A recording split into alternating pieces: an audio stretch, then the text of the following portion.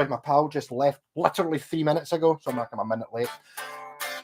Yeah, hey Ben, how's it going? Happy New Year, everyone. And my new T-shirt. Cheers, Dad. Unfortunately, not true. Are you seeing this in mirror? Or is it the right way around? Why am I seeing it in mirror? Am I getting confused? Yeah. So you can never have too many guitars. Kind of can, as I have proven.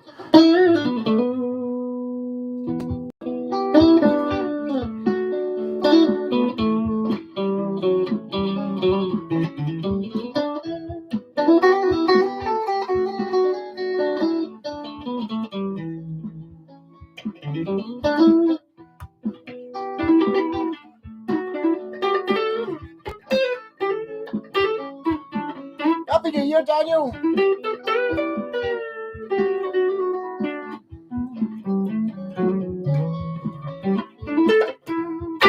Yeah, it's not bad. This is just it's like not buying any more guitars this year, so I just bought this today. It's a old Yamaha Pacifica. Just again, awesome guitars. Hey, Kit Kats, you forgive me for the Les Paul. This one I could have actually been playing that. I'll be totally honest, that Les Paul, I got it. I immediately put it back together again. And then I did that video, and I think I've taken it off the wall once or twice since then. I've not actually, I don't think I've even plugged it in. I need to give it a bit more of a shot. But I mean, you don't like Les Pauls or Telecasters, Kit Kats? What? Really? That's an awful lot of hate for one person. But it's Bucky time. And it's the same one that killed your dad, 28, which used to be the highest number, I think. But that's been not in a Bucky for, I don't know, a couple of weeks, whatever it is. Hey, Yoakum, how's it going? Minus 13, Yoakum, fuck's sake. That's, I mean, and tons of snow. Well, I take it doesn't snow when it's minus 13. It's got to be, is it between 0 and 3 degrees or something for it to actually be snow? But obviously the snow won't go away at minus 13. But minus 13, that's tough. Is that one of those ones where you just really, you just get to that stage where you just can't get warm? I bet you. Amazing. I think it's actually -1 just now here. That's my laptop that's got a temperature thing on it. Aye. So it's kind of icy today. And my drive's at an angle, which is good for some things. It's good for bump starting the car because it's quite a steep drive. It's not so good for when it's icy. Because I was, but actually, see when I was taking the photo, the thumbnail, I put the bottle of Bucky on top of the car and I had like the sky behind it. The guy across the street was like, "Up here, evening." I was like, "Up here, yeah," and then pure screaming like a woman because at that exact moment when I went, "Hi," it just put me enough off balance to actually skate, not quite all the way over, but very nearly. Hey Jess, Happy New Year. Minus 13 year. I can imagine. I can't imagine. I don't know if. I'm sure we've had. I remember it being maybe not minus 13. Oh. Hey Jess, thanks very much. And Happy New Year. I think I already said that before you said it anyway, but thanks very much. Hey Ben, you put a deposit on Old Master Lead 30. Yes, I did have one. Yes, I had one. That was like from an era before practice amps. You didn't get practice amps. I don't know what people played through, but it was like because it's not a huge amount of watts. It's 30 watts. Two 12-inch speakers on it. Is it the one that's on? I don't think you want to know how much I ended up selling that for.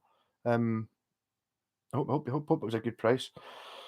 Not my eyeballs, but the other balls. Very good. Well, I think maybe wear 2 pairs of pants, or maybe it's like you've got the perfect excuse to stuff a couple of pairs of socks down there, so that when you're playing gigs and stuff, so you get something to show off. Maybe just have those socks on in there for insulation purposes. Do you remember it? And is it worth buying? I want something for a low bedroom. Well, you've already put a deposit on it, but not really. No, it's kind of almost it's almost gigging amp. If you want for an amp for playing in low bedroom volumes, really, what I recommend is the Blackstar ID Core 10 because it sounds great at low volumes. It's kind of it sounded better than all of these amps. as soon as you're any quieter than these are. Anything quieter than what I've got this, 30-watt tube amp set to, any lower on the volume control, and there's no sound, or there's some sound, but it's kind of like that, when you've got like a dodgy lead or something's not quite connected. It's got that feeling because it's not actually enough volume to actually make the tubes light up. It's a bit. It's a big amp as well. Also, for a bit of star-studded thing, if you look the AC/DC film "Let There Be Rock," the one which is from Bon Scott's still there. It's a fucking amazing AC/DC's best concert video from, I think it's the Highway to Hell tour. It might be the Powerage tour, but that one, there's a bit where they're sitting backstage and Angus Young's playing through that amp. It's one 10-inch speaker. It's not the same amp as the one I was thinking about. The one I had, the Lee 30 was huge. It was a 2x12 cabinet, but it was like inside the cabinet. Okay, it's speakers in it, but the actual amp, there wasn't very much. When you looked inside it, there wasn't very much amp there. You know what I mean? It seems it was like pure knob, bit of a gap with a wire joining it, another knob, bit of a gap, another knob, and then the amp was kind of in this bit, but the amp was this wide, but all the circuit boards were over here.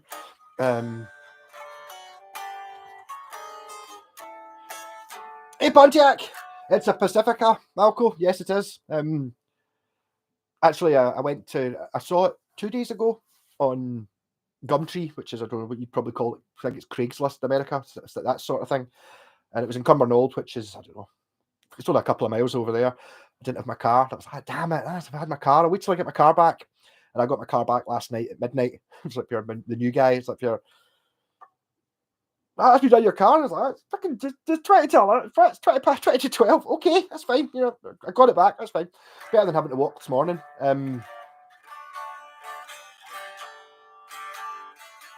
No, I think if you've got one, sorry, getting a wee, what was I saying? The new Pacifica. And so I phoned up, I messaged the guy, is a Pacifica still for sale? He's like, yes. So are you in this afternoon? He's like, no, I'm in this evening though. And I was like, oh, I'm out this evening, I'm doing this. He's like, you about tomorrow? And he's like, well, actually, I might be driving out your way later on. So I basically got it delivered to my door. And even better than that, the guy was really nice, and he's like, yeah, I used to play guitar 30 years ago, and I've just, when I started lockdown, I started getting back into it, and now I've got 9. I was like, all right, I fix guitars. And he's like, oh, do you? Like, what, to do the wiring stuff? Oh, I do, yes. So I might have got like it might have been a double dunter, but actually, and I sent him, he's like, I've got a YouTube channel and stuff. All right, oh, never seen you before. And then I got a message. I sent him, a link with a YouTube channel. He's like, yes, I will see you again soon. So I'd imagine I'll be fixing things. Well,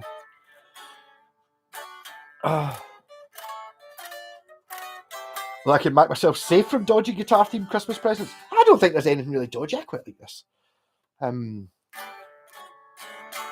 Yeah, I don't know. The problem with it is, it's like you can never have too many. You can never have. But it says too many guitars where the guitar is. So I think I've actually got, having one guitar is too many guitars to successfully wear this t-shirt for a live stream. Yamaha GX50 bass amp for sale here, £80 for a 40-year-old amp. I don't need it. Where's Tom? And 80's $80 doesn't seem an awful lot, does it? It's just one of those ones you're just trying to get. Yeah, it's funny, isn't it? You did a video 8 years ago. Yeah, was it that long ago? Yeah, I actually got given it free. What was wrong with it? It wasn't working, and it was, maybe it wasn't one. I think it was 2 speakers. Maybe it was only 1 speaker. It was fucking huge. I just remember that. I don't think it was a 10. I'm sure it was at least a 12-inch. I'm sure it was 2 12-inch speakers that were in it.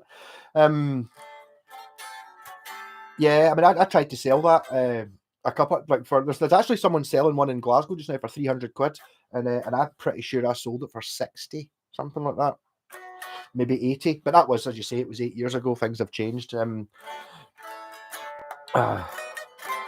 Hey, Pontiac, how much? $50 delivered. I was just like one of those things. It's like, it says 50 or nearest offer, and you're thinking, well, it's like, okay, it's going to take me, I don't know, well within the hour to go and drive and get it. yeah, I should offer him 40 quid, you know what I mean? See what he says. But if he's actually going to deliver it to my house, I've saved a tenner in time and petrol, so fuck it, just give him the money. Hey, Kevstar, how's it going? Don't recognise you. Welcome. Happy New Year. Hey, Alex, how's it going? Happy New Year. Hey, Chaos. Were you always Chaos McCartney? Is that a new thing? How's it going? Yeah, it's one of those ones that's it came in. I've actually done a video for it. You'll see it during the week. I'll tell you about it again. But the switch needed wired. Still a little bit scratchy, but it didn't actually need wired. It just needed a scoosh of contact cleaner. But I've got a funny feeling. I remember these Pacificas, and I think the switch is a bit of a weak spot on it. I think it's one of the ones, you get the ones with the printed circuit board on it. They're normally pretty good. It's not one of them though. It's one of the ones that's got the. It's like in a box, and it's got 3 terminals on either side, kind of on the face of the box, and then one in the middle. You know the one I mean? It's one of them, I think. I always remember being a bit surprised by that. Going, why come it doesn't have a decent switch? Because I like the ones with the circuit boards on it. Yeah, and it's like one of those ones. As soon as the guy handed it to me, I was actually at my door. I was like, up here. Yeah, fucking it plays good. I'll just there you go. There's your money. That's fine. And then I started talking about other guitars. I've got 9 guitars. And you can see he was massive up here. I remember the days when I only had 9. He's like, oh, you've got more than 9? He's like, yeah. How many? I don't tell people that. All right. Good guitars. So it's actually got the tremolo bar, which is pretty rare. So got it back, fixed the switch. Well, I'm just going to replace the switch, but give it a scoosh of contact cleaner, made it work. It's just noisy. I mean, it's fine once it's in the position.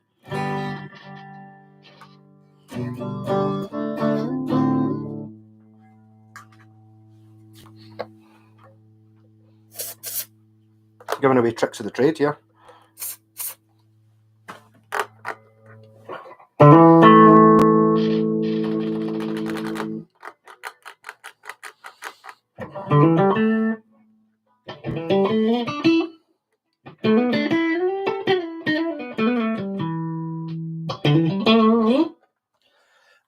Early 70s famous Les Paul for 150. Asked for a few more picks. You might find is just the thing is what you happen to see with something like that. If I'd seen a 70s famous Les Paul here, I've a lot of people they're not quite as I would say morally superior like I am myself, and I'm sure we are. But it's like that sort of thing. If I put something up for sale and I'm aware I've put it up for sale, I'll hang about for that evening, kind of expecting a message about it. So I'll get back to you relatively quickly. Where some people put it on and forget about it, and then they come back, 3 hours later, and there's 10 messages wanting to buy it, and they go, oh. They don't reply to any of them. They pull the advert and they put it back up again at twice the price, which doesn't hit. That doesn't sit right with me. But I mean, I see that all the time.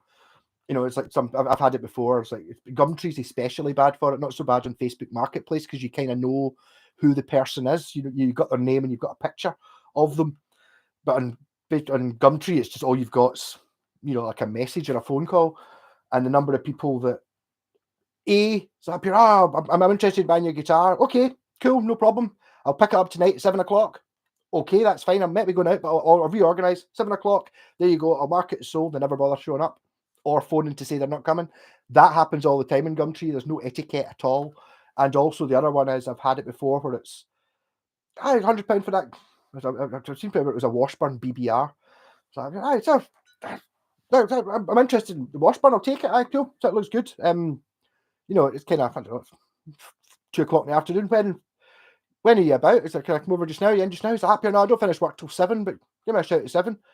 Okay, no problem. I'll head over at 6:30 or whatever, and then at 6:30 you get the message going, I've had another interest.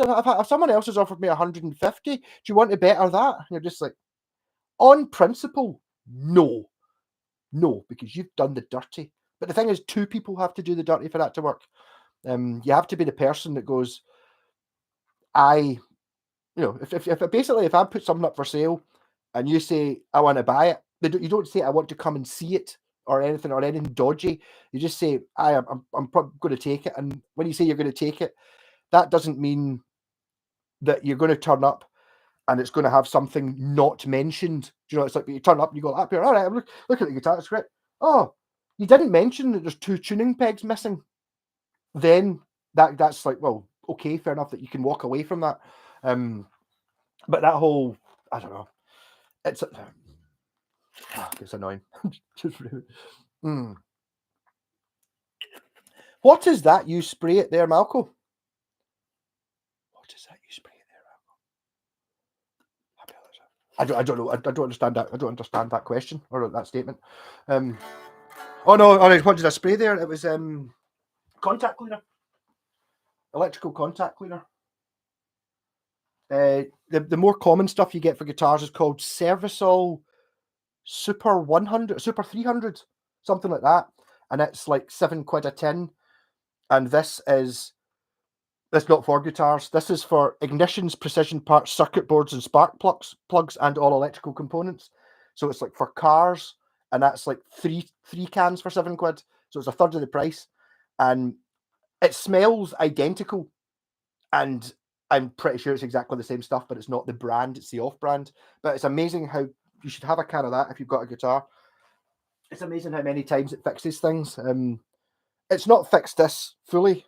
I don't think some things are beyond it. It's made it better. Well, there's a noise there. That's kind of almost acceptable now. Yeah, must have contact cleaner. And the thing is that you can't buy one. Just like I said, it's a third of the price. That doesn't mean you can buy one can for a third of the price. That means you can buy 3 cans for the same price. I'm just getting them off eBay. You must be able to buy it in automotive stuff.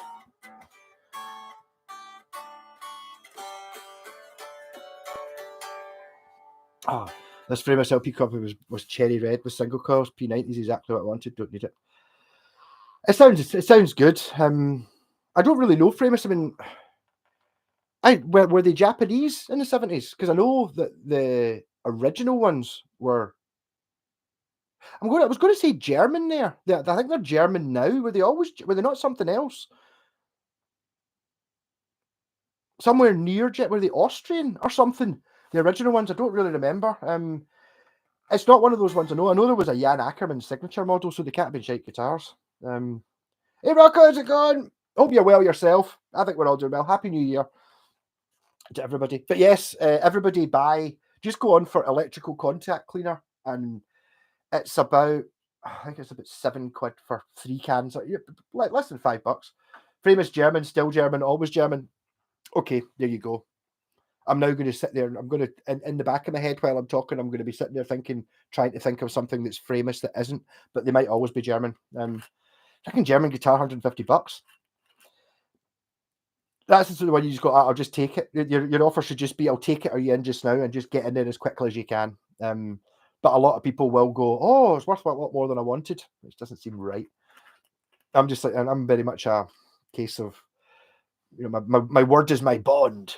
If I said I'll buy that, or if I say I'm going to come over and buy a guitar, okay, something might happen. I mean, I can say that, yep, totally. In 4 hours' time, I'm going to drive over to your house. Some things, I might get a flat tire, the engine might break down, something else might happen, someone might be ill, blah, blah, blah, blah, all these things. But you're going to get a message from me saying, I'm really sorry I can't make it, even though I said I would. You're not just going to get nothing from me. And the same goes for if I've sold a guitar, I've got it up for £100.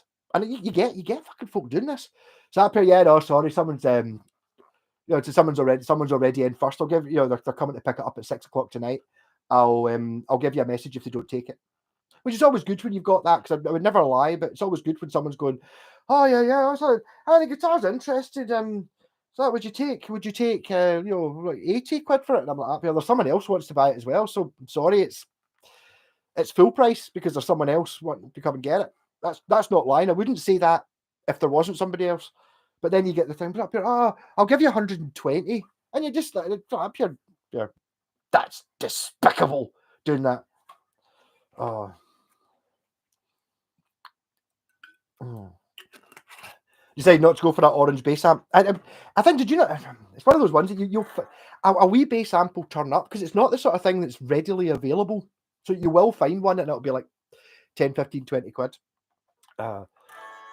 Oh, then you get the Black Star ID cord. Bass sounds great through it. I'd imagine it probably does. Yes. Oh, the good bass sounds fine. I didn't have a bass amp for years. I had a gigging bass amp, but I never used a big Marshall. You can't use that in the house. So I was just playing it through the Sovtech or whatever. If you're playing in the house, it's fine. An actual bass amp does sound. It's better as long as you're. But if you're keeping it quiet, it's fine. Hey, George O'Well, how's it going? George. Yeah. Anyone played an Echo guitar? Yes, they used to make. You've got an Echo Ranger 12 good guitars, and I was going to say they've got. I know the scratch plate. You mean it's kind of like sort of evil looking, kind of like instead of being, it's like pure. And they're good. There are other Echoes. I am sure I had an Echo electric guitar, which was like a 90s thing, like a Chinese. The brand had obviously been bought by someone else. I remember it being quite good. It was slightly odd looking. What was it like? It was a while ago because it was back in the last house. It was how do I describe it? Kind of maybe like a Duosonic, something like that. A kind of very 60s looking, like a Jazzmaster or a Dan Electro-y kind of vein. It was a good guitar, but it wasn't an expensive one. But the old hey, Mr. Whitesnake. My word is my bond. Is it? Your word is your James Bond, obviously. But they did change, and they kept going. But there was a time in the UK anyway that was basically the guitar you bought, especially the 12 string. The issue I've got with cheaper 12 strings is there's a hell of a lot of pull on that bridge. So when you buy a cheap 12 string, they tend to be bowed, and the necks can't take the pressure on it. The way Echo got round that was to build the guitars like a tank. So the neck on it's like, you could stand on the neck and it's not going to go. And even the actual wood on the body is probably not the best for resonance and sound, but it's rock solid. You could pretty much stand on your Echo 12 string acoustic. I wouldn't jump on it, but I'm pretty sure you could stand on it, like on the bridge, and it would be kind of all right because it's just pure beefy. It weighs about 3 times as much as a normal acoustic. Oh.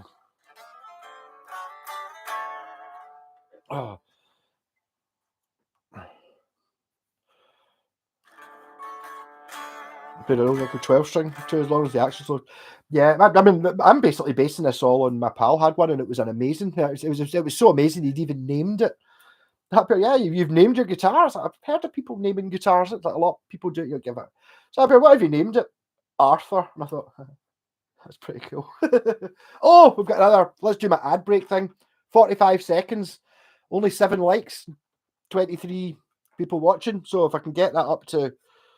If there's enough likes, so you don't have to watch adverts, because I know I'm going to get demonetized anyway. No, it means I'll actually get money for these adverts. I'll get this much bucky.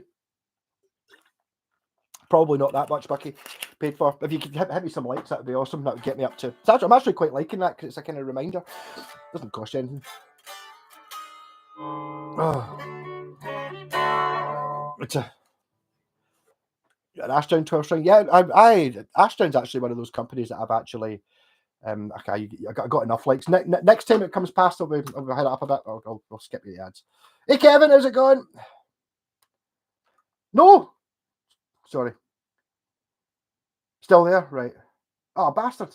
Sorry. I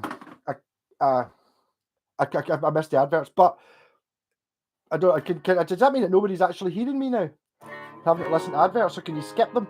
I don't know, but basically, instead of clicking the skip adverts, I accidentally clicked end stream. So,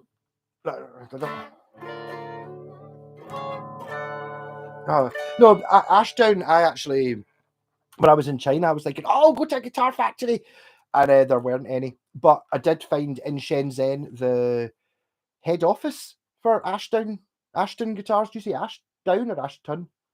You said Ashdown. That might not be the. I'm sure it's Ashton I'm thinking about. I don't really know what Ashdown is. Do they not make amps? Are Ashdown not the bass amps that have got the wee VU meter in them? So it might be something else. Name my first 3 guitar makes after my kids. Well, fair enough. You can name them. I do have a couple of ones named, but actually my pal named his Arthur. And I was like, up here, that's a good name. I like Arthur. Not a girl's name, you know. You normally think, oh, Luby Lou or Lucille or whatever, but no, Arthur. But he only ever had 6 strings on it, but it was solid and it sounded great. I do have a couple of named. Well, when I say named, not some of them have got. I don't necessarily refer to them as that. I've got Lena, which is my Ibanez RG, which I bought off a girl called Lena, who is the bass player in My Dying Bride. I've got Nico, which is my Washburn Falcon, which had been stored by somebody. I mean, I smoke, right? You know that. But my God, did this stink of fags? I don't know where it had been. I think it'd just been sitting in this guy's house. He must have smoked a billion fags. It was so smelling of fags that like literally in my last room, I remember me and my pal G were sitting, both smoking a fag. He's like, what the hell is that smell? You could smell the guitar, even though it was way over there. It was twice as far away as that wall as you could smell it. It was that the smell used to get in the 70s when I remember. That was Nico, and then Nancy, which is the Washburn Eagle, because it's a Nancy Wilson from Heart signature model. I was going to call the Hawk that I got after that another name starting with N, and I got it in I got it sent from Denmark, and I asked my pal who got me in Denmark what a common girl's name in Denmark was, and I can't remember what it was, so it never got a name. And then I've got Phil, which is it's actually made by Phil, but that's like saying, the Tempest, or just I hear you're late to show, almost as cold in California as today in Glasgow. Really? I noticed my pals in Pennsylvania where they had to close the guitar shop because it was snowing. You're like, wow, it's quite a jump. Because when I was over there in, what was that, the end, start of November, because it was Halloween, it was fucking 28 degrees. Like, it was like hotter than it got here during the summer. The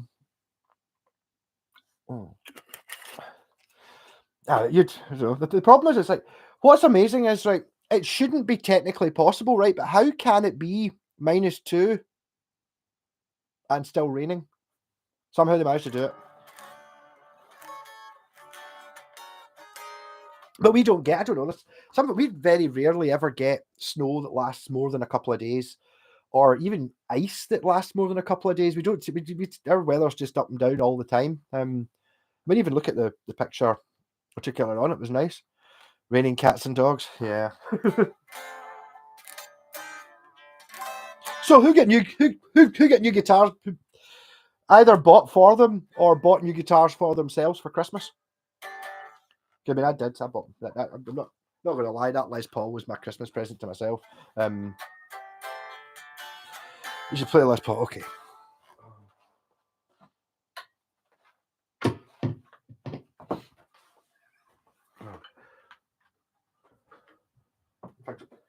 It always looks really weird when I don't have a guitar on the wall there. I really feel it doesn't feel right, so I'll put that one up there instead. Yeah. And I don't know. I do like it. I do just have I think it's just like 20 years of not liking it. I'm not even then. It's a shame. I do feel a bit. It sits funny. Sits like that. It's like that's how you play it. You don't play it like that you do with a normal guitar, because it's what I feel. I think that's what throws me with Les Pauls. But I totally see it the other way around as well. If you're mad into Les Pauls and don't understand other guitars because you used to play it like that, but it's just like that whole sitting at an angle because you want the neck to be there, but because this neck's at a funny angle, as soon as I put it where I would normally put a guitar, it's like, it's literally, it's almost impossible to play there. It's like this angle where your arm is kind of, that's not a comfortable angle. It's got to be there. You can't have it like that. So you have to put the guitar there. So you have to put the guitar there, which is a different thing. Not my favourite.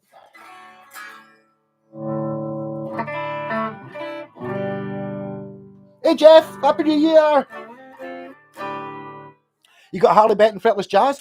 Well, one of the things I have to say about that is, though, I bet you it doesn't have the usual shit fretwork Harley Bentons have, because it ain't got frets, and it doesn't. And things don't need to be as accurate either. The bridge doesn't really need to be in the right place either. You can just like, I don't know. I say you got a minute.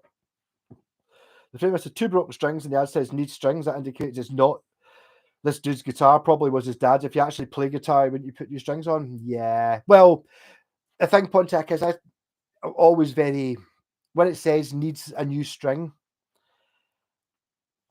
More than half the time, the reason it needs one new string is because there's something wrong with the tuner, so they couldn't put the new string on, or there's something missing, the saddle's missing. See it all the time. I mean, obviously, at the stage I'm at now, it doesn't really matter. If I'm buying like a cheapy Bucky Castery type guitar, I'll get it cheaper because it's got a saddle missing, and I never throw anything out, so I've got saddles and tuners, and I've got a big box of odd tuners and ones and twos and sets of five, so I will have something that will fit it. And even then, I don't mind. I was saying this to my pal earlier on. I will sell a guitar where, look, in regards to tuners, okay, it's got 4 silver tuners and 2 black ones. Now, I will sell that. It's perfectly working. It's not ideal, but I could buy a set of tuners for you and just sell you the guitar for a 10 or more if you want. Oh, it's like when you're selling a guitar for 100 quid, that makes a difference. I don't give a shit whether the tuners are different colours, as long as they're all decent and relatively similar. I'm not talking about having, like a couple of sort of Grovery type tuners and then like a Clussen. Have a sort of similar one, but maybe not quite the same shape or quite not exactly the same. Mm. I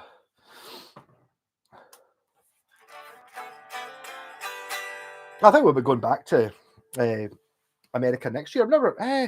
Is it California we might be going to? I can't remember. There's somebody, Jen knows it's got a. I think it's San Francisco. Is that in California? I don't. My ignorance really shows. I'm just gonna have a fag because I didn't actually have time when my pal left. And then there goes my monetization. But I mean, YouTube's changing the monetization anyway. I'm just going to ditch it and not bother putting adverts in at all. Harley Benton NT80 Madcat, waiting for Madcat pickguard from someone making them in the UK. Just had to get them both. Tonewood. Well, there you go. The thing is, Joachim, you did put Joachim Ibanez Blazer 550, so you've got an amazing guitar. That's fine. So you know what you're getting with a with the Harley Bentons. It's fine. It's just that I just see so many people saying that they're amazing, and it's like, I've got 6 Harley Bentons. Oh, they're brilliant, the best guitars in the world ever. And it's like you just know that this person's never played anything else. It's the same with someone who pure loves Gibson Les Pauls. It's like, all right, look, Gibson Les Paul's much better than a Washburn Falcon. You never played a Washburn Falcon, have you? And the answer is almost 100%. No, but it is because I've looked up on the internet, right? Yeah. I know the Bad Cat one. The sort of tiger. That's the Prince one, isn't it? Stuck on Texas tea. I love that Texas tea finish. It's the ultra tellies. I don't even know what Texas tea is. Strapped up my new guitar and found it to be heavier and unwieldy. Which new guitar is this? That's your Telly Custom, really? I would have thought it would be heavy. This isn't heavy. This actually weighs less than a corker. What about that? Because this is not it's, as far as I'm concerned, it's a Les Paul. It's got the maple top on it, right, for tone, because the maple makes a difference to the tone. And it's mahogany back and neck. It doesn't have the maple neck because it's mahogany for tone. But it's weight relieved. So I think what they do is before they put the maple cap on, it's kind of routed out, so it's kind of hollowy sort of. I think basically they just do it with a Forstner bit. It's got sort of circular holes drilled before they put the cap on to make it lighter. And I would rather have a lighter one than a solid one, definitely.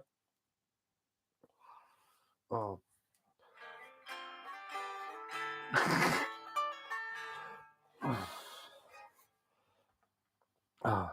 Reverb had a set of Schaller Clussen tuners for 62. I don't know. Tuners are funny things. Tuners and pickups are weird for me. When I'm doing fixing up a Washburn, like a J-Pax with Washburn, it's like a Korean one, 1987 Force G5. And I was looking at it. It's a pure great. And basically, I've taken the bridge off it because I'm not putting that in the guitar. It's got a Wonder bar on it, and I was looking at the tuners, and although it's a Korean guitar, on the back it's like Goto Japan, the wee Goto logo, and it's like, what do I want those tuners for? I don't know. but it's not going to make any difference to the sale value of the guitar because it's going to be a JPAX.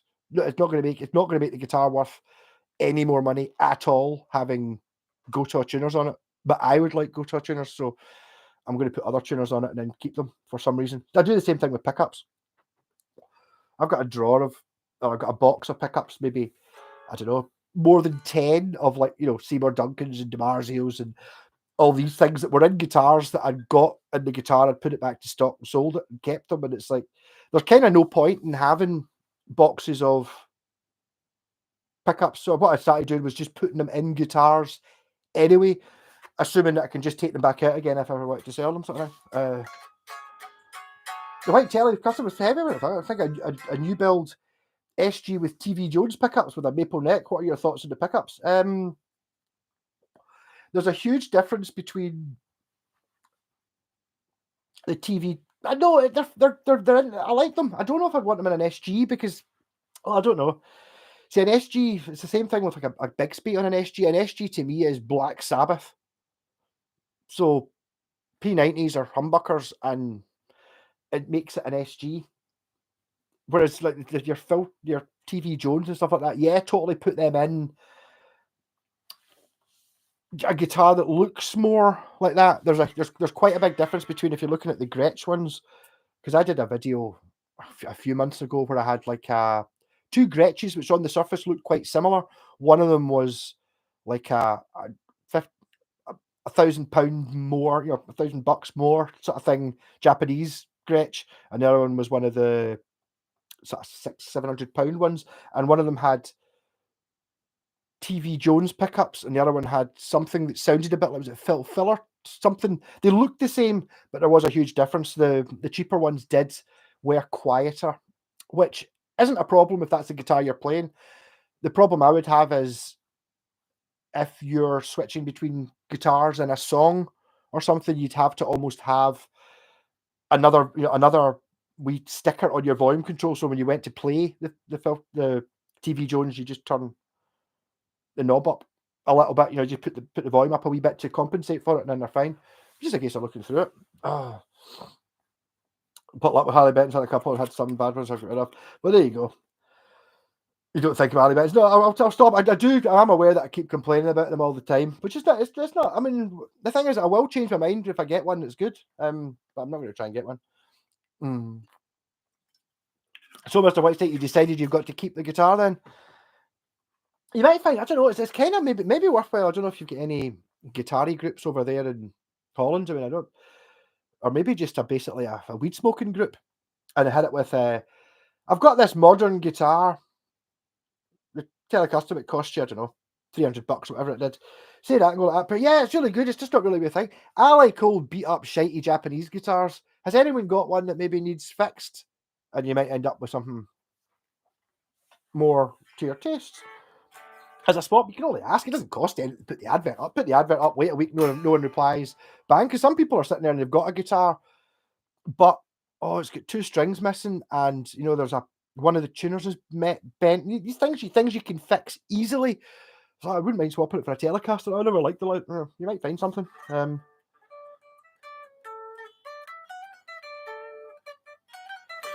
Anyone ever tried to build a DIY guitar? What, I mean, a kit guitar? Did it once and gave sounds during maximum 4 seconds. It ended my luthier career. It's the amount of time that it takes to build, the amount of effort in that. I mean, I've thought about it before, buying kits. Well, basically, okay, that's what I've got there. The problem is, I have bought kits. In fact, I've actually got a double neck one. Didn't want to buy a double neck flying, not a flying V, it's like a Jackson V 12 stringer and 6 stringer kit. It's just, you look at it and it's all bare wood, and it's just, there's more to making a guitar than sticking the bits together. I think if you're buying parts from like Warmouth or something, you see you're paying 150 quid for the neck, £100 for the body. The two of them will fit together like Lego the way you want them to. In a kit guitar, no, there might be shaving off and getting them in, make sure you get the angle right, drill holes in the right place. All these things are still, the guitar still has to be built. So I would much rather go for, rather than, unless it's something in a really extreme guitar that you don't get. If you're like buying a Tele kit or a Strat kit, I would much rather buy an older beat up Squire Tele, or Strat or whatever, and then so you've got it. Everything's there. Everything's in the right place. All you have to do is take it to bits, paint it, or do the finish on it, put it back together again, and it will work. Whereas I've had at least half a dozen kit built guitars. Some of them had pure amazing. They'd obviously the owner had spent months putting on the finish, and it's like the bridge is in the wrong place. The fucking neck angles like this. The frets are hanging out it. It's just, I would just say no.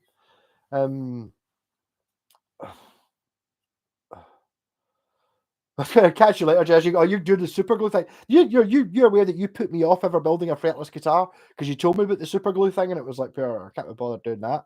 That sounds like work. Oh, never seen a flight. I have seen a flight of Ivy. Yes, I actually almost did that with the one that turned out to be the JPAX Flying V. I was literally going to stick a metal bar. It wasn't, because you obviously the actual bit where the Bigsby sticks, you have to put in the V. You stick a metal bar across the top and then attach the bridges to that, so it's kind of, it's not floating, but it's fixed. Yes, hideous.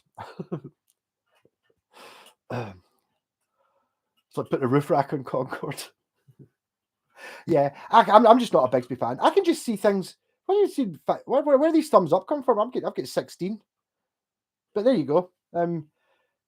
Bass Monkey, I think if you 3 times, okay, so it's like this, less like, unlike, like again. Yeah. I'll do another run, try and get it up to over 20 next time the adverts come up, which will come up at some point. I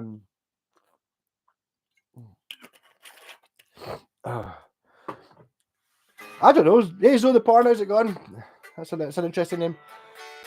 I don't know. I think it's dangerous to assume things, assuming that he's only got 2 thumbs. You never know. I think that might be, I don't know, it's not racist. Is it sexist? Speciesist? Something like that. Maybe he's got 3 thumbs. That's fine if you get 3. 16 years? Really? But where were you? You had to, people had to watch adverts because you never clicked that earlier on. Catch you later, Pontiac. Thanks for joining in. And good luck with that frame. It might show up again. You never know.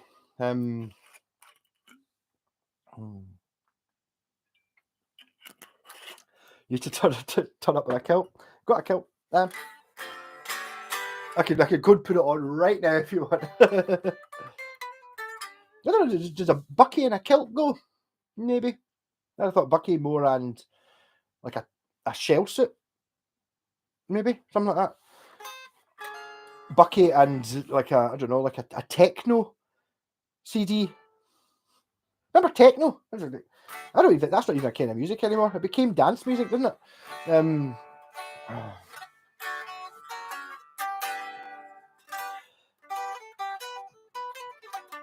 Where's Dorothy the Lab Skeleton? She'd posted something on my page the other day. It was a sort of poem, and it was, sorry, no, Kevster, are you in Glasgow? There was a Westone Clipper on eBay last week. Damn it, I never saw it. Went for 60 quid. Well, was it the Clipper 6? Did it have one humbucker at an angle in the bridge? Is the question, because I actually did buy one that had literally the guy had lost all the bits. So basically it had the body and the neck and nothing else. There was no tuners, there was no nut, there was no bridge, there was no pickup.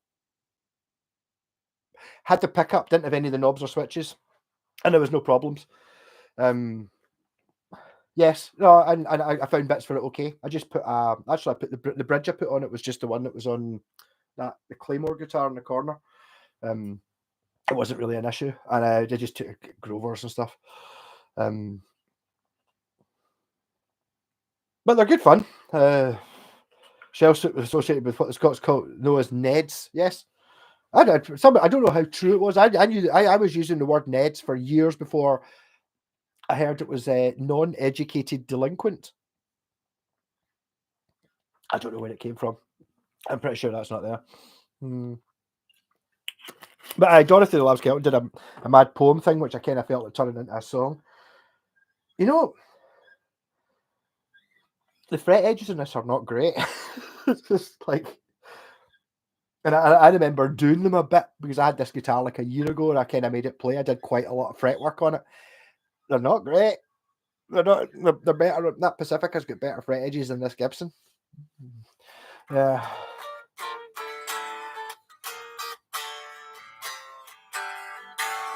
Here's the point. You got a Westone Thunder 1A. My mag got me for a catalogue. Back in 1982. Now all the finishes worn off. The finish does just wears off them. That was their kind of weak point. The Westones. I take it is the natural finish one, where it sort of kind of looks like it's through neck, but it's not through neck. But it's got the stringers that run through the front of it. Kind of like, you know, that kind of like that, but Westone shaped. There is something to be said for that because I always thought it was like, it's to make it look like to make it look like it's one of the proper through neck ones because there is the Thunder 3 is through neck. I think the Washburn Falcon was one of the first ones to do that. But there is something to be said for it because you're thinking about you're bolting maple, which is what the neck's made of, hardwood onto maple stringers. So maple to maple, and then it's got like wings stuck on it. Probably arguable whether there's any difference at all in how it sounds by being that. Clipper was a CL. The Clipper was a CL3012. It's not the Clipper 6 then, so it's a Korean one, which might be all right. Actually, I recently did a video a couple of weeks ago of a Westone Spectrum Series 2 bass, which was really good. It's a really good bass. It's not as good as the Japanese Thunder. It's like you get, it's a really good guitar, and then you get like a premium number. If you've had Japanese guitars, you know these things. I mean, it's just like that. And is this better built than a Westone Thunder? No. It's not like pure. Oh, maybe no. It's just not. Two more likes, and I will not. And then I will ditch this, so you don't have to watch adverts. That'd be cool. Oh.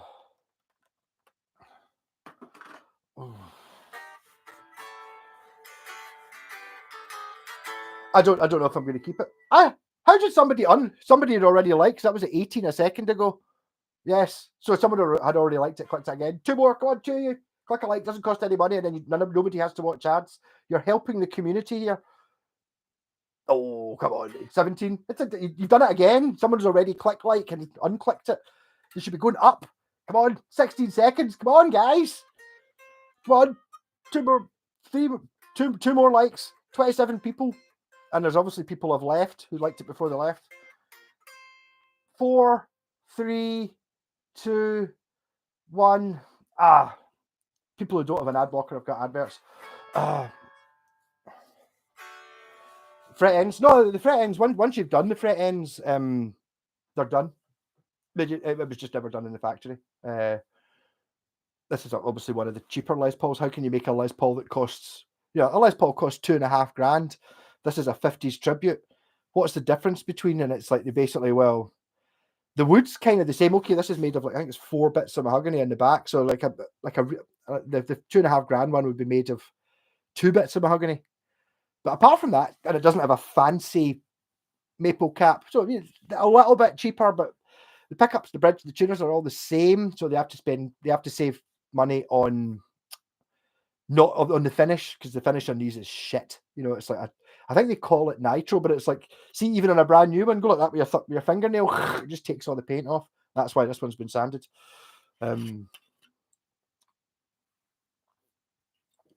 The rosewood might have shifted a bit more since you did the work. Possibly. I don't think so. I've never had that. I've never had that with any guitars. I've never had I've been. That's like one of these things that when I first played this, it was like, my God, this is one of the best Les Pauls I've ever played.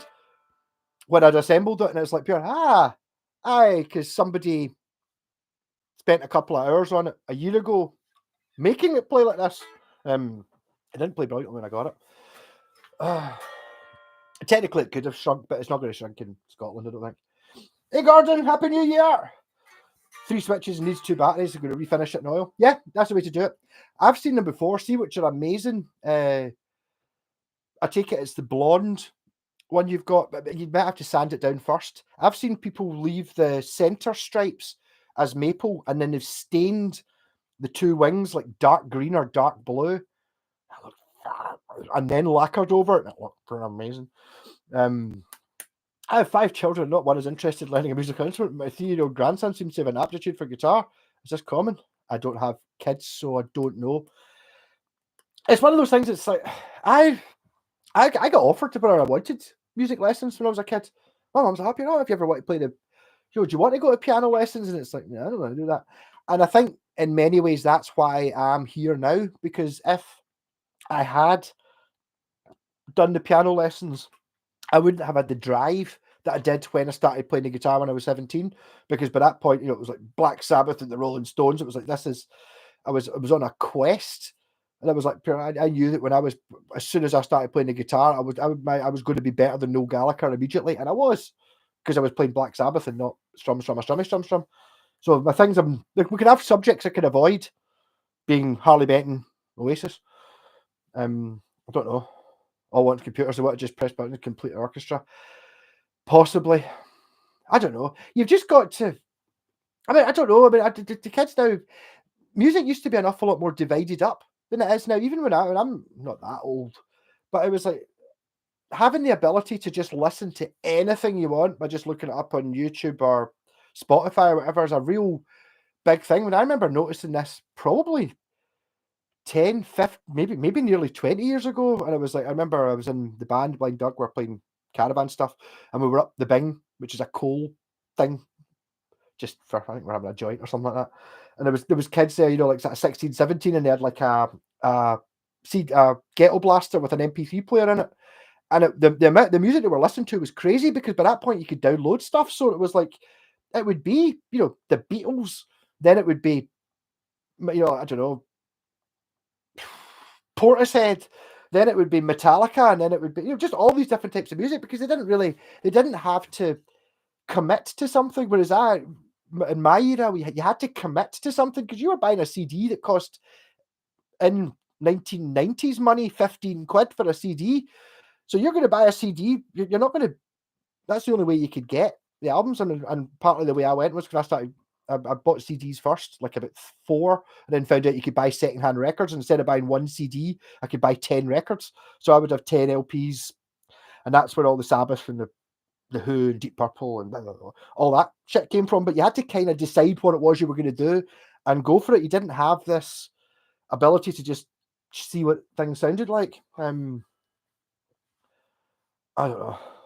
When kids what we should do, try to tell them not to bother with guitars, you want to play them. Well, there might be a bit of that. Sometimes you might get really cool. You've just got to see the thing that makes you go, because for me it was like, music was, I was aware music was kicking about. I remember quite liking Nirvana when Smells Like Teen Spirit came out. I was like, but maybe modern music's all right. And then it was, I used to love film soundtrack music like Krull and Superman and Star Wars and shit like that. That was music I would hum in my head. And then there was a TV program called Tour of Duty, which was like a Vietnam kind of like platoon series type thing, and it started off with Paint It Black by the Stones. And then one time I watched all of that. I used to watch it before I went to bed. It was on at 11 o'clock at night.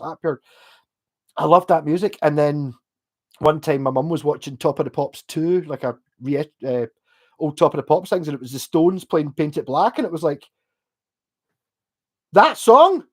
What the fuck? What? How can that possibly be so old? It's black and white, because it was the 60s. It was black and white show, and like that pure. I could actually get goosebumps thinking about that moment. And from then on, that was me. I was like, pure right. I've got something to prove here. And it's like, why are people listening to modern music? No, but at the time was Nirvana were the famous one, and U2 and all that. Why have you guys heard Paint It Black? What the hell are you listening to U2 for? If you don't know Paint It, it's fucking right. Became a thing. They say it skips a generation to receive guitar. I don't know. It's just that drive thing. If you tell me, you guys got to try and get them into it. Music become a background thing, not an event anymore. No ritual involved, buying an album, bringing it home. I get you. I always felt that even when I was buying the records, I felt it was much more. I was comparing, records to CDs, whereas the record was like, and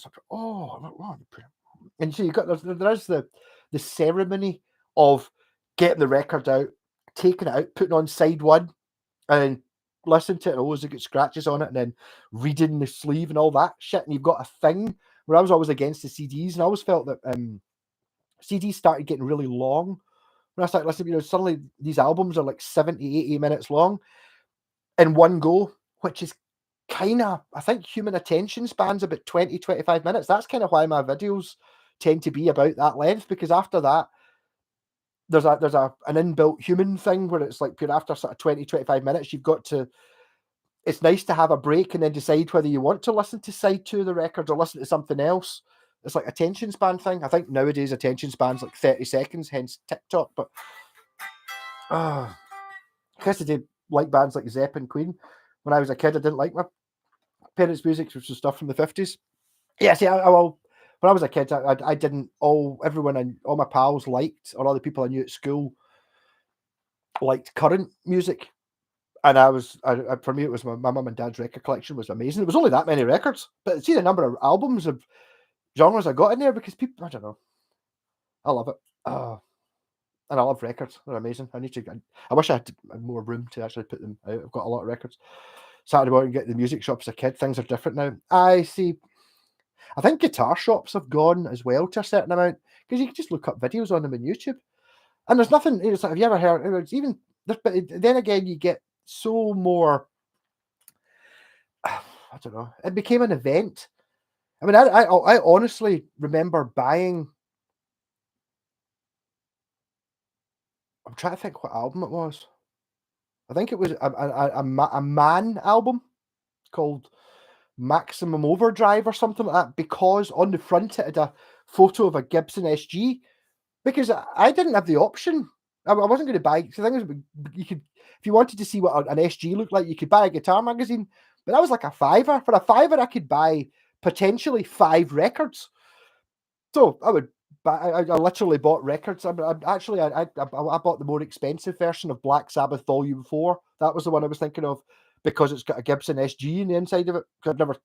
I'd seen them in snippets in TV shows, but it wasn't like, you couldn't look up the video on YouTube. It was only just random ones that I'd managed to record or seen. Something like that's mental. No one from my music class still plays an instrument. No cello, oboe, or violista. These kids were given all the encouragement and lessons. Me, I got one guitar teacher that showed up twice a month. No, there you go. Yeah, I mean, I remember music at school. I had no aptitude for it. I just wasn't interested. Although, thinking back, I should have been.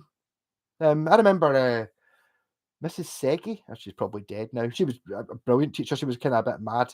I remember it was like, I don't know, one time something had gone wrong. It was like, kind of kill half an hour. She was like, yeah, someone come up and hum me a song and I'll play it on the piano, and then everyone else has got to guess what it is. And everyone's got up with, I don't know, pop hits, whatever. And I was like, yeah, see the music from the Old Spice advert, dun dun dun dun. And she was like, up here, dun dun dun dun dun. Carmina Burana by Carol Borough, because that's what did it for me. It used to be an advert for Old Spice, not to be and she was like, up here, dun dun dun dun dun dun dun dun dun dun dun, boom boom, and everyone's like, oh, it's the Old Spice advert. So she should have known the way I chose that, rather than choosing something modern like a Michael Jackson song or something, whatever it was. Like, she's still going, why are you not playing something? But she didn't.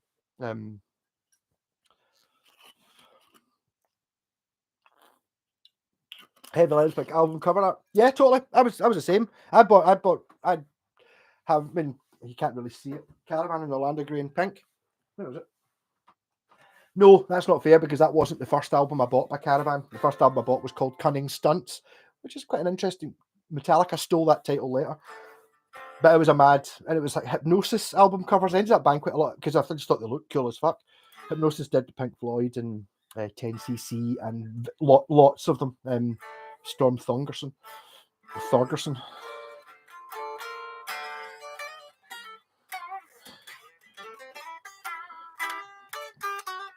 Your kid is exposed to music, Mr. Whitesnake. Yeah. But I mean, I don't know. It's a taste, something that you can't. Ultimately, the thing I love about arguing about music and stuff like that, and it's the same a bit with guitars as well. We're not arguing about something that's vitally important. Yes, it's vitally important to me, but it's not.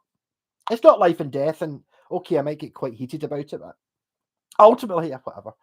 I don't really care. Yeah, UFO, they're classic Hypnosis ones. I bought one of their albums. It's got the well, is it the worst or is it the best? I can't remember. Is it called something about a rainbow? And it's got like a really bad airbrush painting of a guy with two aeroplanes as feet, kind of flying into a sunset, and you're just looking at it going, "That's the worst album ever." I'm buying that. I can't remember what it sounds like. Have you tried out the Boss Katana yet? I have not. No. They must be good though. But it's like, see the whole modeling thing. I don't really need lots of sounds ever.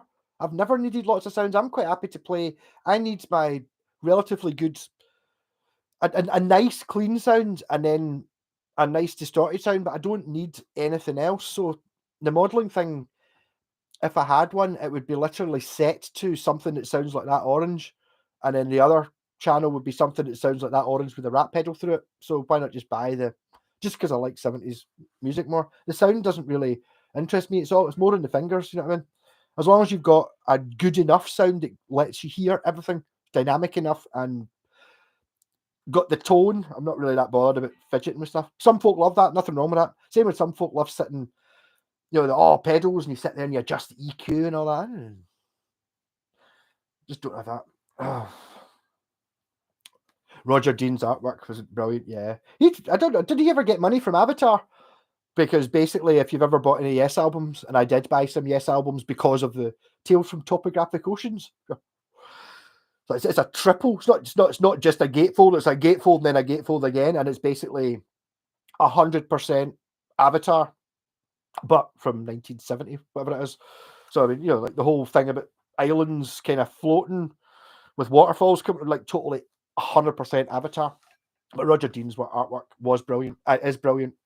He also did amazing logos. You can tell from miles away. What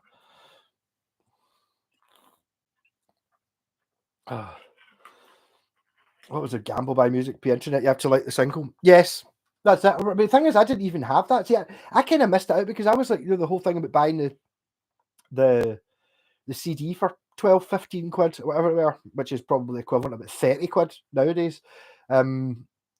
I had this option when the records come out. I had a risk factor, so I would pay $5 for a Led Zeppelin album or a Beatles album or a Rolling Stones album.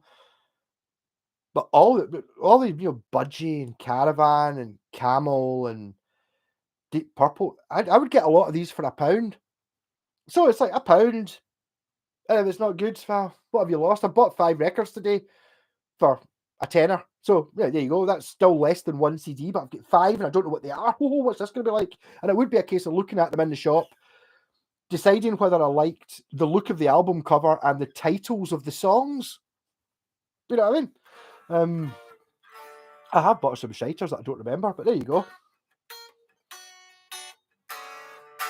Probably pause. Which do you think players have the best tone? A lot of amazing guitarists have. The ones that have really stuck through just have a sound. I love the fact that you can sometimes just, there's some guitarists where they just, whatever, it doesn't really matter what they play. I was talking to my pal about this the other night. If you heard, it's like, if you're doing covers, if you heard, like, I don't know, like Black Sabbath playing Happy Birthday, you would know it's Black Sabbath. You wouldn't, there'd be no, they've got a total sound, the whole band. I'm a bit more of a whole bandy type guy. It's the whole thing. I hear all of it. For me, it's not enough. I mean, that's kind of a struggle with some of the sort of, not so much now, but there's an element of the, when you've got your Steve Vais and your Satrianis and Malmsteen, where it's the music is all designed and all played in such a way to emphasize the lead guitar part, because that's the important bit. Not so much for me. I don't mind. I want the whole thing to be. I don't really give a shit whether it's the drums or the singing or the guitar or the bass or the keyboard or whatever that's playing the good bit, as long as the good bit's there. And sometimes that riff might sound better on a keyboard or on the bass rather than the guitar. So I don't know. It's the whole band. I like the whole band. He didn't get anything. Robert Charlie took ripping off bastards. How much money do you not get? The old LPs sure sound nice. Current system exceeds anything we had back in the day. You think so? You got a good record player? Yeah. Budgie are quite underrated. Well, so many people don't know Budgie. I mean, to be honest, that's one of the things I have to say. giving fair dues to Lars from Metallica, even though he's got a face I want to punch. Cheers, Robert. 79 pence. That's awesome. Oh no, I don't. Could I drink? I could probably no. Yeah, thanks very much. Cheers. No, check out Budgie. The thing about a lot of these things as well is like, see when you're looking at streaming or looking up shit on YouTube, you don't get the whole album. I always liked. Maybe it's because of the music I like, but see the albums, they flow, especially like Sabbath and Pink Floyd, things like that. It's been designed in 20-minute sections. So there's a start on the first side. So you get the sort of rocking, the rocking hit at the start, then you've got like a sort of more of a deep cut, then you've got like a slow one, then you've got like the one with the big engine on the first side. Second side starts, you get, so they're divided up in that way, which is kind of like it's much more enjoyable. And just having a random track order to me doesn't work because that's not how it was designed. When they were making these albums, it was a case of, right, well, we can't put that song after that one because they're too similar.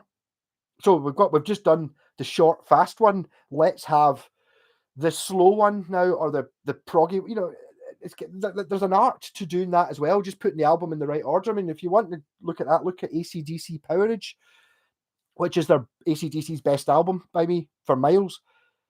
See the CD or the American version. That's not the original version. The original version's much better, even though I think it's missing a song. There's a couple of songs different, but the order of it, the sequence works. Again, some of that might be just that's the way I'm used to listening to.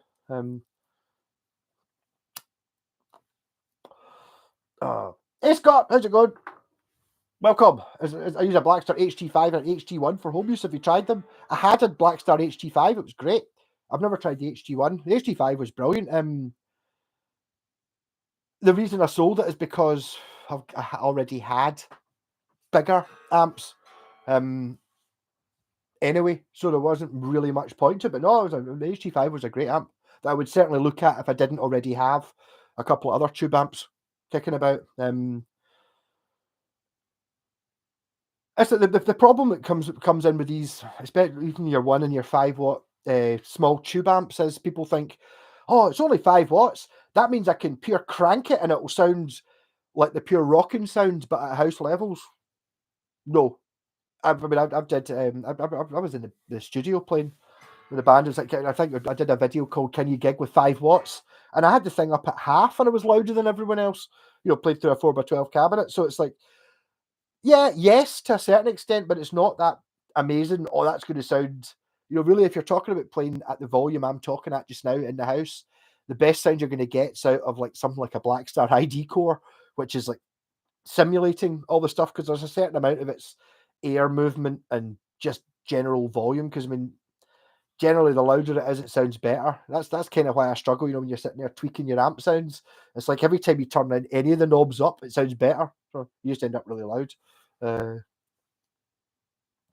Gary Moore's sound is recognisable. I'm not sure. Maybe Brian May. I mean, there you go. Brian May's got the best tone. I don't think you could ever not know it was Brian May playing the guitar. I don't know. I don't really know that much about Gary Moore. Anything saturated in chorus pedal. Yeah, I keep thinking, for some reason, when I got the Paul Gilbert and the RG, for some reason I want them to have chorus on them just because I don't know, it fits in. I'm kind of getting used to it now. They're all right. Albert Collins. See, Kev, sir, I'm going to be absolutely disgusting here and say I couldn't hum you Albert Collins song, and I don't know what it looks like or what kind of guitar he plays. I recognise the name, so I'm sorry. Hey, Star Christine, how's it going? Happy New Year! Hey, Rob. I knew it was you, Rob. Robert. It's like pure. Yes. How many times have I called you Robert? My name, Nick. Obviously, you've seen a Black Sabbath tribute band, so you're all right in here. Bit advertising in the video. Early Nazareth. Barry's guitar, great. Their early albums were brilliant, and they changed their sounds. One of my favourite Nazareth albums. I'm not really a huge. I don't know. To be honest, I bought a Nazareth Greatest Hits record because it was 50 pence. I was totally blown away with it because it's amazing. Wow, fantastic. Actually, I've got my denim jacket signed by Nazareth. Well, signed by the Dan McCafferty and the bass player, 'cause I think or the drummer. I can't remember whether the drummer was original by the time I saw him. But I saw fucking Manny when I was doing a house move in the West End, and it was fucking him. There was no way it could be anyone else. Manny, the guy who played the Washburn Falcon. And I saw him, and I saw him like 100 yards away, and I was like, "That's you guys were that's fucking Manny that's the guy from Nazareth." He's like, "Up here, who the fuck's Nazareth?" I'm like, "No, it's the guy from Nazareth."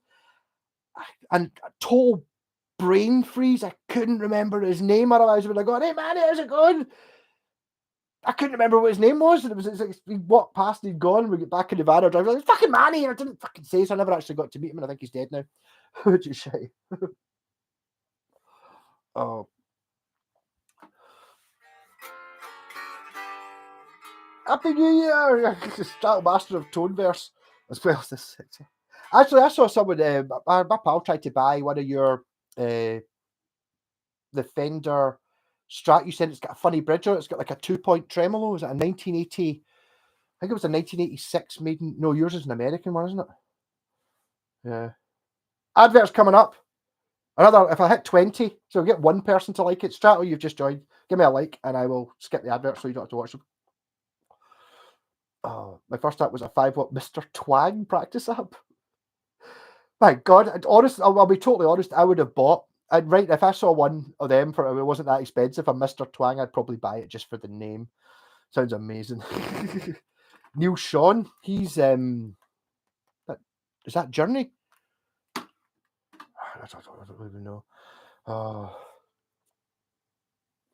Carl and Santana, yeah. Come on, one more. You get 15 seconds. Somebody hit a like, so I can skip the ads.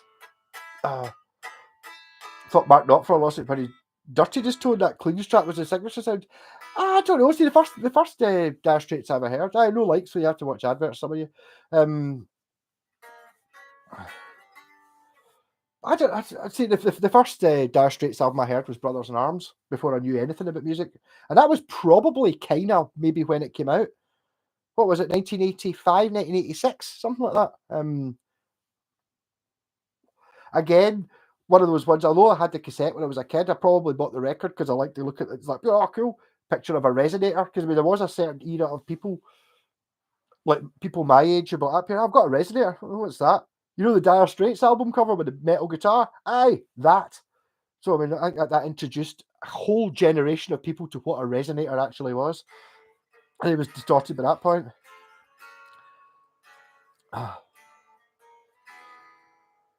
Was an 84, right? Okay, it's not. It's not. I knew. I didn't think yours was.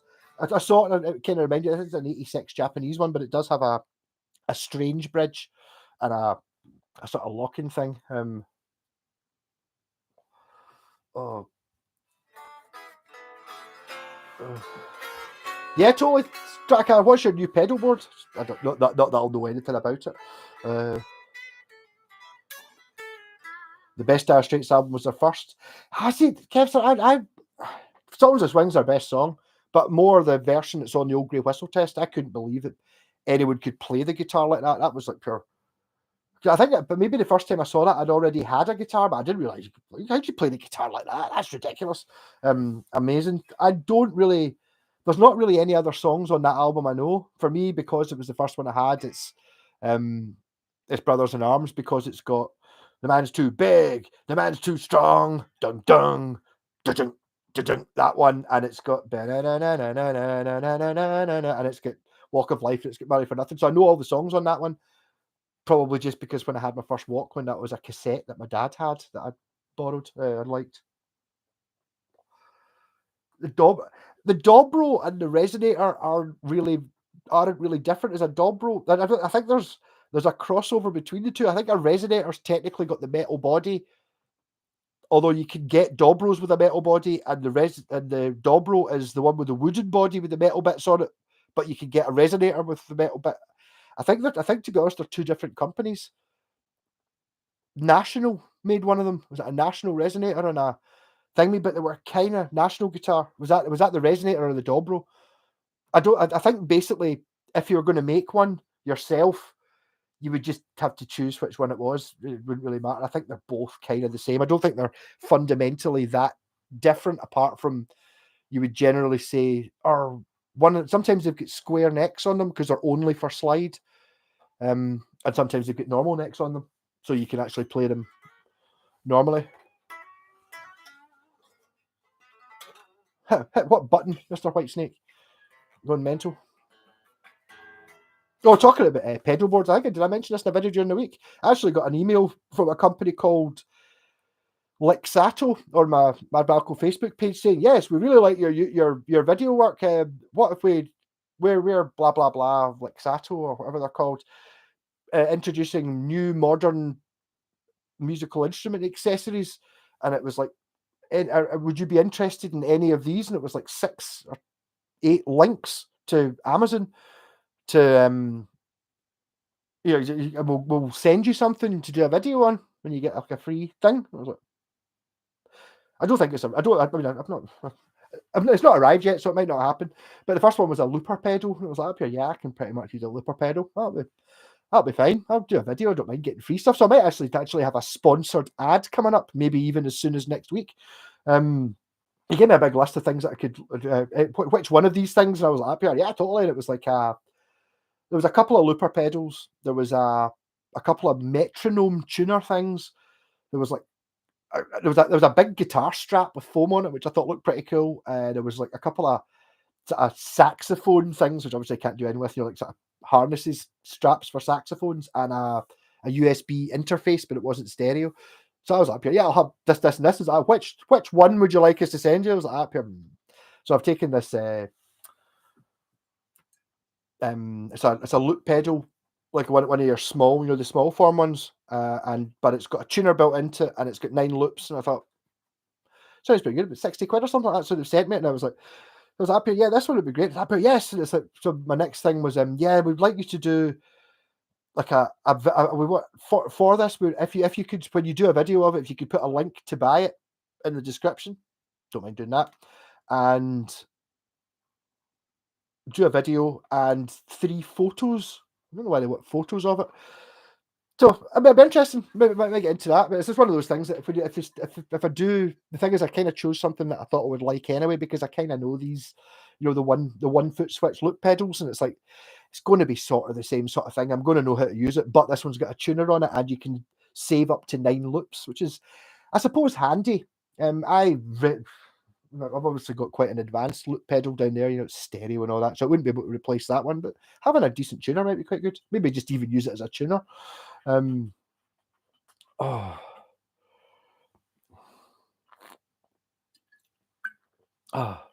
do we call it a button? There's a cracking YouTube page called the Walk of Life Project. They cut the end of movies to end with "Twal." Should be standard.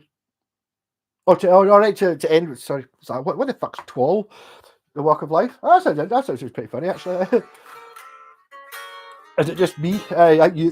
You are massive as well, but yeah, it's totally ridiculous. It's like, but it's one of those things. If you're going to do a 50s guitar, what happens is, like, see, if you sat this guitar on the ground, obviously the headstock's touching the ground and the body's touching the ground. So basically, you want to snap the neck, do that. Yeah.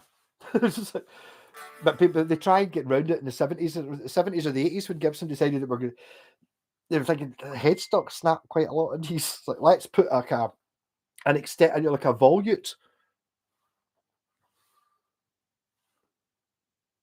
None of these guitars here have that. Might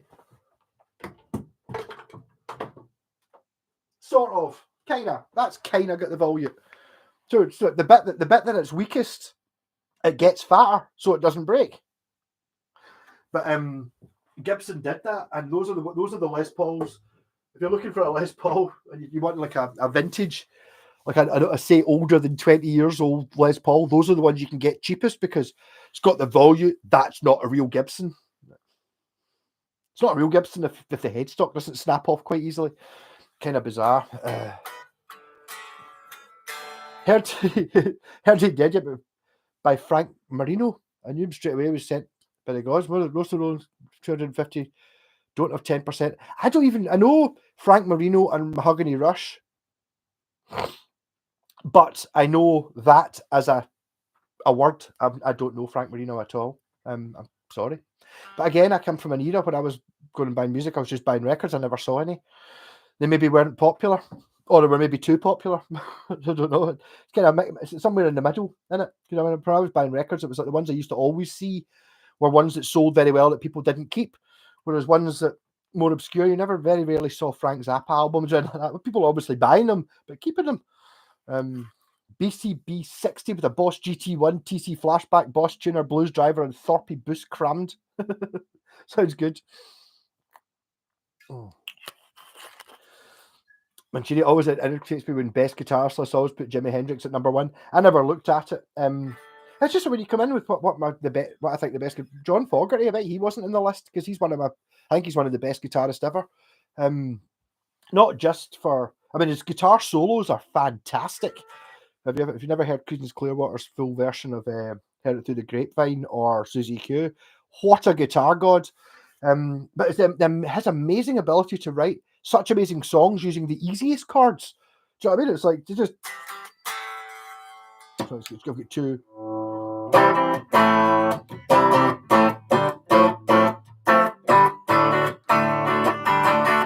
That's how you learn a guitar, just playing John Fogerty songs. It's like, they're all just open chords, but it's like, they're amazing.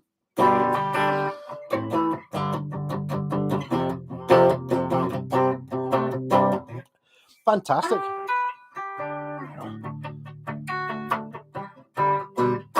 Yeah, I don't know fuzz or wah. I don't use wah.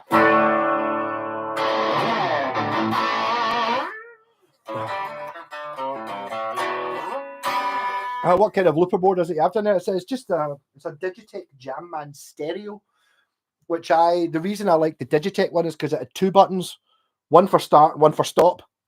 Whereas obviously on the one button one, it's like one to start it and you just double tap it. It's dead easy, just get around it. But I'm going back a wee while to get it. And then I had the original Digitech Jamman, and then I started getting into synthesizers, and I realized that my Digitech Jamman had been on for 2 years, as in on. Just, I thought that's probably not that good for it. So I ended up selling the original one and then buying the stereo one, and it didn't cost me any money. So I was like, I ended up with a stereo one, which meant I could have stereo keyboards through it. Don't really play keyboards that much. That was a wee bit of a phase. So now I've got, the reason I've got stereos, I've got a loop pedal,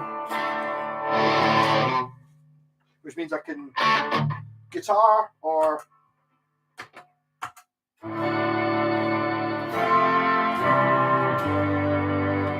well, it's the bass amp, but I've got a pedal plugged in.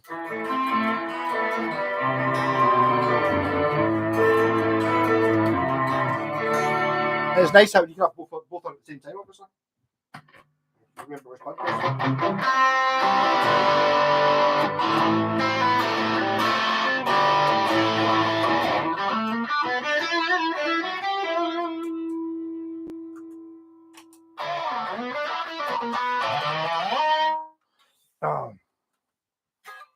We're looking for a Zoom 707. It's one of those ones you could probably get really cheap if you know what it is.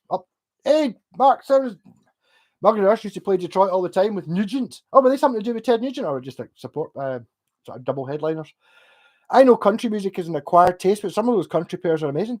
I think country music is one of those things that if you were subjected to it and you didn't like it, you maybe don't like it. I think a lot more Americans dislike country music than, like, as a percentage wise, than people over here, because I don't really know. I mean, I'm generally more into songs that have got a bit of an upbeat thing going on about them, and there's plenty of country music that does that. I'm not so keen on sort of balladsy type things because they don't excite me.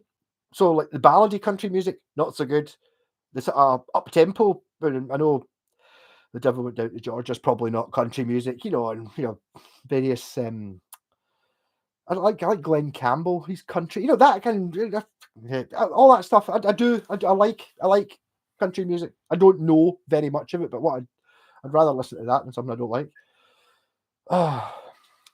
What have I sold out about? The Motor City Madman. Hi, it's Nick Boyle, who recently went on the Tennant's Lager tour in Glasgow. You know, Hugh Tennant is one of the famous 27 Club. Can you explain me the hummingbird guitar?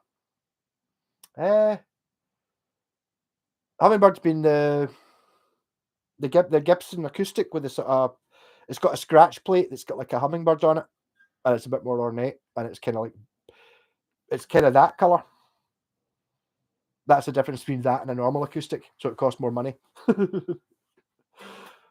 Hey Kev, what bands, if any, come from your hometown? Saxon or Saxon? I'm a big Saxon fan.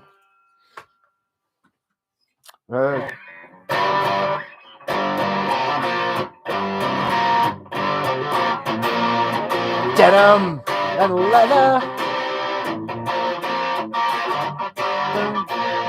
Let's set the spirit free.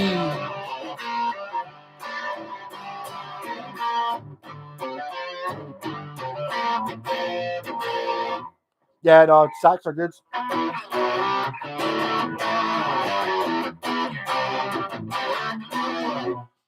Like a bit of Saxon. So who's from near here?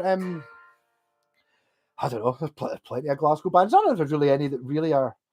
That was the Nazareth. They're kind of from Dumfries. I think there's a lot of East stuff. I don't really know. Sorry, who's going to bed? I'll say goodbye. I think you're probably away by now. I'm a wee bit behind. Catch you later, Rocco. Hope you're well. Good stuff. Cheers for everything you do. All the thumbs up and comments and stuff. Help me out a big bit. Cheers. Do appreciate it. Nugent, I bought a Ted Nugent DVD at one point. It was awful. I didn't enjoy it at all. Couldn't watch it. But I did have an album called. It wasn't intent. Was it Intensities in 10 Cities? I don't think it was that one. Live Gonzo, something like that. It was really good. I really liked that. But never been a huge Ted Nugent fan. I did buy a couple of the record covers. I remember buying one because it had him like a, not a Les Paul, it's like a Gibson Birdland, and it's like it's just like, it's like an airbrushed painting of him playing the guitar, and instead of having a headstock, the guitar's got like a gun muzzle on it, and it's like it's pure like a machine gun. So he's playing the guitar, but it's like there's bullets flying out the headstock. I bought that. Weekend Warriors, maybe it's called. Yeah, not a huge Ted Nugent fan. I think he's a bit of a dick, but I don't know. I did like that that live album I used to have in the car. It was great fun. Swap your Les Paul Jr. for a Japanese Rev Star. Ooh. I've never played a Japanese Rev Star, but I'd imagine it's amazing because I've played the Rev Star I had, which was the cheapest one, was amazing, and I've played the 300 series, and then I've played a 500 and a 700 series, which are the sort of higher end ones, but I don't either of them were Japanese. Yours must be up even further than that. Okay, or came for me, what's his face? Fran Healy from Travis was, and the rest of the band Travis were like the year above me at school, in Lindsay. Didn't know them, but they were from, you can't from you're saying about how far away from that, well, they went to school 250 meters away from my house. There you go. So we probably spent a fair whack of our childhoods within 100 yards of each other, sort of thing, even though I didn't know him. There you go, Travis. A Japanese Rev Star, but that's amazing. I went to school with the son of the manager of Coast to Coast. I don't know who that is. Oh, let me get right. Country music was massive in the 60s and 70s in the west of Scotland. Maybe it was, I don't know. Probably seen a lot of stuff.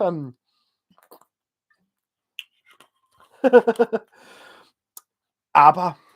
ABBA, your local band. Fantastic. Yeah, totally. I pure love ABBA. They're amazing. They're amazing. I can't really say anything bad about them apart from their outfits, but that's fine. That's kind of part of the. I sort of think it was like pure why ABBA are more punk than anyone else, and it's like I just showed you a picture of the outfits they wore, and I went because they really didn't give a fuck. ABBA, proper punk. I've actually heard that their outfits were something to do with a tax dodge.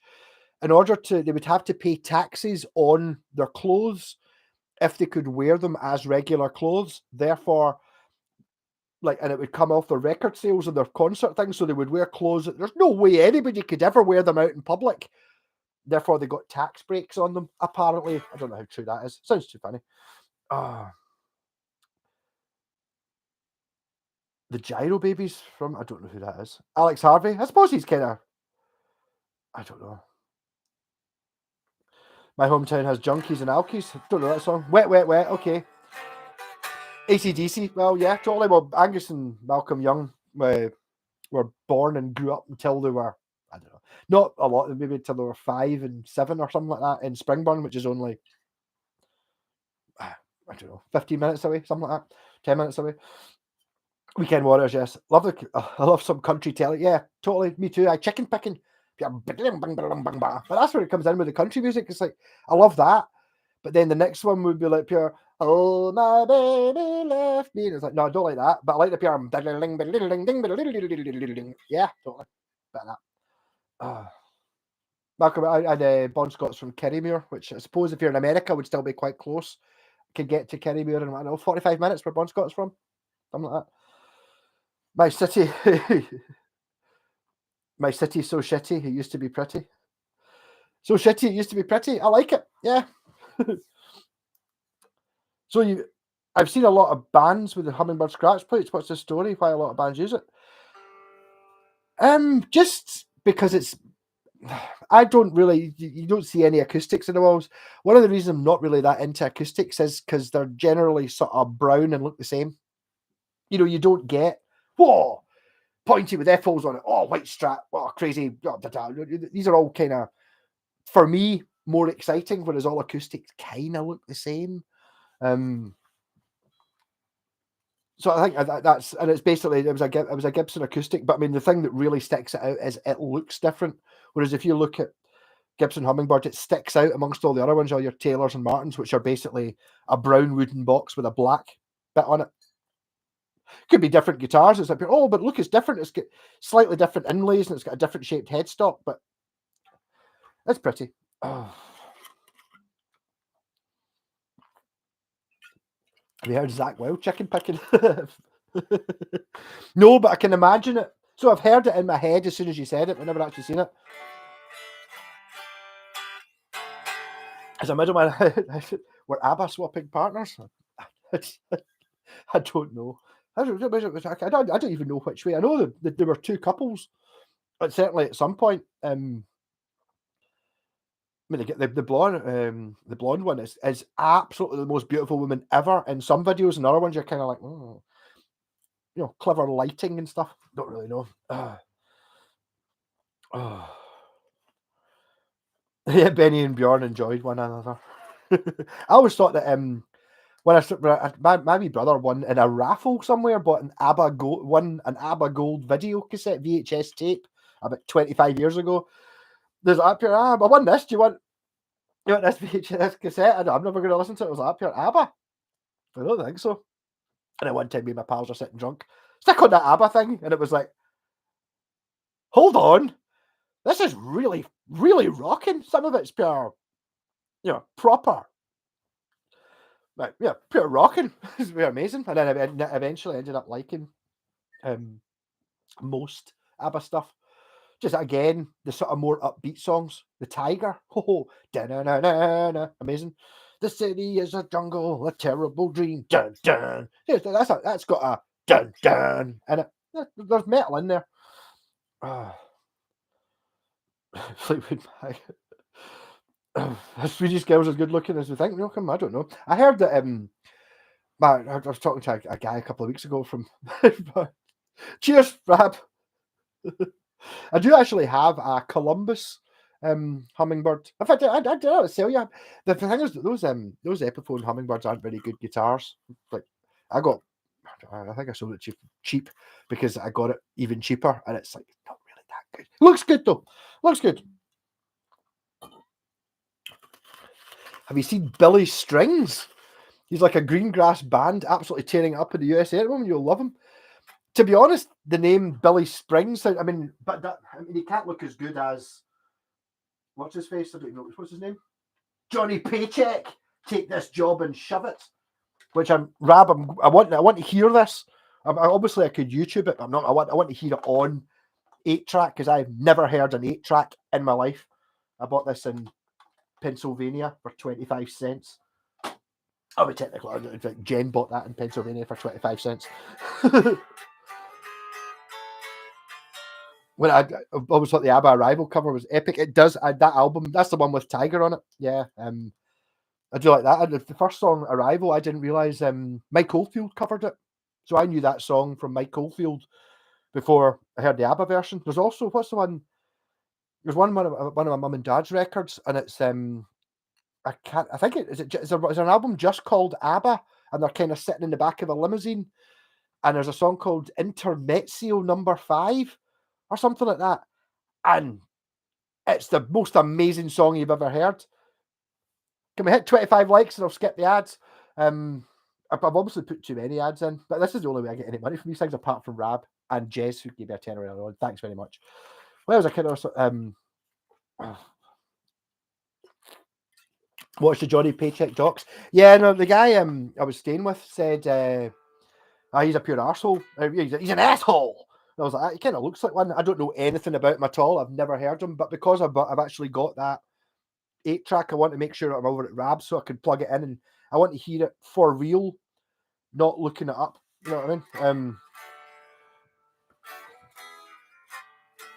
I played a Gibson 68 Hummingbird and it sounded piano like it's low notes back in 94 for 800s. Well, there you go. There's probably a big difference. I mean, the only real thing I've got with them is the Epiphone one, which are much. I mean, I just look at the Epiphone one and go, oh, it's like 400 quid, and you can buy like a Yamaha acoustic for half that. That's twice the guitar. Obviously, it's what do you want? I was talking to my pal Ronnie who just left. That's why I was a wee bit late starting. He talked about if he was saying if he was going to spend like $1,000 on a guitar, which he's not going to, but if he did, he would want it to have all the fancy stuff on it. And it's like, well, the problem is that the fancy stuff costs kind of where'd you draw the line? Rather than if I was buying a guitar for a couple of £100, the temptation would be to get like a really basic teletype, because that couple of £100 would be spent on assembling it and using decent parts. Whereas getting one that's like, oh, it's a Les Paul, like an Epiphone Les Paul for the same amount of price, has got, it's got binding all the way around it. It's got a carved top and it's got all that stuff costs money, but doesn't actually make it sound or play better. So I'm kind of more of the basic-y side rather than the, but I kind of get it. In saying that, I've got like the Corker guitar, which is fancier than the fanciest, smanshiest, pantsiest thing. And that's the one. If you ever come in here, I'll be, look at this. It'll get thrust in your face after 5 minutes. Not the first time I've said that, but yeah, it's like, because look at this, it's pure ridiculous, which is fun.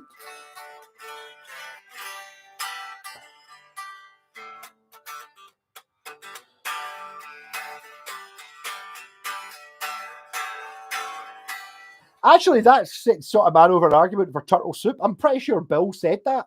I don't know. To be honest, I was walking around this crazy antique shop. It wasn't even in a town. It was right in the middle of cornfields. Proper. I didn't see a child sitting up a tree playing a banjo, but that's maybe because I wasn't there the right day.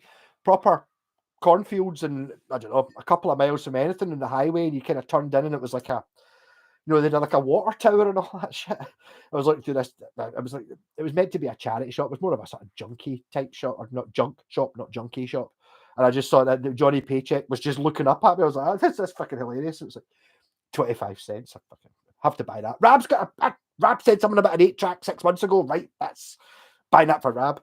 And the guy's like, there's a whole box on there. They're all 25 cents, and then a big box of 50 of them or something like that. But none of the other ones were as funny as that. There were some sort of, I can't really remember what any of them were. None of them were particularly exciting or ones that I thought Rab would like, but they were just sort of more normal ones.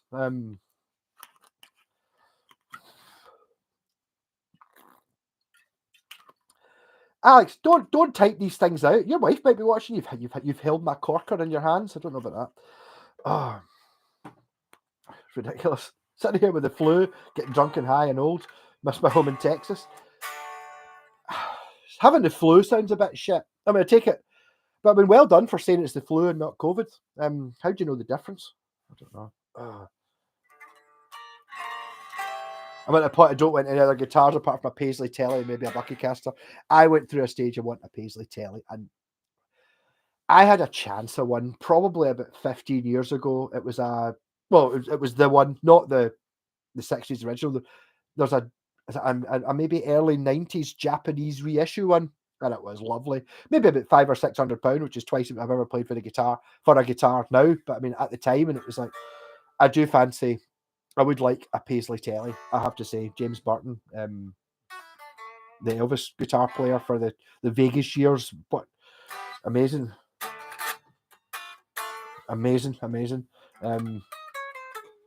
But you're not gonna. The problem is, you can't tell what guitars you get. I mean, if you'd asked me 2 weeks ago, you ever going to buy a Les Paul? No, I'd never buy a Les Paul. And then suddenly it's like your one floats in front of you, the cheapest Les Paul I've ever seen. You're like, okay, I have to buy it to try it.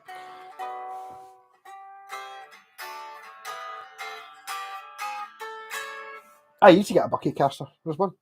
Another couple coming up. I'll make you one. I need to get a bit more into. I should do the Buckycasters a bit more. I just the reason I've been doing the J-Pax guitars so much. It's any guitars I've had, I've gone to J-Pax, but I think there too many of them are Strats. It's like we've got a problem with it. I don't know if it's the same in America. I never really looked at very much secondhand stuff, but I mean, basically, more than half the guitars you see, definitely more than more than 3/4 of the guitars you see for under £100 are Strat copies, and they get a bit boring. A bit more interesting having. I wish there was more tellies.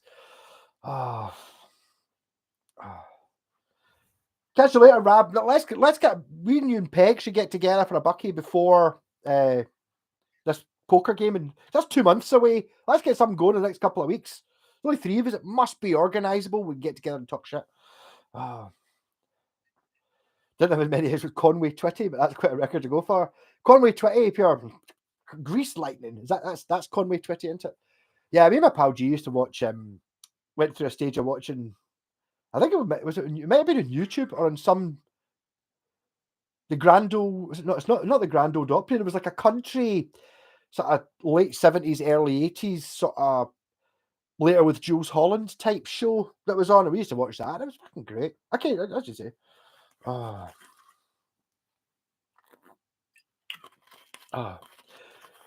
Hey James, what about the junior models? I've never seen them cheap enough. I like the idea of a Les Paul Junior. I don't think they've got the same problem that I've got. I was talking about this when I started this video, this live thing. The problem, I think, my main issue with the Les Paul playing and sounding wise is the fact that this is where you hold it, because that's where it has to go. Whereas I hold a guitar there, and when you hold the guitar there, the neck's at an angle, so I'm kind of spinning round. This angle isn't comfy. You want it to be at least vertical or forwards, but going back the way becomes a sort of. So I've got to adjust the way I play, and you end up. I don't know. No, I don't like it. I don't know if the juniors have that. The thing about juniors are more expensive than these. Have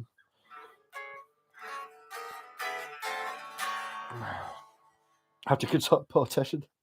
I don't know. It sounds more impressive if you get COVID, doesn't it? Man flu.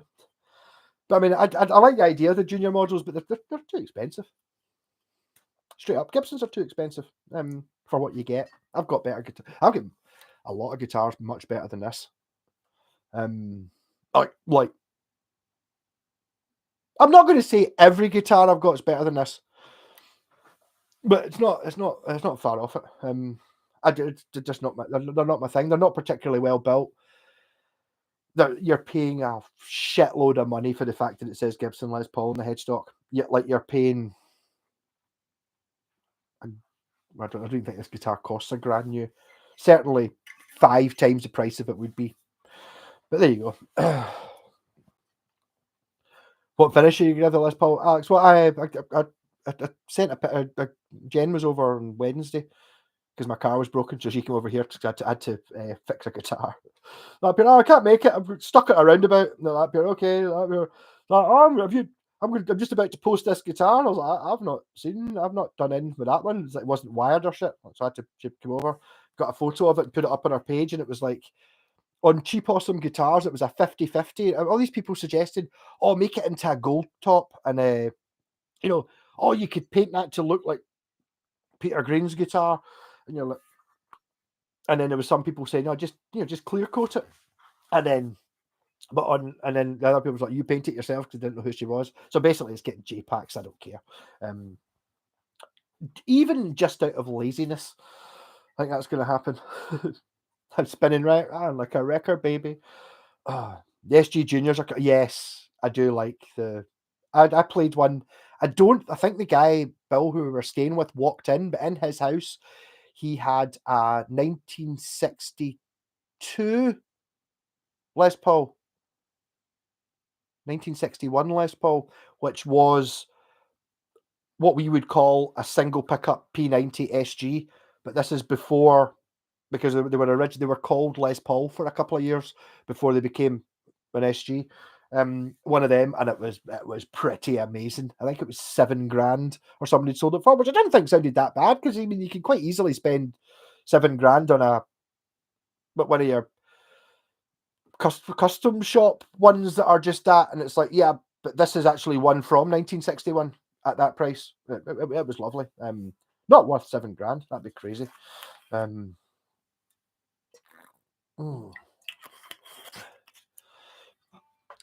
The problem with juniors is 1 in 100 is good.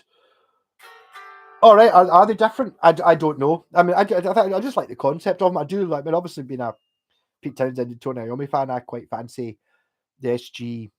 I don't know about the junior or the special, the one with 2 P90s or 1 P90. You know, if I was ever going to buy a vintage guitar, it would be one of them, because they're not insanely expensive. They're not like 20,000, 50,000 pounds or something.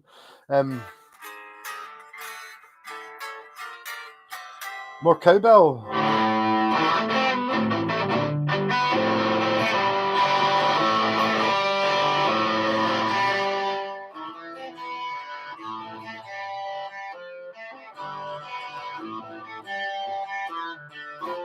That's not what I'm doing wrong. All my time has gone.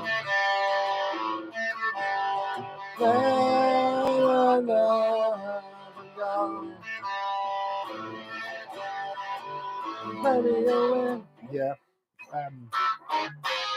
Hey, Sword Ranger, how's it going?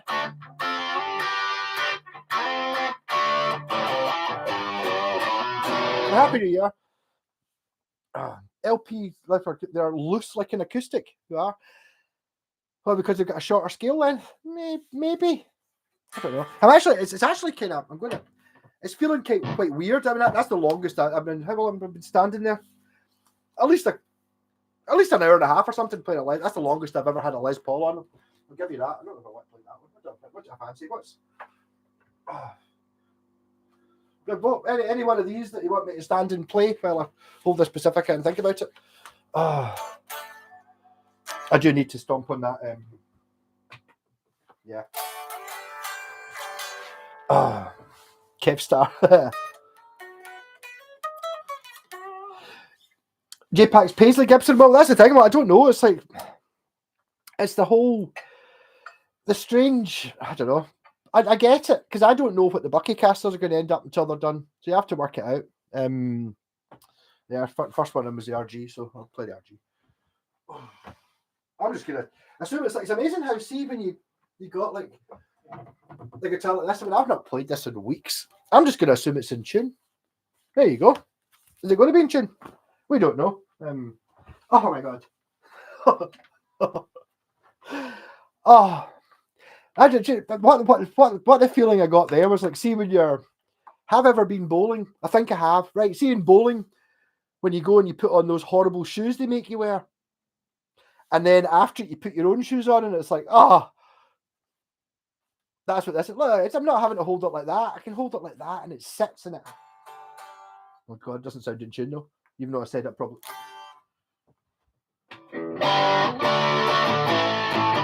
Oh!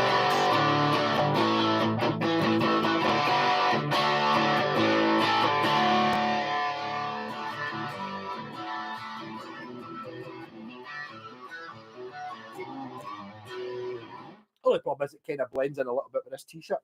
But my god, is that like it's I mean, just going on. This is so much more comfortable and easier to play and sound better than a Les Paul. Sorry. Yeah. How's the Panda? The Panda's better. I found a guy who lives about half the distance away. The clutch went, so I had to get the clutch done, which was a bit shit. The starter motor, he reckoned it was a loose earth wire. It's better, but still not 100%. It was the combination of the two is why I get stuck. But it's done, and it's one of those things that the guy who I actually went to see wasn't there because he was pals with one of my pals. I was like, somebody I couldn't know. He said he was an honest mechanic, and I asked the guy who was in the unit next to him, and he seemed all right. Kind of got on with him, so I got him to do it, and it turns out he knows my pal as well. So, being, you know what it's like. You know, it's like you guys, all of you. I'm sure if I met you, we'd all we'd all get on really well, and therefore, basically any of my pals outside of YouTube, you would all get on with really well because we're of a type, sort of thing. You know what I mean? Whereas other people, you just don't know. Oh, paid £8 for, well, the cheapest guitar obviously was free. Well, that one, there you go. I didn't pay for that. Disgusting, isn't it? So I mean, the only way you can get cheaper is if somebody actually gives you money to take a guitar. But I didn't. I mean, that's. I mean, yeah. I mean, I did buy that Encore. I bought Encores for the ones I've actually bought. Oh, I don't know what. I'm trying the most expensive, the cheapest I've ever bought. I've bought a guitar for a £5 before. I don't still have it though. Of the ones I've got, I don't know. Like actually been given. And saying that, I did. Well, I was in holiday. We were on holiday in America, and I was like kicking about a guitar shop. The guy was ill, so couldn't be there. So I kind of looked after the guitar shop for a couple of days, sold a couple of guitars, and dealt with some customers. And while I was in there, I was looking at the ones in the back and going, "Oh, why is this in the back and not working?" Oh, I need soldered, so I would connect up, and I maybe assembled half a dozen guitars, sold a couple, set up a few, you know. So I was just messing about. Yeah, so that's the cheapest one I've ever got. So there you go, and it's the best one I've got. Oh,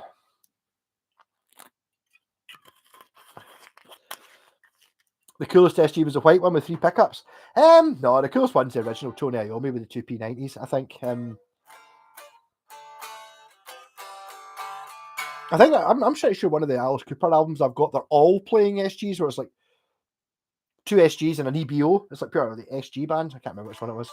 Clutch outside, then you did a dodgy earthware. It is, yes, totally. Les Pauls are glorious. On you go. You're welcome to it. I don't see it. I don't see how. I mean, I know I get the look. Okay, this one's been painted, but that one without the F holes, normal RG. I get the look not liking this because you go, oh, I'm not wanting to shred and be Steve Vai and just at Johnny. But yeah, but just you don't have to do that. You can just play normal stuff on it. It's just a better. It's just so much easier to play. Oh, I don't like the SG. The body is so thin. Yeah, I mean that was a big shock for me when I got my Epiphone SG, which was my third electric guitar. It seemed dead thin, but I mean it was so cool. I get used to it. But that's something you just get used to. I mean, I'm not so bad at. I do get it. There's a lot of people who you've only got one guitar. You've played a Telecaster for 20 years. Going to any other guitar is difficult because it's different. You know what I mean? It's like going to a Strat's different, or going to this is different. It's not the same. So, it's all unfamiliar. But I'm so used to playing so many different guitars that I can pretty much switch to any of the ones you see on the wall here, like that. You know, right? Let's go. Whereas the Les Paul is the odd one out because it's different from all the other ones. It's got this thing going on where it's like, and I don't know. I'll be honest, I don't really like the look of it. Oh, Honest Mechanics like a good Take That song. Oh, there are some. There are a couple of Take That songs I thought were pretty good, actually. I can't remember what they are. Obviously, not that good. There's a couple I didn't hate. Whatever I do, whatever I say, I didn't run you. Yeah, maybe, I don't know. Like a sheet of plywood. Yeah, but I mean, I'm gonna. Oops, what have I just done? Sorry, I've survived. I'm gonna have a fag. I'll be getting demonetized anyway, there's no point. The coolest SG is Angus Young's. And the thing is, Angus Young doesn't really have an SG. Whereas that's the thing about, I know it was a different era, but like Tony Iommi, his SG, it's like, what songs did he play that on? Black Sabbath, Paranoid, Master of Reality, Volume 4, Sabbath Bloody Sabbath, Sabotage, Technical Ecstasy, and then he got the John. So all Black Sabbath was played on that one guitar. So that guitar is much cooler, because I don't think Angus Young was quite as loyal to the one guitar. I mean, it's funny how some people are pure loyal to one guitar. And obviously, you get your Rory Gallagher Strat. You've got the Tony Iommi SG, the monkey one, and then you've got the one that replaced it, the Joe G or the JD one. Brian May, obviously. Even though, I mean, I did see the original Red Special at when I saw Queen and Adam Lambert at the Hydro in Glasgow, and you could tell when it was the original one because I was really close to the front. You could see it. It was, obviously, he's playing a Red Special for the whole thing. Doesn't play any other type of guitar, but out came this one, and it was like, it was so, when the light hit off, it was so scratched. You've never seen anything, and he spent a good bit of it trying to get one of the switches to engage. So that was the real one. You know, it's the real one. I don't know who else is so who's so stuck on one, the one guitar, because you can go, Hendrix's guitar, but okay, there's the one he played at Woodstock, and there's the one he played at, but I don't think he didn't have a guitar, one guitar. Clapton, I suppose, as well. I mean, even though, okay, there's the Clapton Les Paul, and there's your Blackie, but he didn't use it. He doesn't use it exclusively. It's like a few albums, blah blah blah, but not all of it. Maybe it's just a different time.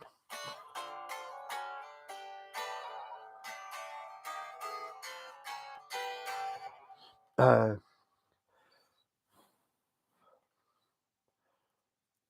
Steve ever played anything but an Ibanez? Yeah, it's not. He wasn't. He wasn't Ibanez till 1987 when this shape came out. Before that, he was a few different companies. I think his first one was like a Strat or something. I don't know. The thing is, like, the thing I love about the Ibanez thing is, like, see Paul Gilbert, who's obviously one of the other big Ibanez endorsees. He plays a shitload of guitars. He buys them himself, and it's the thing is like pure. The thing about having like an Ibanez is I quite fancy having a Les Paul for the next, for this song or for this next album. I think you'll find Ibanez difficult to find, but they did make a bona fide Gibson Les Paul that's better than a Les Paul. 100%, no one could argue that. So he uses that. So you always see him playing like Destroyers, and because Ibanez copied everything at some point, and he's like right into his Roadsters. And I think he probably pays for the guitars himself, buying them on eBay. Because I keep seeing him with Roadsters and stuff. I actually saw him at a post about 6 months ago. I'm looking for that bridge, the bridge that's on my wee red Roadster. So has anyone got one of these bridges? Paul Gilbert bought one of them and wants the bridge. I don't have in mind, but he can kind of do anything. So he's using all these mad guitars, but any guitar the Japanese copied at some point. Oh, you to be 8 feet taller, have a solid power stance for the LP. I don't know. I don't, because the thing is, if you really love it, whether that's a good idea or not, or right or not, it doesn't matter. If you really love it, you'll just you'll deal with it. That's it. It's like, that's fine. Okay, it is really heavy. That one's not actually that heavy. It's like a weight relief one, and it's got the stupid neck angle. But if you really like it, you'll get around it. I'm sure they're good. I just think my problem with Les Pauls is they're so popular, and I'm different from everyone else, and they're really fucking expensive. I have 2 Les Pauls. One is fantastic, the other is crap. When you find a good one, never let it go. Give me a shot at seeing if I can get your crap one to be good. Because I mean, it could be just as simple as it just needs set up. It's like with cars. I don't know anything about cars, and you can fix fucking Panda. Angus Young's Black, Red, and Bigsby SG is the same guitar. Is it? I don't know. I'm just going to skip the ads. You can hit likes if you want. I'd be tempted to go, hit me up to 29 likes because obviously there's people gone. If I could get 6 likes, you wouldn't have any ads, but I can't afford waiting the ads anyway in case somebody misses something. Alex, is that true? I don't know.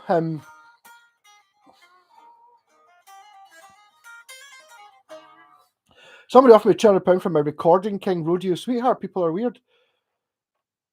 Is that different from my Gretsch? Oh, sorry, Busby. Sorry, I read Bigsby. Alex, if I'd noticed, I would have pulled you up on it and gone up here. I don't remember Angus Young wearing a 2 foot tall furry hat.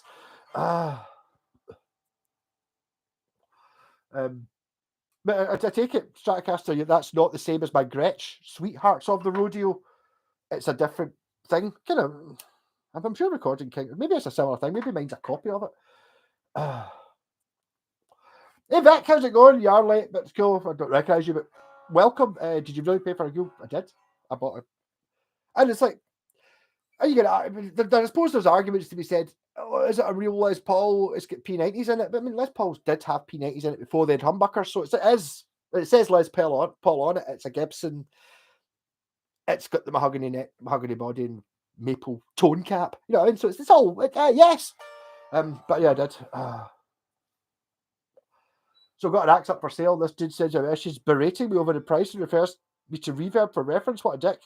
Going to have to race it. What is he? Is he telling you that it's you're selling it too cheap? Is that somebody who's selling something on Reverb themselves? I've kind of had that before. It's like, here, mate, you're selling that guitar too cheap, which it's good for selling it, but it's like because I've got one and it's really good, and I get it. If it's like someone selling a guitar like this for £200, you're like, pure.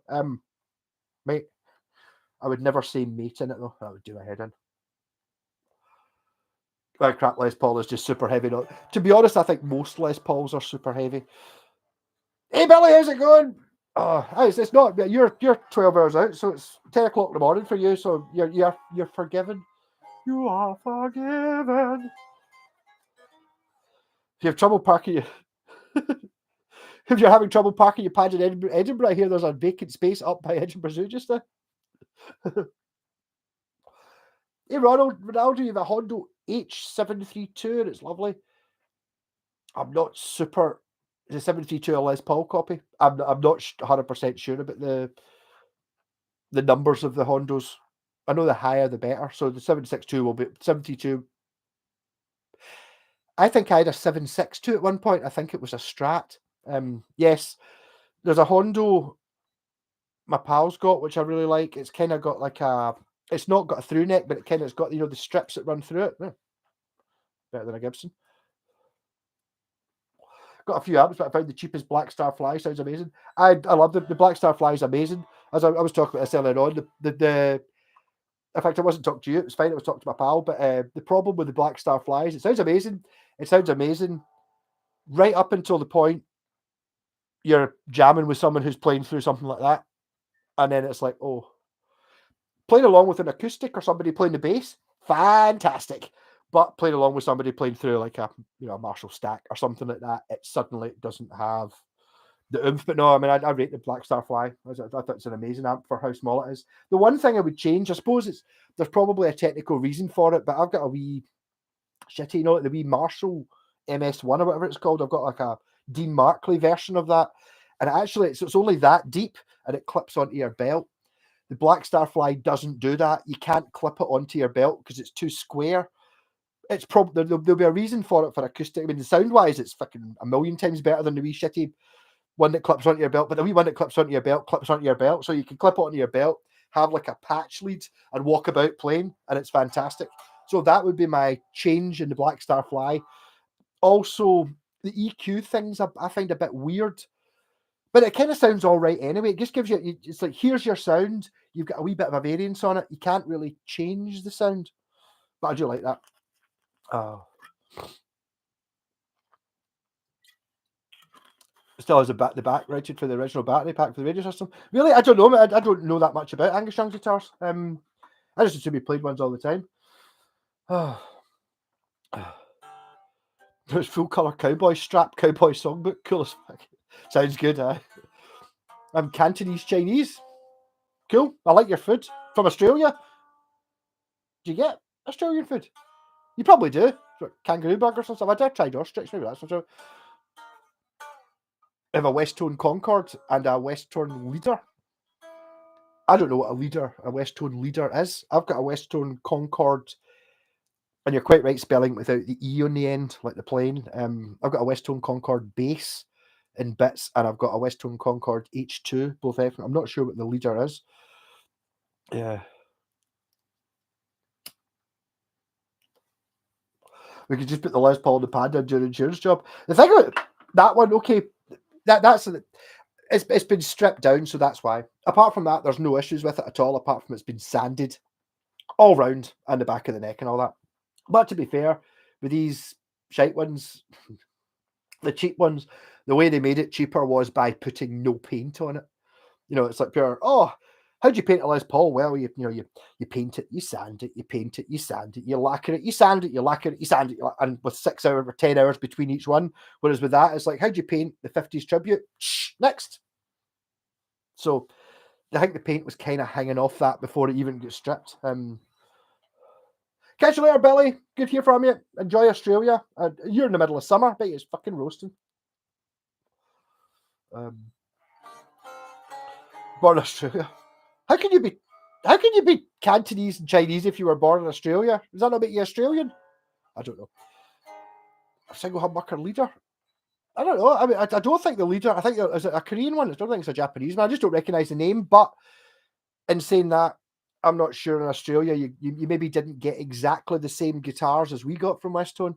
I do know that there was a thing in America where one of their biggest contractors for the Matsumoku factory, because Westtone were actually the Matsumoku house brand sort of thing. They didn't want to step on the feet of the people that the big contractors that were buying shit off them. So the Westtone range that we get in the UK didn't really get to America because they had Electra guitars, which Matsumoku were always making as well. So we didn't really get very many Electra guitars. So they're not going to sit there and go up here. Yes, we've enjoyed making Electra guitars for the last 10 years for you, but now we're making our own brand that we're going to put out in the same market. So they didn't do that. But electric guitars were never over here. So you get much more Westtones here than you do in America. But they did eventually go there.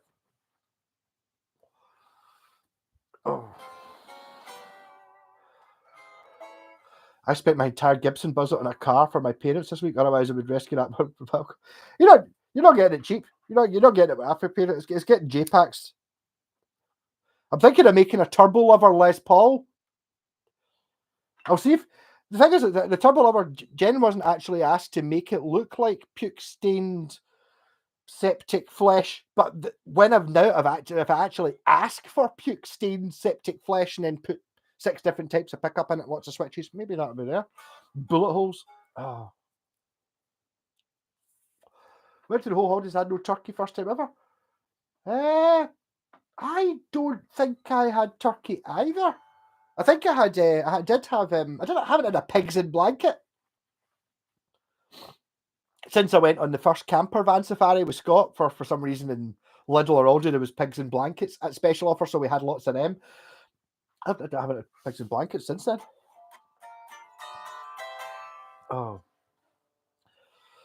a Westtone Concord and Reverb just now is 1,200. I don't know. I'm not sure how how Australian dollars. It used to be about $3 Australian was a pound back in the days when it was neighbours and all that. So in the early the 90s, it used to be that. I don't know what it is now. But I mean, you can try and out trump me and beat me in things like this. But I mean, my Westtone cost 20 quid. Yeah, I went over to Sterling, something like that, because I was buying a Hondo SD Curly. If you've ever seen one of them, a Curly, which is like, it's not a neck through, but see the neck is this long, which has the bridge in it. So like it's a bolt-on neck, but the neck plate for it's this size. So technically, apart, see, if you didn't want the volume and the tone control, you could play the Hondo Curly with just the wires coming out from the pickups connected to a jack hanging there, and you could play just the neck without having the body on it. But it was crap. It was a terrible guitar. I thought it was going to be really good. It looked cool as fuck. It was awful. But actually, to be honest, I made money on fixing it, making it play, even though it still looked shit. But when I was in buying that, I was in, look at that pair. I bought it. Was expensive. It was £100 or something like that. In fact, it was less than that. I was like walking out. It was up here in the middle of this living room. It was like, up here. What's that in the corner there? And this was the point where the guy's wife was there as well. Happy. Oh, we're going to take that to the car boot sale at the weekend. I was like, all right, that's quite interesting. The West Tone, I'd heard of them. I didn't know that I'd heard of them. I was like, how much do you want for it? She was like, I don't know, they can offer. I was like, I don't know, I'll give you 20 quid. Done. And I think, to be honest, I'm pretty sure that I made my money back on the Hondo that I sold 2 weeks later to cover that, so it was free. But if it was going to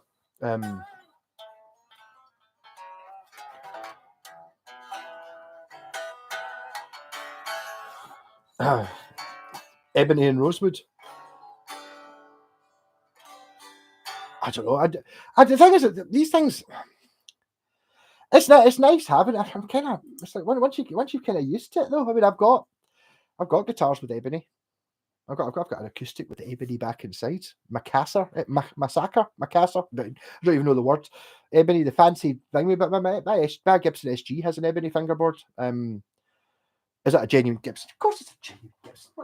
It even says so on the head. Look, this says Gibson. It's got a serial number. It says made in America. It's all there.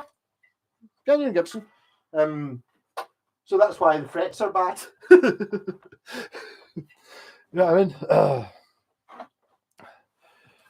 Pigs and Blankets, a grunge band. They could be. It sounds good. I thought it was a 1980 Aria U100 Urchin. Can't remember the last time I saw one.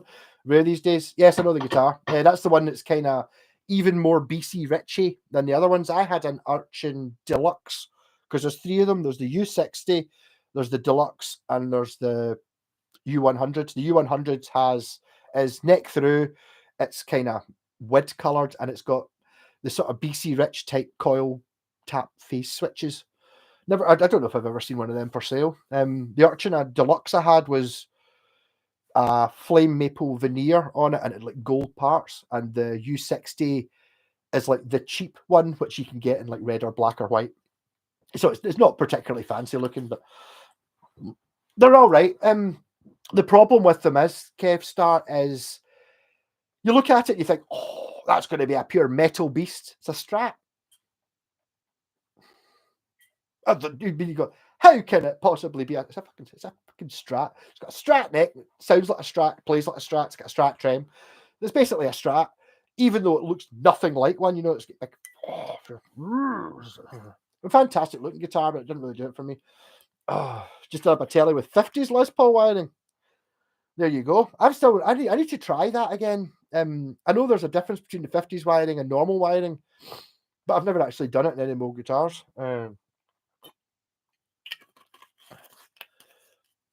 Hey, Starry, you're new as well. Welcome. Old Japanese was given a 1978 Ibanez SG copy by a cousin a few months ago because he didn't play it for 30 years and spent 5 years in a barn. Oh, you lucky bastard. I would like one. No, I couldn't. I was going to say, if I could get that guitar, I would probably sell my Gibson, but I've had my Gibson since I bought it on my 21st birthday, so I've got to keep that, don't I? Plus, it's Ferrari red, so you don't see that many. If it had been like cherry red or brown or something or black, then maybe, but this is Ferrari red. You don't see any of them at all. Do you like new metal? Wes Borland or Super Heist? Well, I'll go for the fact I don't know who Wes Borland or Super. I've heard the name Wes Borland. I've never even heard of Super Heist. No, I don't like new metal. No. Anywhere Dave Barlow's, Mark? I don't know who. I don't know Dave Barlow. I don't think. I did read the Who's guitarist now, Joe Jackson, but Pete Townsend? Possibly. I don't know.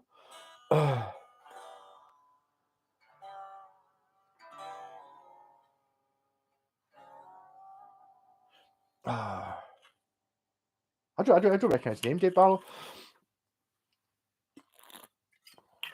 But I mean, yeah, I mean, that's how you get into it. I don't know. Playing a game with my granddaughter the other day, and she wished for sparkly rain. 10 minutes later, it started to snow. That sounds spooky. Maybe she's got powers. Maybe next time you see your granddaughter, what you should be doing is getting her to wish for something. You know what I mean? Something a bit more advantageous to yourself. It's like pure. I wish that if you can try and convince her to like wish for. I don't know. Take a bit of a manipulation. It's not evil though. Try and get her to wish for. I don't know. That you find a 1958 Les Paul in a bin, something like that. You know what I mean? Power tip to my wallet. An extraction team is on the way. Starts on the Matrix has you. Snowing in Detroit. Lovely. The weather just now is foggy and cold. Do I upgrade or leave from the Concorde standard ones? Is it the Concorde single coils or the humbuckers? Because the ones that are in my Concorde H2, they're really good, but they're called the Hammer. So I'm not changing them. They're called the Hammer, for fuck's sake. Single coil, I don't know. It's up to you. It depends. It's like one of those things that you don't want to damage the value of a vintage guitar. I get that, but there was a time when that didn't exist anyway. My pal's got like a 1969.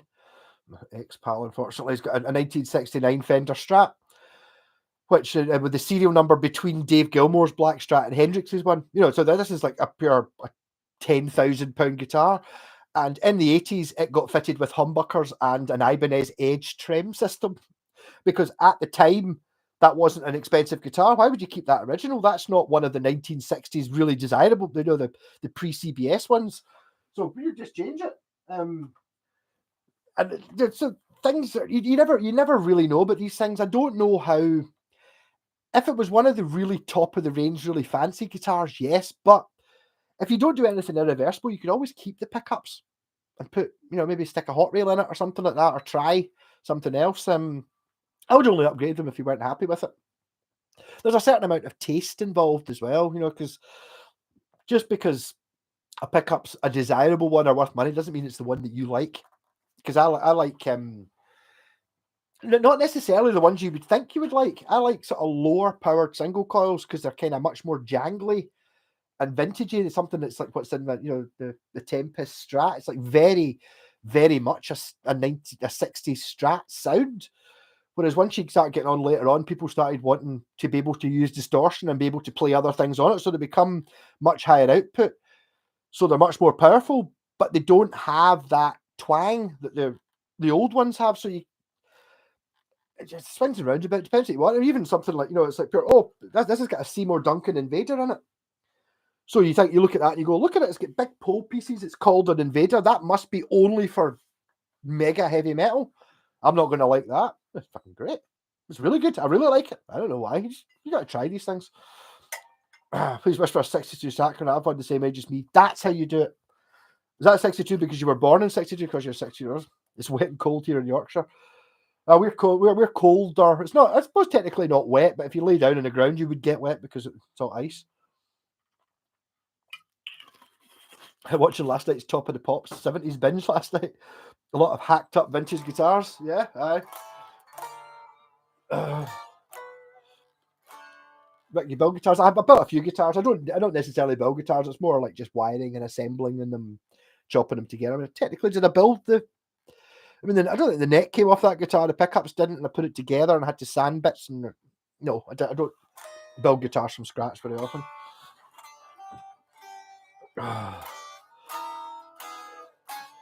Hey, Mark, Squires are good mod platforms. Some have really good necks. Yeah, it's like Squires were a bit of a. I think if you were a pure expert, it's like you've got to kind of specialize. I always thought that I could have always made an awful lot more money and always been an awful lot more popular on YouTube if I was mad into Squires or if I was mad into Fenders, because then I would know which ones you're looking at, because I don't really know. I see, oh, Mexican Fender, 500 quid. I don't know whether that one's a good one or a bad one, sort of thing. The Japanese guitars, I know what the Raven and the, all these things. Yeah, that's my thing. But there is, what I could say is I've had Squires that were fantastic. I've actually got the 16th ever Squire, serial number SQ00000016. It's stunning. It's absolutely the most fantastic. It's fantastic. But I've also won some of the worst guitars I've ever played have been Squires. You know what I mean? But like the fingerboard, the fretboard that kind of, it's like powdery. Like it's like it's lighter rosewood, way lighter than that, almost getting to that, but it's still rosewood. What the fuck? Pure awful pile of shite. Still a Squire though, a genuine one. So something down. If you know which ones you're going for, yeah, totally, you can get good ones.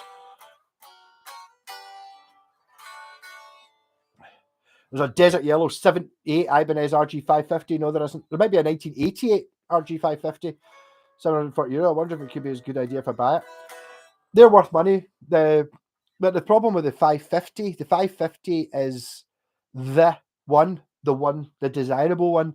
Whereas even if you go a couple of years later, 87 was the first year, so 80, that's a desirable guitar. But this guitar, the 470, is the exact same guitar, but it doesn't have a scratch plate.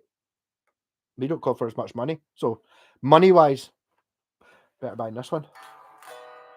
What's that? The nasty guitar look like it finished with shed paint. Are you always looking for more old Japo guitars second hand market? How do you find them? To be honest, Vic, they find me.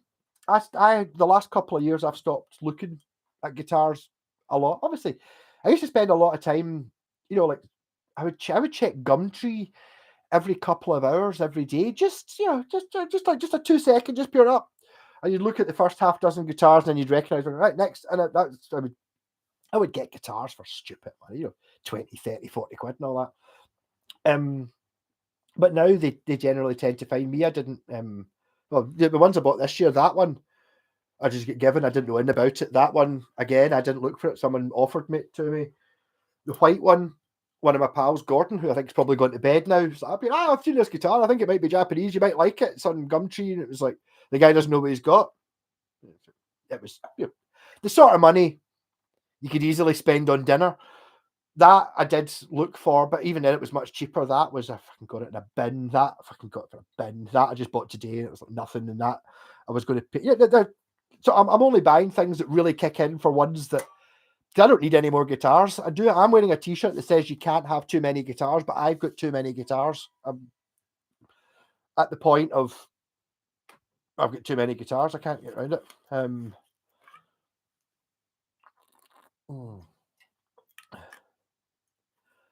John Otway. I've seen John Otway a couple of times.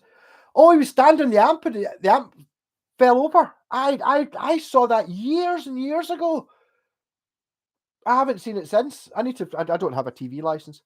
If anyone does have a TV license, so I don't want to sign into iPlayer. I don't watch TV. I don't want to pay the bastards. Right, 2 more likes and there's no more ads because there's 28 folk and 26 on. People are obviously changing. Sorry, you're talking too much for me to catch up. I've had some good Epiphones. I haven't. I've had decent ones. They're all right. Yeah. The problem is, it's like once you try the Japanese guitars, you suddenly go, a guitar can be like that, can it? Oh,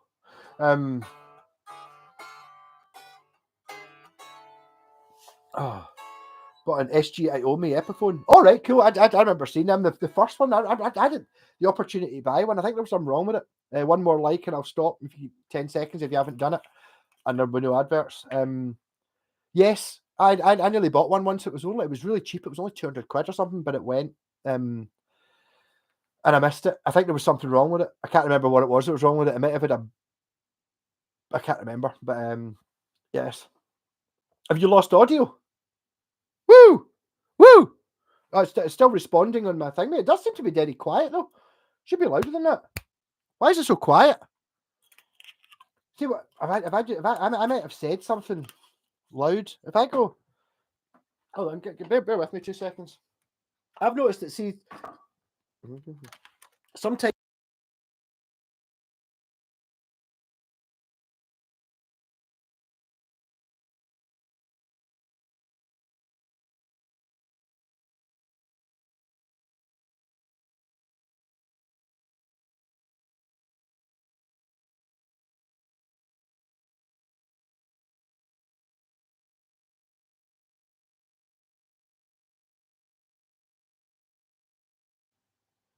Mute. Is that better? Sorry, I hit mute there by mistake. For some reason, there must be an automatic level control when I shout too much at it. Yorkshire's a fantastic place. Where there were 300 years before my grandma moved to Scotland in the 50s, even in Yorkshire. Yeah, Yorkshire's good. Have I been there? Probably. Morrison's were doing 12 bottles of Sol for £8. Poor beer than that.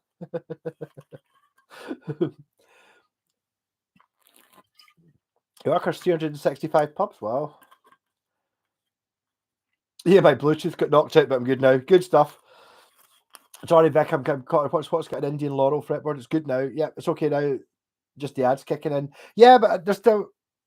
People left. It must have been bad. Okay, so you now don't have to worry with any more adverts because there's less people.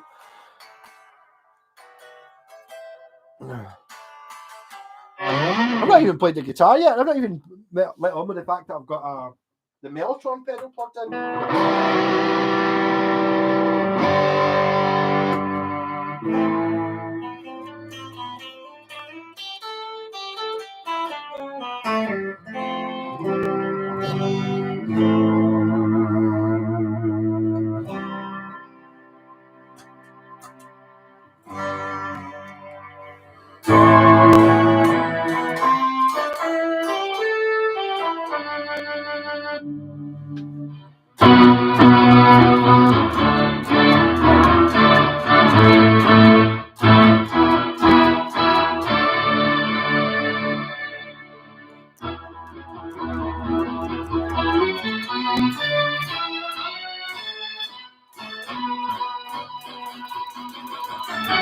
Yeah. So there's fun to be had with the Mellotron pedal, but I know I like it.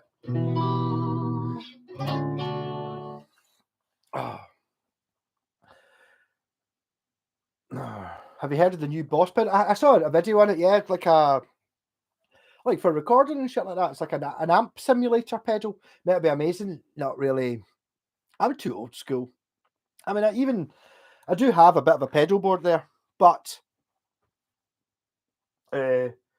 so like one of the pedals is to switch between. I've got like a guitar and bass amp switchy pedal. I've got a loop pedal, a tuner, a rat pedal, and a reverb pedal, and a couple of other like a couple of fuzzes. That's it. But I don't really use them very much. Ideally, my guitar rig for playing a gig or something would be the Sovtech with that 3x12 cabinet. That's it. Each to their own. Some people like things different ways. I've got enough things to like.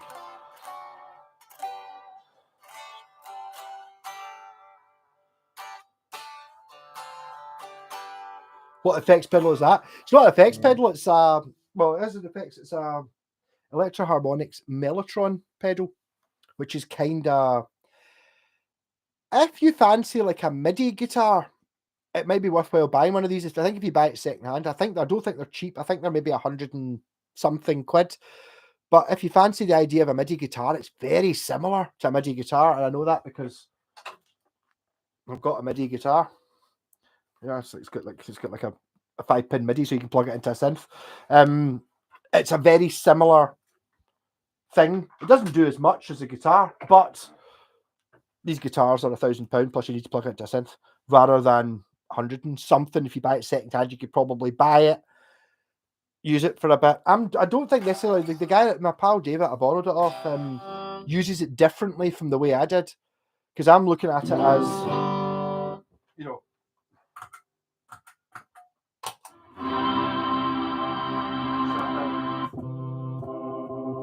it's good. 9 sounds on it, but it's got like a chorus. This guitar doesn't seem to be working, maybe because the strings are old, doesn't seem to be kicking it in quite so.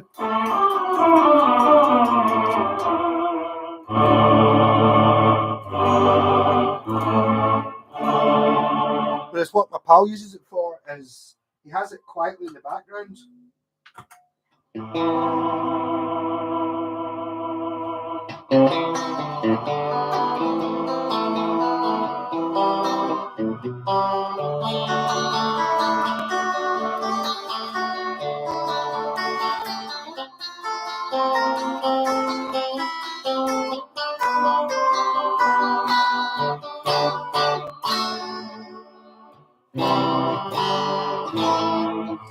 For his acoustic, and for doing that, it works quite well. But because I've got the MIDI guitar, I kind of worked out how to kind of play it just on its own.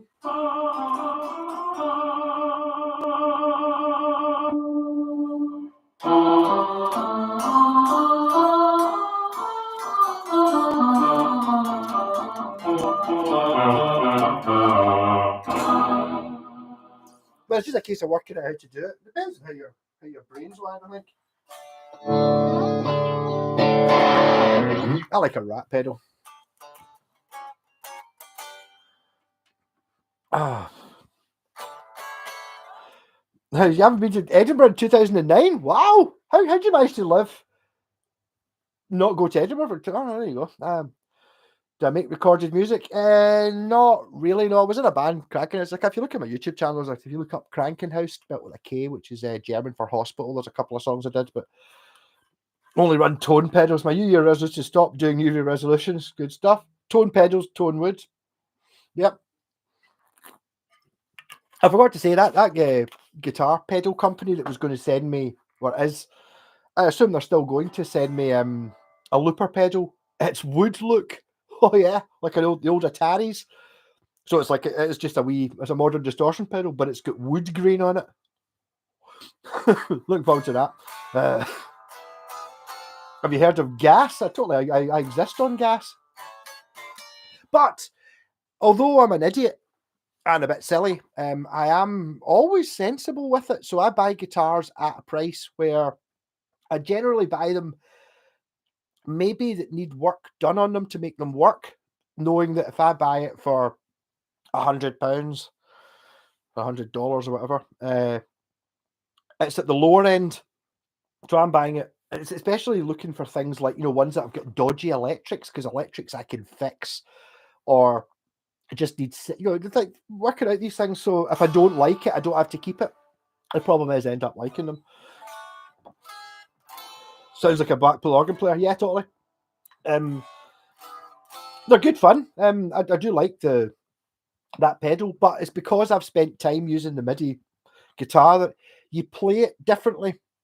Because that MIDI guitar I've got, it's not the Roland system, so it's actually it's an older one. You just plug it into a synth. You don't plug it into its own processor, so it doesn't. The guitar processor you get with Roland, all the sounds you get on it are ones that work well with the guitar. Whereas if you just plug it into a synth, you can just make any of the sounds. Some of them work really well, some of them don't. Things like flute and saxophone really do, because you're playing single notes. It sounds great on a saxophone. Whereas when you come to putting on the piano, the sound you're playing is piano, but on a piano, you don't strum the strings. You don't do that on a piano. On a piano, you play them all at the same time. So to make it sound like a piano, if you kind of pluck it,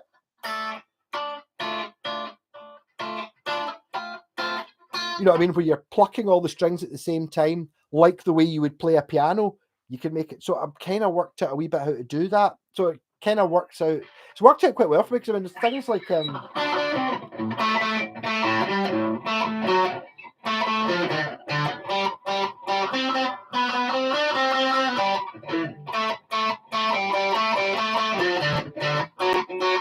so I worked out how to play that using the synth sound, but because I had to work out how to play the guitar slightly differently to make it sound like that, plugging into a synth, it kind of sounds like it when I don't use the synth, because I've worked out how to play the guitar like a synth, you know, just by like kind of stopping a lot. What can a synth do? What can you do in a guitar? It's a bizarre thing.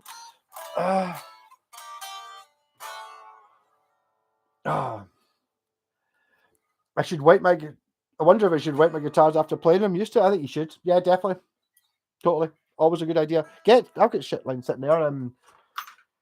I've stuck so many stickers on. It's called Fast Fret. You get it like a wee tube, and it's on the counter of your guitar shop, and it's great. That kind of use that makes the guitars a little bit. It's like a sort of oily.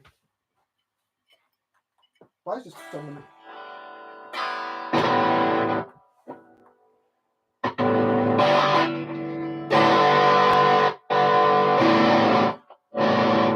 I wonder if that new tuner pedal I'm getting given by the Chinese company is actually the looper one's actually going to have a decent tuner in it. I can put it in there and not worrying about it. Can live perfectly well. I'm going to still there sponging wallopers anyway. Fair enough. I was just surprised that you've never actually accidentally ended up going to see a gig or something in Edinburgh. It's only like an hour, but there you go. That's fine. Malcolm makes music on the internet. It's quite well. Technically, Mr. White, you're quite right. And it's like, because I don't really know what I'm doing, it's random every time. I'm not learning anything. Sponging wallopers, that's good Scottish patter. That Mellotron voice, it sounds like it. Some music you're performing The Lamb Dies Down in Broadway. I should know.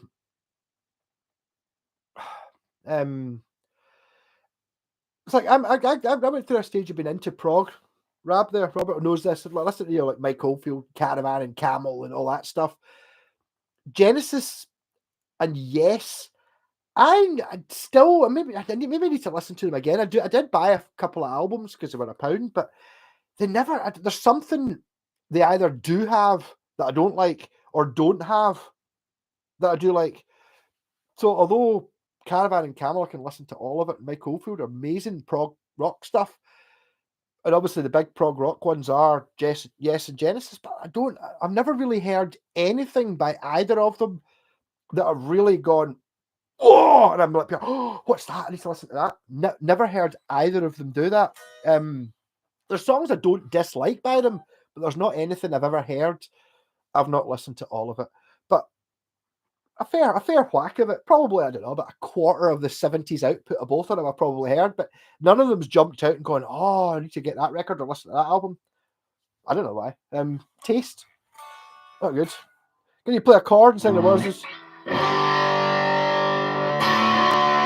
like, ooh, it's just like rock and roll. But with a choir? Yeah, okay.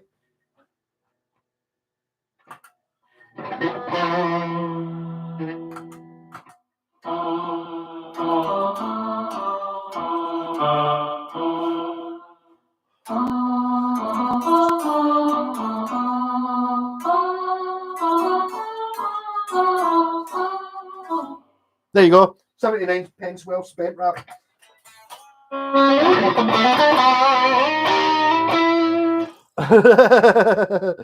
You'll not get banned from YouTube, Sloan Ranger. It's only me that get banned from YouTube. You can say whatever you want. And I'm pretty sure. I wonder what words, if you put in sponge and walloper, if you actually, I'll try and remember and say that at some point in one of my videos, and watch the subtitles and see what YouTube actually thinks you said. What do you think of Indian Laurel? I don't know. I don't know what it is. I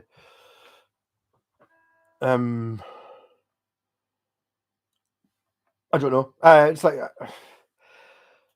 I don't think I've got any guitars that have it because most of my guitars are older. So I mean, I'm really thinking. I don't think I've got a guitar that doesn't have rosewood, maple, or ebony as a fingerboard material. Off the top of my head, at all. I don't think it makes any difference. I love really obscure 70s prog bands. I've heard a few of them. The problem is with those ones, I never really knew any of them because those obscure albums, although they were in Q magazine and stuff in the 90s, you never saw them for a couple of quid. So I never bought them. I'm not, I'm sitting there buying records for There was a very common 8 for a fiver sale, so I'd buy 8 albums for a fiver, and there would be a Sabbath one in there, a Deep Purple one, not what you would, stuff that's probably worth 50, 20, 30 quid a record each now. SGI has it really Indian Laurel. Oh, the Epiphone one, possibly, yeah.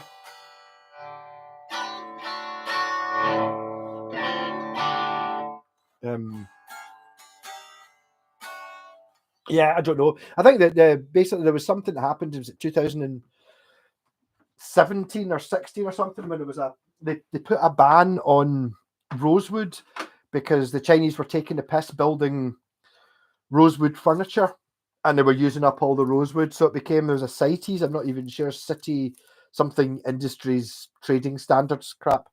So they couldn't use it. Became very expensive to use any sort of rosewood, even though obviously the amount of rosewood you use in a guitar compared to the amount of rosewood you use in a like a wardrobe is, you get 100 guitars out of a wardrobe.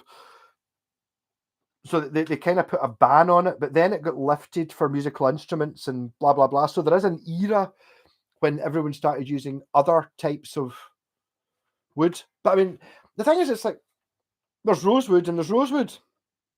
Not all the same.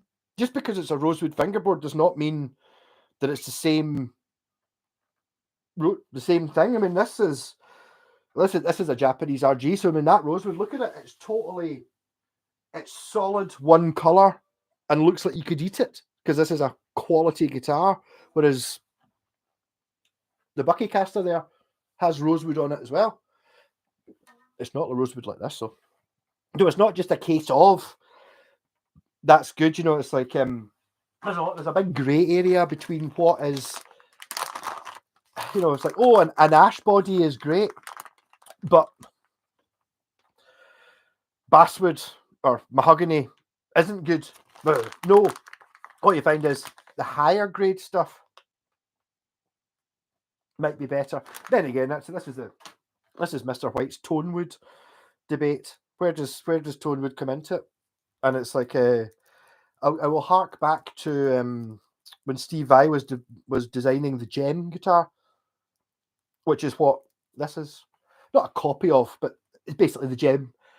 An Ibanez Gem is this, but the Gem has like a hole here for putting your hand through and fancier fret markings, and Steve Vai's pickups, not these ones. Actually, those are the Steve Vai pickups. But so that's, you get that, right? And he was asked after he designed the shape and all that and worked out the 5-way switch. Ibanez asked him what kind of wood do you want it made out of, and what did Steve Vai say? Steve Vai said, I've never really thought about it. What did Holdsworth want on his signature guitar? Which looks like this. It's like, Holdsworth wanted basswood. Basswood then. So basswood doesn't look nice. I've got at some point I'll get my Ibanez Destroyer out. It's basswood, and you look at it and it's kind of, it's not really got any grain. It's not really very pretty. So if you don't want, you can't have a Les Paul with basswood on it. Then you don't get the flame maple tonewood. Does it make any difference to the sound? No, but it doesn't look as good. So yeah, I get it.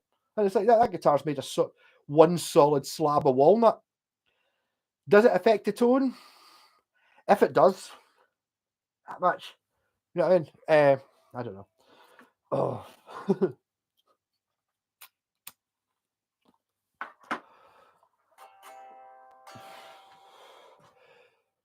Tangerine Dream. I just stood on the.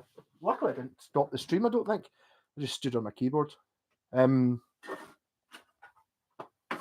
much. I need to clean up. I've done it again. Sorry. I'm getting steaming now. That's why everyone's going on. Vinyl arms are £40. Really? Wow. I actually saw in Guitar Center in New Jersey, they had a vinyl record section, and the records were $40. And the thing is, you're looking at albums that are Mine, actually, to be honest, not all of the albums are record expensive. We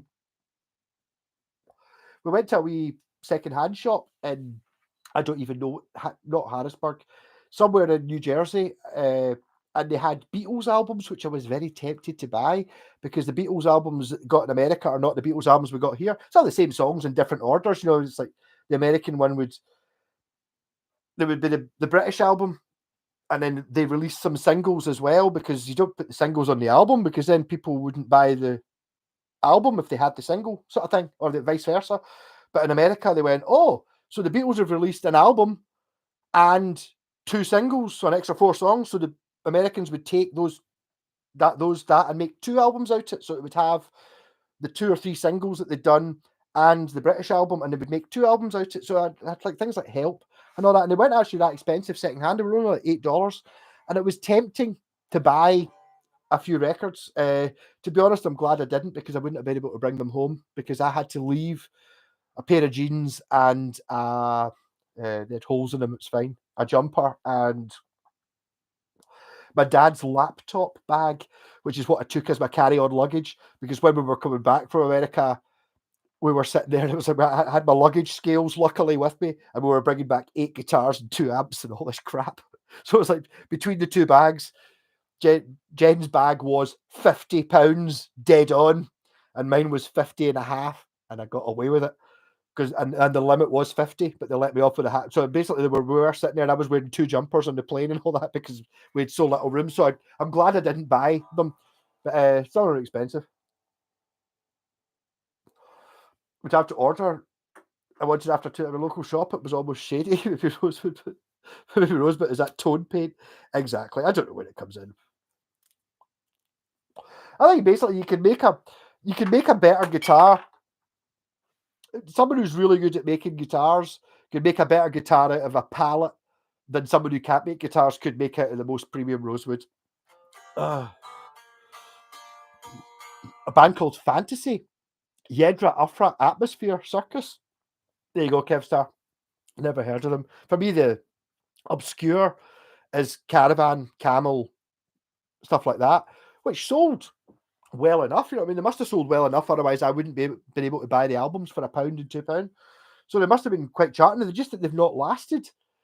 That's what I always find it strange that some bands stayed relevant. You know, like not Deep Purple, and you don't really hear much about Deep Purple. And they were, they were massive. They were the biggest band in the world at one point in the 70s. But they're not, but Deep Purple were selling more than Led Zeppelin. I don't think. No, they did. They did. They were more popular at the time, but not now. So you get all these bands that were very popular at the time, or reasonably popular at the time, that never lasted. Like, who's ever heard of Camel and Caravan? I don't know why not. They did kind of keep going until the 80s, and Yes and Genesis were huge and still are, but I don't know why. It's kind of bizarre. I should just type in rare 70s prog rock albums. Yes, I can imagine now that you're doing it. Sorry, everyone's talking. Oh, Linda Carter pressing you. Hey, up Wales, how's it going? Wonder Woman, Dave Simpson only likes non-tube amps, right? I need to watch one of his videos again. I watched a couple of his videos and I don't like him. I thought he was a bit of an arse, but it might be an element of what he's doing is kind of similar to me, but he makes an awful lot more money, or he makes money and does well at it, whereas I don't. I put out probably more videos and put more effort into it, but he talks about things that people are interested in. I don't talk about. You don't come here because you want to hear something that's popular. You know what I mean? It's like I'm not saying, I say what I think. No, I'm afraid I'm the opposite, Vic. Tube amps are better on the proviso that there are some situations where it is different, like that wee Black Star ID core. If you're playing and wanting to have it at the sort of volume you're watching the TV at, I've never heard a tube amp that sounds as good as like the wee Black Star or even the Black Star Fly at all. But for the sound that I'm after, because all the music I likes from the 70s, 60s and 70s, and it was all tube amps, maybe that's something to do with it. So I don't know. The single was recorded when she was in London competing Miss World and everything. Sort of Attic found Kerplunk and a Jimmy Page poster. That sounds like an interesting start. So, Stratocaster, tell me more about this film that you're doing, that's basically it, or a song about finding Kerplunk on a Jimmy Page poster. What else do you need? Kerplunk. We can't come here for Japanese stuff from cash converter shit. To be honest, I've not been in cash converters for years. But yes, but the thing is, you can pick up and just look at something like, it's like, what's the best guitar you can get? It's like, well, it's fucking the Yamaha Pacifica. I picked up 50 quid. Okay, I did need to do a wee bit on it, but not much. It's like, that's fucking, of course, that's the best guitar. It's 90% as good as all the other guitars on the wall here. It's not 100% as good, but I mean, there you go. I'm sat here with that gold Strat. I got gifted the truss rod rattling when I got it. Set it up and it plays live now. The action is super low. You're right. Those pickups are cracking. All right, I've got I wish that, mind you, I wouldn't have got it for 30 quid if it wasn't, if it didn't have somebody's, looks like they've bashed it with a hammer. Some kids bashed it with a hammer here. The rest of the guitar's in fantastic nick, but I mean, good guitar, but one of the odd ones. The thing about these things is I'm not sure about the consistency in them. They might not all be brilliant because there is a random element. Obviously, if you're buying like I watched a PRS factory tour, obviously all that wood's been super checked. Same with the Japanese stuff. If it wasn't the best piece of maple, they didn't use it, But a lot of things, it's like if you're just buying bulk maple, blah blah blah. Some of it will be amazing, some of it will be pure shit. So that's where you get like smaller companies. Oh. My luthier says Dave Simpson looks like he's been sleeping rough for 6 months. Yeah, I don't know. No, I don't know what he did. He said something in a video I watched years ago that I was up here. No, I don't agree with that. No, I think he's maybe just, I suppose I kind of see him a bit as competition, even though he's obviously way more popular than I am. Mr. White could write a song about Kerplunk on a Jimmy White poster.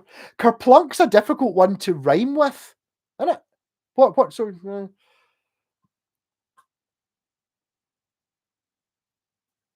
so I've missed out a bit. Kevin Mack, what year Candy model was your Blazer? Couple for Sarah Marketplace. I don't know where the Candy comes from. Mine was originally, I don't think it was a Candy. I mean, maybe Candy, I don't know. It's 1980. It's 1982, but it's in the 1983 catalogue.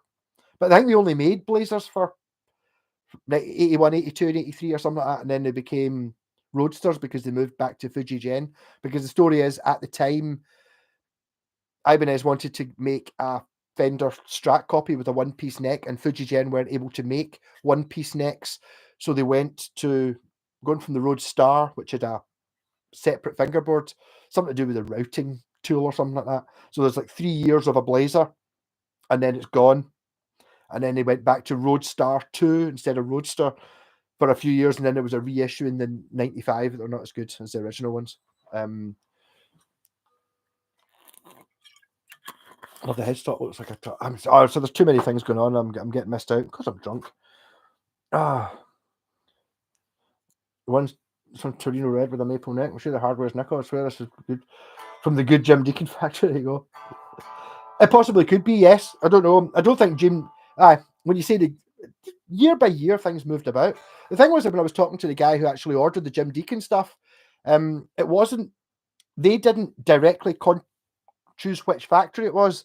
They went to like an agent who they would order from China or Korea, wherever it was, X amount of Stratocasters, and then they would get the Stratocasters, and sometimes they would be made in factory A, sometimes they'd be in factory B, whoever had a good deal on, or who had the space or whatever. So it's kind of, I don't think it comes through. Cheers, Hellbound. Yeah, no, I mean, I remember I was in China on Civit's roof in Shenzhen when I got 400 subs, and I was totally over the moon because I got to the point of, I don't know. I mean, even when I hit 100 subs, which took a few years because I don't do anything that's popular. I was like, I don't think I know 100 people. It's like now I'm sitting there with thousands. It's amazing, fucking fantastic. And now I can just get drunk and amazing, talk whatever I want, and none of you can say anything against it.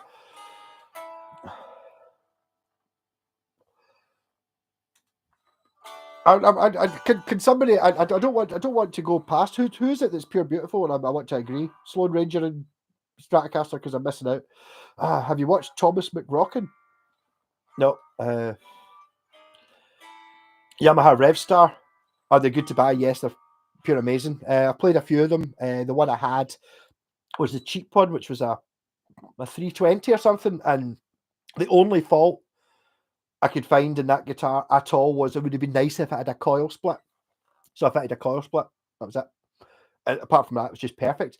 Looks wise, maybe not the prettiest guitar ever, but I mean, build, it was fucking amazing. Yeah, Blazer got the tone, got the tone with Yoakum. Yeah, I don't know. I don't know what they're made of. Maybe before. You got to save half that bucket. I drank half the bucket. I did say I was going to do that, but this is the first one of the year. See, I think I'm way past the half anyway. I might as well finish it. I mean, I could have. I've still got. I bought a 4-pack of those cans of cider a few weeks ago when I decided when I only had half a bottle of bucky, and I've still got a bottle of cider, so I could have that. But I'm kind of enjoying it.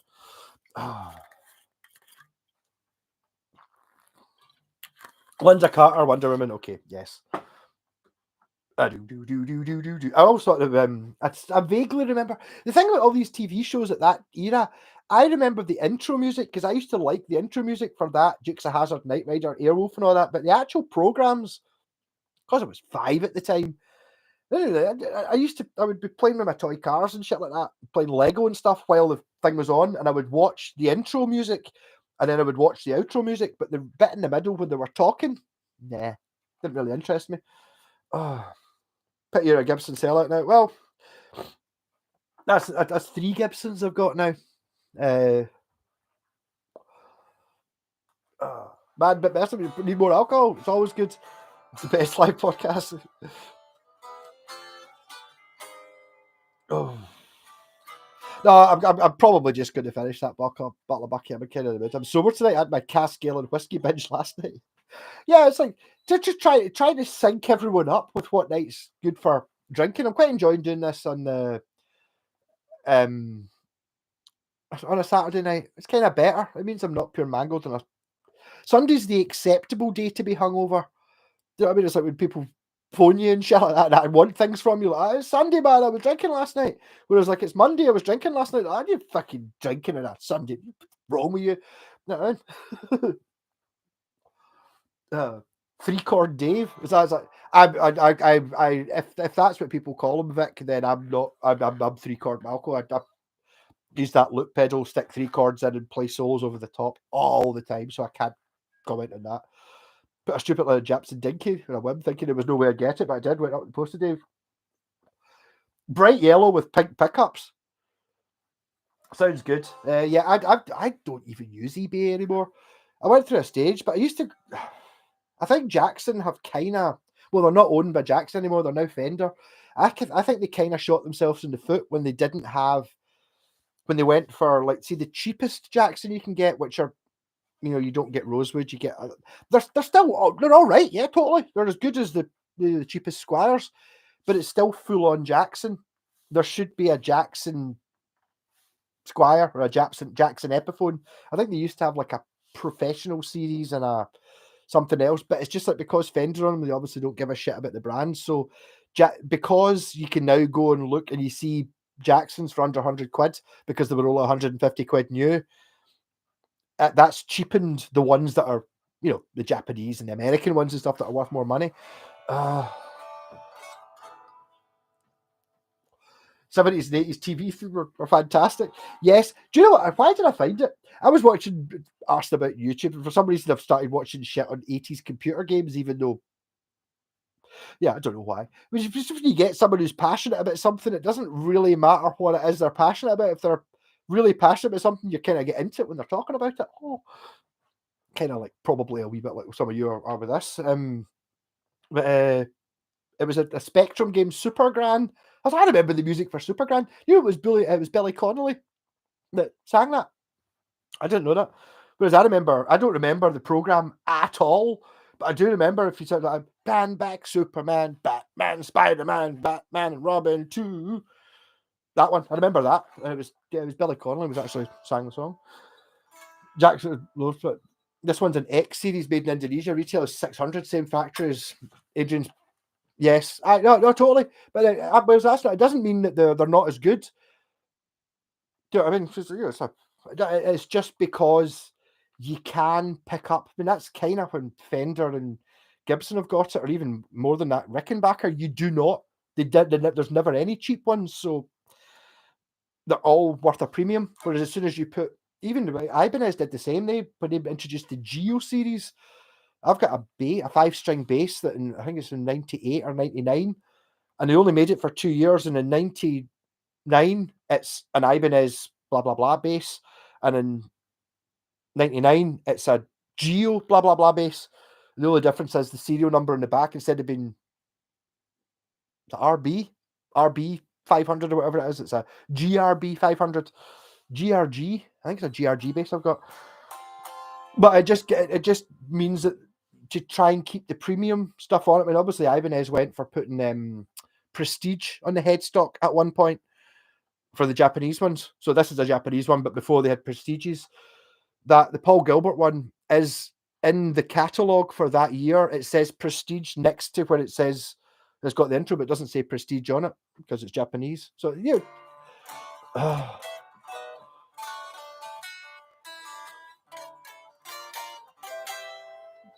Hey Kevin, are you going to keep the black Harrier original or mod it paint? Maybe keep some of the black colour. Oh, you're talking about the Viper? I think the Viper's just going to Jen.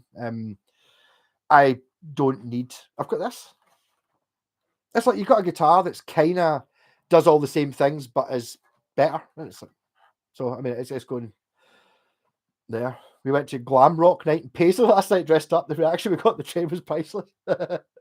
Wow, Glam Rock and Paisley, yeah.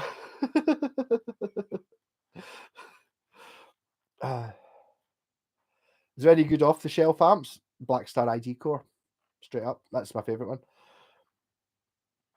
You can forget Benny from Crossroads. I suppose technically I haven't forgotten Benny from Crossroads because I do. The thing I know about Crossroads is dang, dang, dang, dang. Apart from that, never saw it. Forgot Jay-Z Duke. I feel there's a story here going on about sexy 80s women. And if you've not been Carolyn Monroe, who she is, Miss Diane, I don't know who that is. Good old days. TV in Sweden, Dad's Army, Not 9 O'Clock News, The Young One, Smack the Pony, Tommy Cooper. Yeah, good Swedish rock there. Mind you, I suppose you were watching that. We were listening to ABBA. So, there you go. Linda Carter. Is Linda Carter that? Oh, that's Wonder Woman, isn't it? You just said that. Who's I don't even know who it is. Claire is. No, but Carolyn Monroe. You'll know her as I don't know if it's the Golden Voyage of Sinbad. I don't think she's got a speaking part. She's a girl with the tits. She's also the helicopter pilot in The Spy Who Loved Me, and she's in a film called Star Crash. Yeah.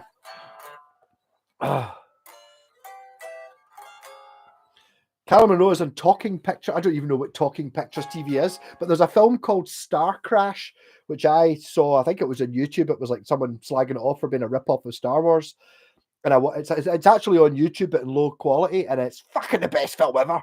It's like, I can't believe I never saw it when I was a kid. Okay, she's in it in a leather bikini for the whole thing, but that's only part of it. The rest of it's fucking nuts. Star Crash. Check that out. It's on YouTube. Although it's only on it's only DVD resolution, but it's amazing. The Aria Viper had a great presence when you turned it up and partial their tone. Yeah, no, it's a brilliant guitar. Yeah, the Aria. The thing is, it's one of those ones. It's in the era when I was started playing the guitar. All guitars looked like that because I was talking about 96, 97, 98 or something like that. I started playing the guitar and I was playing Stone songs and Sabbath and that. So I wanted the old shapes, the way everyone does now. So things like this didn't interest me at all. And there was lots of similar, this whole making the ultimate guitar where you had HSH or HSS and maybe an extra few frets and a bit of a Floyd Rosey thing and it's a fast neck. No, it just didn't really appeal to me.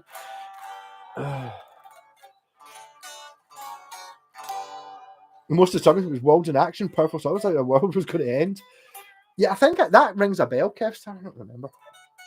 Ari is still making guitars. My pal's actually an Ari dealer. Down in Colville, Karma Guitars. Check them out. He's good.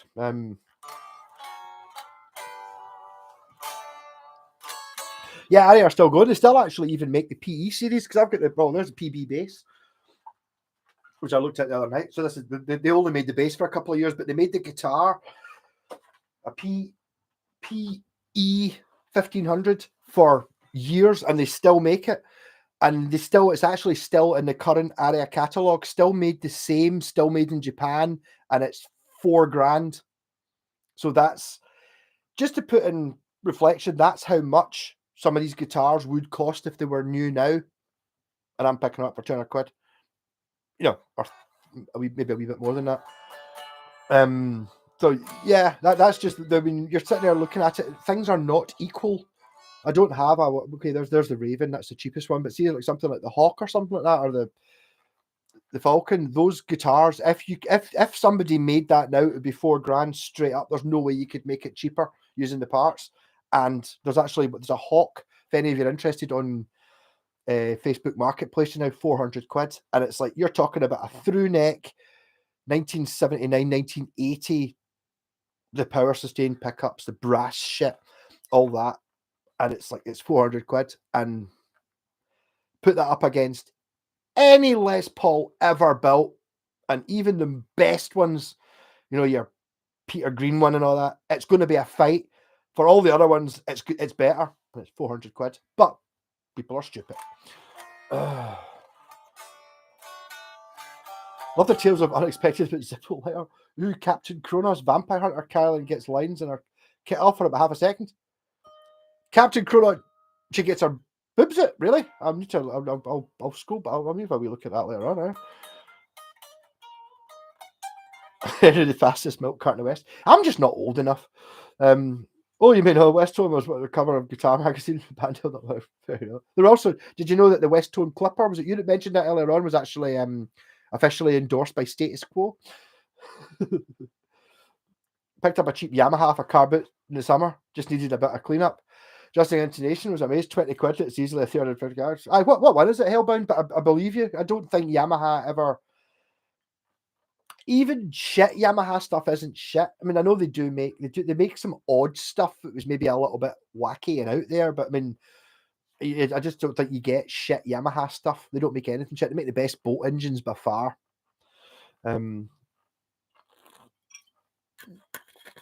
older than you and used to watch TV. The thing is, I didn't watch TV because I was a proper 80s kid. I was out climbing trees and on my bike and all that, and looking up shit on the beach. I didn't really watch that much TV. It's like, see the whole thing. I always remember people used to sit and watch TV with their mum and dad. No, I did fucking never, ever did that crap. What my Western Thunder 2 for 2 as well, 440 quid. It's ridiculous. Do you think that's a good question, Kev Star? Do you think electric guitars will still exist 100 years' time? Yes. And what has not happened yet, but a lot of people everyone's going to come to the realization that I came to a few years ago, where, see the wood you get? Wood didn't used to be endangered, and there used to be lots of it. So the sorts of woods that, guitars like this and the one in the end are made of, the only guitars you can get with that quality grading of wood in them now are custom shops, Fender custom shop, Gibson custom shop, PRS. Nobody else uses, as a large manufacturer, uses that grade of wood straight up. Even, it's like, it doesn't matter if the guitar's well built or not, but I mean, it's like because there's just not enough of it, because they make so much more guitars. There's so many. I mean, pick any Squire model of the last 20 years. There are a million times as many of that model than there are of that or that or that. People will cotton on Just not yet. I'm waiting for it. I'm waiting it for all these guitars to be worth a couple of grand. Because I mean, if you took in and you didn't, I don't know, maybe a blindfold test or something, or someone who played guitar but didn't know anything about them and played these guitars and then put them up against your top of the range shit you get now, they're the same as that. They are. You're always going to get people who are going, oh, the Western Spectrum, it was shite. And it's like, yeah, but what had someone done to it? Well, it had big gouges in it and it never new strings on it. Aye. Pacifica black and white. Well, the black and white one, to be honest, I kind of wish that one I bought, I'm gonna put on the wall there, was black and white, because then it would be dead easy to get it painted, because that's much nicer. I would have that as my guitar. No, it will be. But the thing is, electric guitars will always exist, if only for teenagers to their parents. Look back, no one really makes lutes these days. In 100 years' time, they'll probably be playing some virtual download synth. I don't think so, no, because they'll start getting cool. Because the thing about electric guitars is they didn't even exist until 1952 or something. No, it's been too long. Electric guitars will exist forever, and these ones that we're looking at now, from the 80s and stuff like that, in 20, 30 years' time, they're suddenly going to be the same age as the 60s Fenders, but suddenly the 60s Fenders and Gibsons, or the 50s and 60s Fenders, nobody will play one. Anyone who's got one of them, it'll be in a bank vault, or in a museum. Nobody's going to play them. Suddenly people are going to start going, all right, okay, well, I'd really love to have an old vintage guitar. And they're going to start looking at these and going, oh, that's only a couple of grand. I can play that. You know what I mean? It's bizarre. Oh. Right, there's more thumbs up than there are people, so I'm going to skip ads again. I know I'm losing money, but I don't give a fuck. Look back, no one really heard I space nice cup of tea and a slice of cake. Can you even buy a new guitar that's good and cheap? Probably, but it's like one of those things that you've got to take the risk on it. You've got to find the new company that's trying to do something different. They won't last very long. And it depends. I don't know. The thing is that the good, when you talk about the good guitar, I mean, my favorite guitar that's been new for the last few years is the Fender Squier Bullet Mustang, which I really like, especially the fact it came in a cool color. It wasn't just red, black, or white like normally the cheap. It had a navy blue, purpley thing. Cool's great, yeah. I don't know how much they cost now. I think they've gone up, but they were like 110 quid or 120 quid. That was a fucking proper guitar. 120 quid. Okay, it was short scale and it wasn't a Strat. All these things, but it's a good guitar. But can it touch this? No, of course not. No, of course not. But it's acceptable. You could play it. I could play it and have fun. Just like you're away camping, you're having the old fictional jam that you've been invited to. Yeah, I don't mind playing that. It's fucking fine. You know what I mean? But it's never going to touch anything like these. I don't believe in tone woods. The simple things like strings, amp, cab, and pedal. To a degree, hellbound to agree, but I think it's more the build. As I was saying earlier on, if you got Fujigen or a Japanese factory in the 80s to build a guitar out of a pallet, it would be better than 95% of the guitars you can buy today, regardless of what wood they're made of. It's how assemble it up. It's like the bridge has to be here. The neck has to be straight. The angle has to be this. This has to be that. These are the things that are important. The fact that it's made of basswood or plywood or plastic, or these things are, okay, they make that much difference, but the bridge being in the right place, it makes this much difference. So I promised I wouldn't talk about Harley Benton. So there you go. So you can have a guitar made out of the woods with the parts that the Corker's made by Harley Benton, and it'll be shit because the bridge is in the wrong place. So it doesn't matter how good the pickups are. If the bridge is an inch out, it's not in tune, therefore shite. That's a good way to go. Speaking to the quiet, I know Mr. Whitestate, you know this score. I know you do. How did you go? I mean, how would you rate the Squire telly you bought? I bet you paid more than I paid for that CSL one, but I mean, that could be good. Air guitars, the future with VR sunglasses. Well, there you go. The best thing Santa got me. Well, Santa being me bought me a Gibson Les Paul, but my dad got me this T-shirt, which was cool. It's probably not as cool as the, what do you call it? Jen bought me a jumper. Old John Michael Biscuit, which is just basically it's a nice warm hoodie with John Michael Biscuit on it. Who I don't even know art. I don't know anything about that shit. But that was a good present. Yeah. Oh. Kevstar, actually, I do have a review of a Jet guitar. My pal David, why was I talking to him the other week? He's a Pacifica fan. He bought a Yamaha Pacifica 6 series. That one I've got is a 1 series, the 6 series, and it was like 300 quid, something like that. And he was like, welcome, bought this guitar, Yamaha Pacifica. I was like, you're all there, great. It's a 612 or whatever. I was like, I bet that's fucking amazing. It's like, it's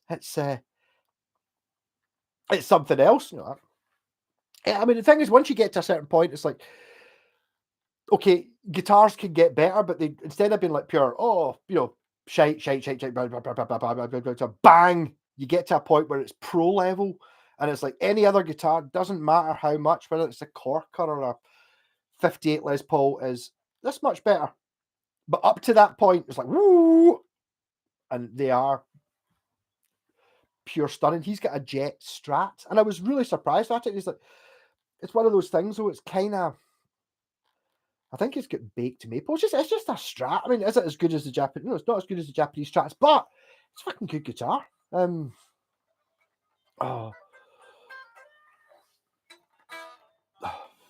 The Kramer Beretta Special, 150, or Kramer back. I'm out of date.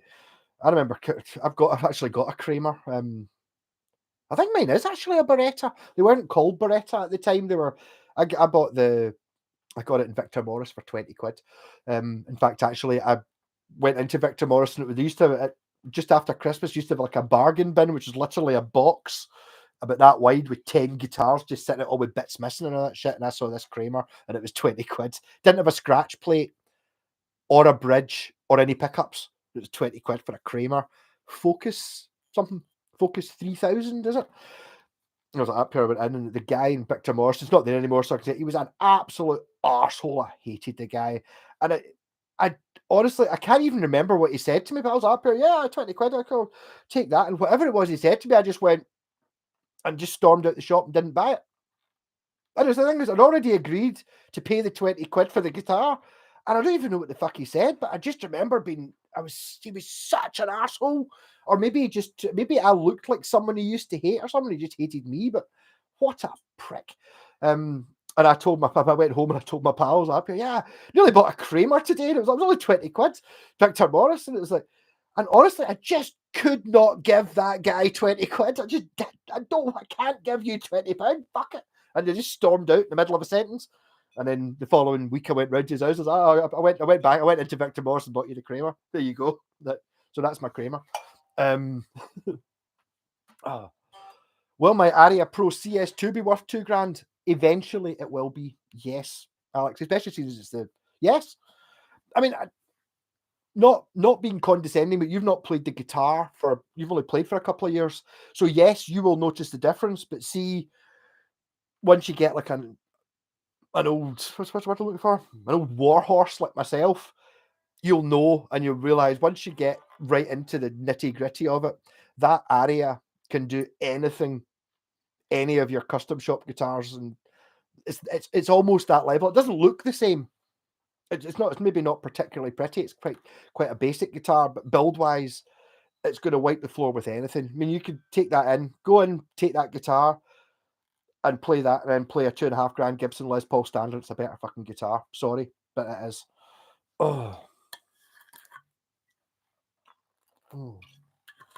When will my Aria Pro 2 CS? I don't know if it'll ever be worth that, but it's still, right now, it's a better guitar. Right now, it's a better guitar than that fucking Gibson Les Paul. I'll give you that. Older guitars were built with 300-year-old woods. Now they use 20-year-old for most guitars, not as dense. Damon B.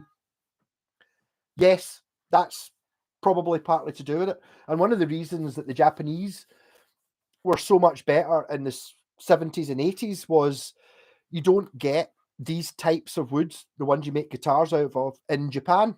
You get trees, but not that kind of wood. So they went to Canada and bought the good shit, which Fender used to buy and Gibson used to buy, but Fender and Gibson didn't want to pay that. So when they bought mahogany, they bought the cheap mahogany because the Japanese had already bought the lightweight stuff that's good. It's not that now. Obviously, PRS buy that now. But back then, so the types of woods that something like a Washburn Falcon or something like that is the best wood they had in Canada. And the stuff they used for the Les Pauls of the same year, which cost 3 times as much, was the cheapest shit they could get, which weighs 5 tons. All these things. 80s, 90s cars are expensive now. The various scrappage schemes ripping them off. Yes, I think so, Sloan Ranger. I wish I don't know. You don't get. I mean, even my Panda's now old.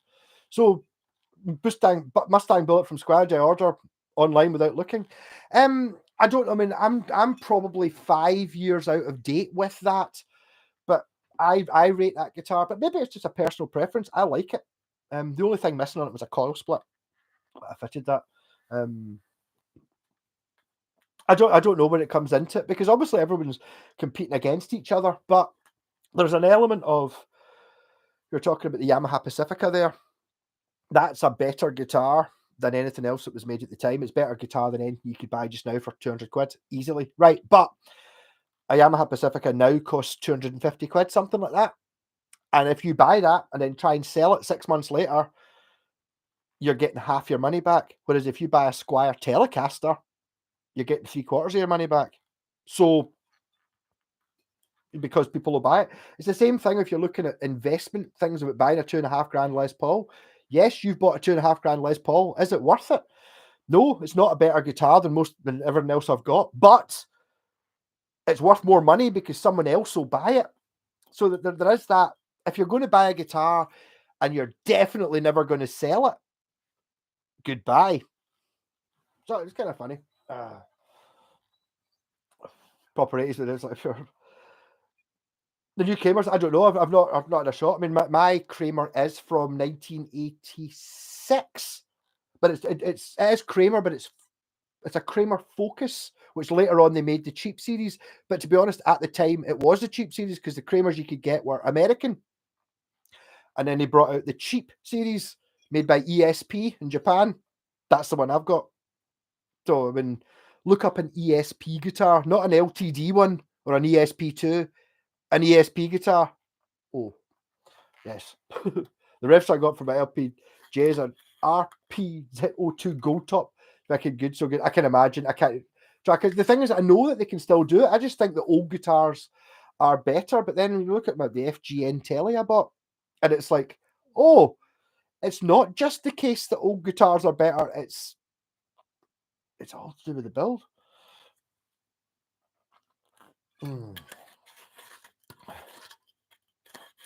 Oh, sorry, you're talking about your new telly? Yes. No, I mean, you didn't pay very much for it. I would have snapped that up immediately.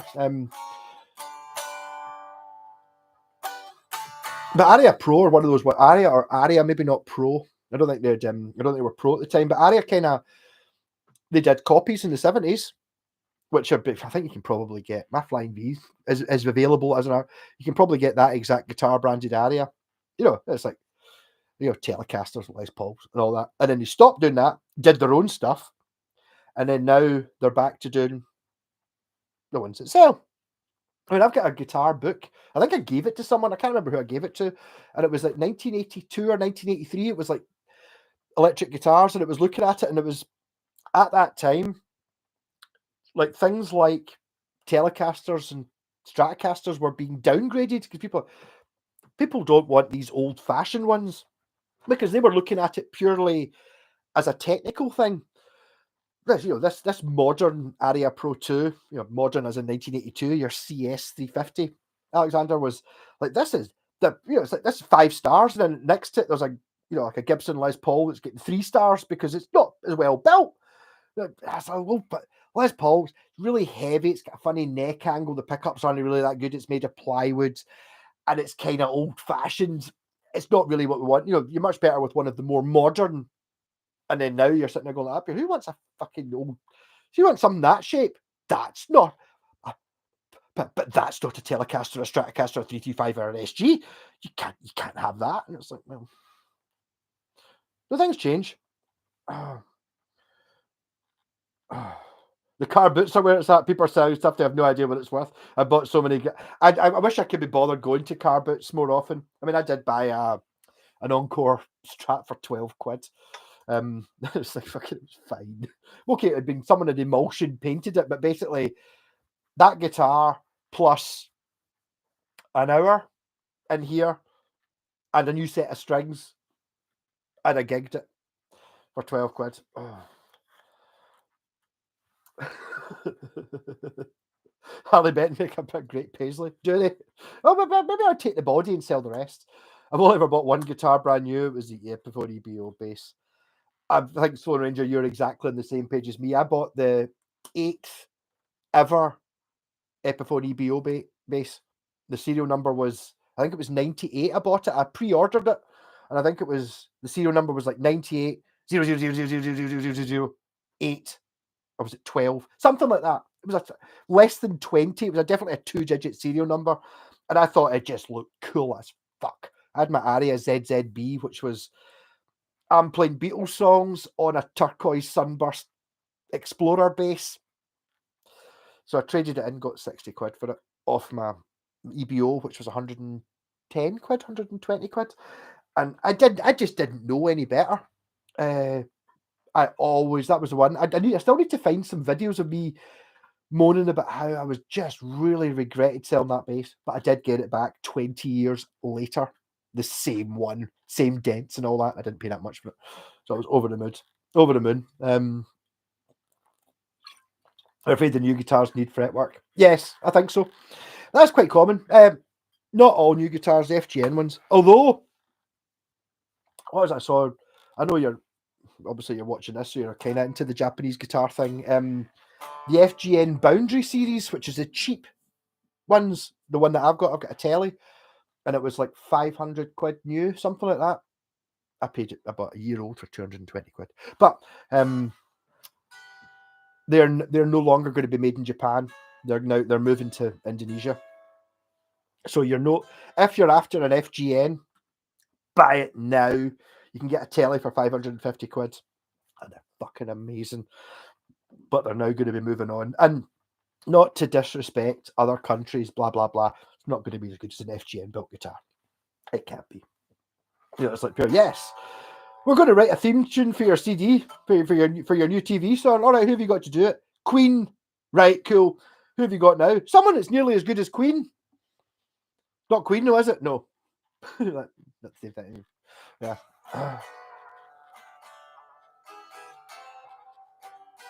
I bought a Schecter. I'm playing It's a Dream. The frets are all clean, smooth, and action is light. I was a big Schecter fan a while.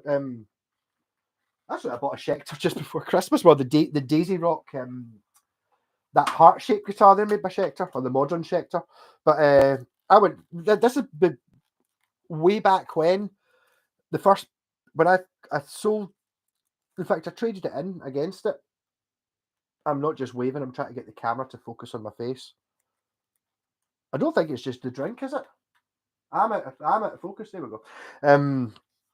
I was going to buy and the thing is, in some ways, I wish I didn't do it right. The most expensive guitar I've ever bought was actually a bass, and I traded my Epiphone EBO in for it as a deposit to get it. And I tried every bass. Because I was in a proper band at the time. I thought we were going to go somewhere. We would have gone somewhere. Still not put the videos on YouTube. I've got them on a VHS tape. I was in a band called Carnival that were really good. But I was 20 and didn't. I was the weak link in the cog and the weak link in the chain, and it molded me. Basically, after that band, I went at learning the bass like fuck, because I was never going to be the one that didn't know what we were doing again in a band. And to be honest, I've never been in a band when I didn't know what I was doing since then. It really was a kick in the ass to learn it. It's a horrible feeling being the one that you know that you're the least talented out of the people in the band. You know that you're the one that's holding it up. But I bought a real bass, and I was going to get rid of the EBO because it was shit, even though I used it. And I went into C&C Music, and they had a 1975 jazz bass, butterscotch blonde, and it was 500 quid. And I was totally going to buy it. Not that keen on the jazz bass, but it was a 1970. That'd be worth thousands of pounds now. And in it, they had this one. It was up here, Schecter. Never heard of them. This is before the Diamond series came out, and anyone knew what they were. Schecter, that's like shiter. And I was up here looking at it, and this horrible Jobby Brown scratch plate. I was up here, and it was the guitarist, the band's up here. That actually looks like quite a good bass. I was like, well, because he was in with me, and I was like, I'll give it a shot. And I was like, but it's the best bass in the world ever. So that's the one I bought. I've still got it. I need to do my beautiful basses, the best looking bass thing, because currently the best looking bass is the Washburn 8 string. I think everyone will agree that my Schecter's the most beautiful bass ever. It's like a 56p bass, aluminium scratch plate, Cocobolo body, all nitrocellulose, bird's eye maple, Telecaster headstock. It's ridiculous. But that's very different from the modern Schecter. That was back in the day when Schecter were actually a handmade in America Fender licensed parts company. I used to have a tune bass, traded it for a Casper Gibson Les Paul Jr. The Junior ended up being swapped for a genuine 70s John Birch SG. Oh, fuck, I'd paid millions for that. A John Birch guitar. Apparently, JD died. I saw a post from Tony Iommi the other day. JD, the guy who used to work for John Birch and built Tony Iommi's first guitar and built I can't remember what he called it. The one that's all the paint's hanging off it.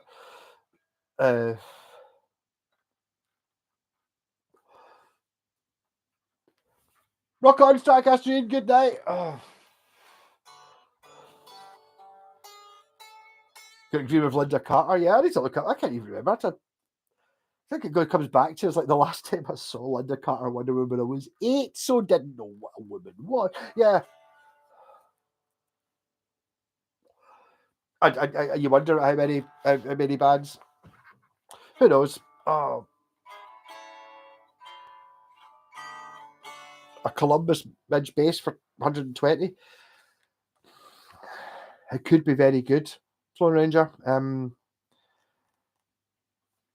I get the thing about these things is it's like a brand like Columbus, or the one that always got me was Avon, who were a kind of similar sort of thing. Avon were Rose Morris down in Denmark Street in London, and I bought an EBO in the Barras for 20 quid. It was 40 quid the previous week, and I thought I was happier because I had my Epiphone EBO at the time. I was happier. I'd like to buy that bass. It wasn't in a guitar stall, it was just in a normal stall. I'd like to buy that bass. I think there was bits missing. It didn't have a bridge, but the rest of it was there. It was an SGB, an EBO bass, and I had my Epiphone EBO, which was pure rare and only like 6 months old. I was happier. Really like that. I was happier. I'll give you 20 quid for it. You know what I mean? I'll give you 30 quid. And I was, and the guys like, you're not getting for 30 quid. I was like, it's 40 quid. And I was like, I really wanted. I was going to like smash it up on stage because I've got like a good one at home. The guy's like, yeah, whatever. And then I went in the following week. I was like, yeah, looking at the bass there. The guy's like, right, 20 quid. Please take it. There was a guy in last week who wanted to buy it and smash it up on stage. Still got it. Unfortunately, little did I know at the time. It was only 20 quid, so I turned it into I turned it into a double neck, made it a kitchen worktop, not solid wood kitchen worktop, like chipboard. And then I made it into an EPO, and then I made it into a 6-string baritone guitar, which I've still got. But that was honestly, see, this is the Epiphone EBO, right? This is the 68 Gibson EBO that I've got.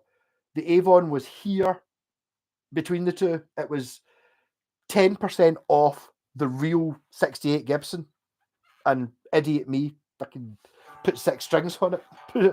I still got it. It's good. But so, and the reason I was going there was because my pal wanted one as well. So he saw my 6-string converters. That's amazing. I want one. And he sent me a link to somebody who was watching eBay, and it was like Avon Rose Morris EBO bass. Up here. Is this the one you've got? And I was like, up here. Yeah. This is what I've got. Cherry red. I could look the same badge. Blah blah blah.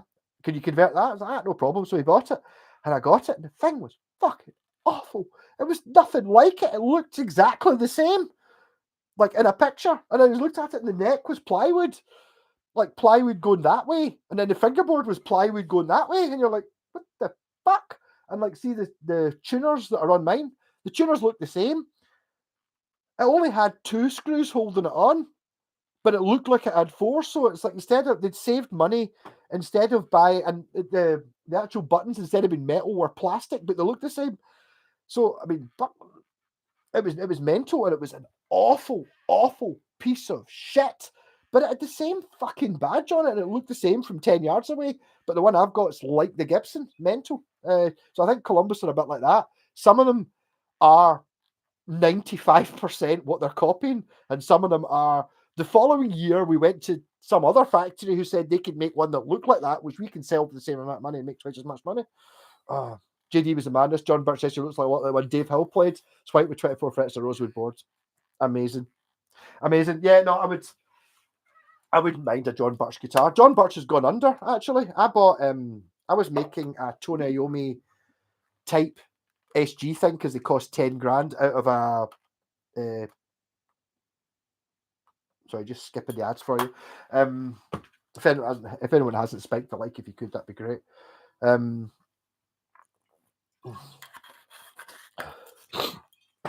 No.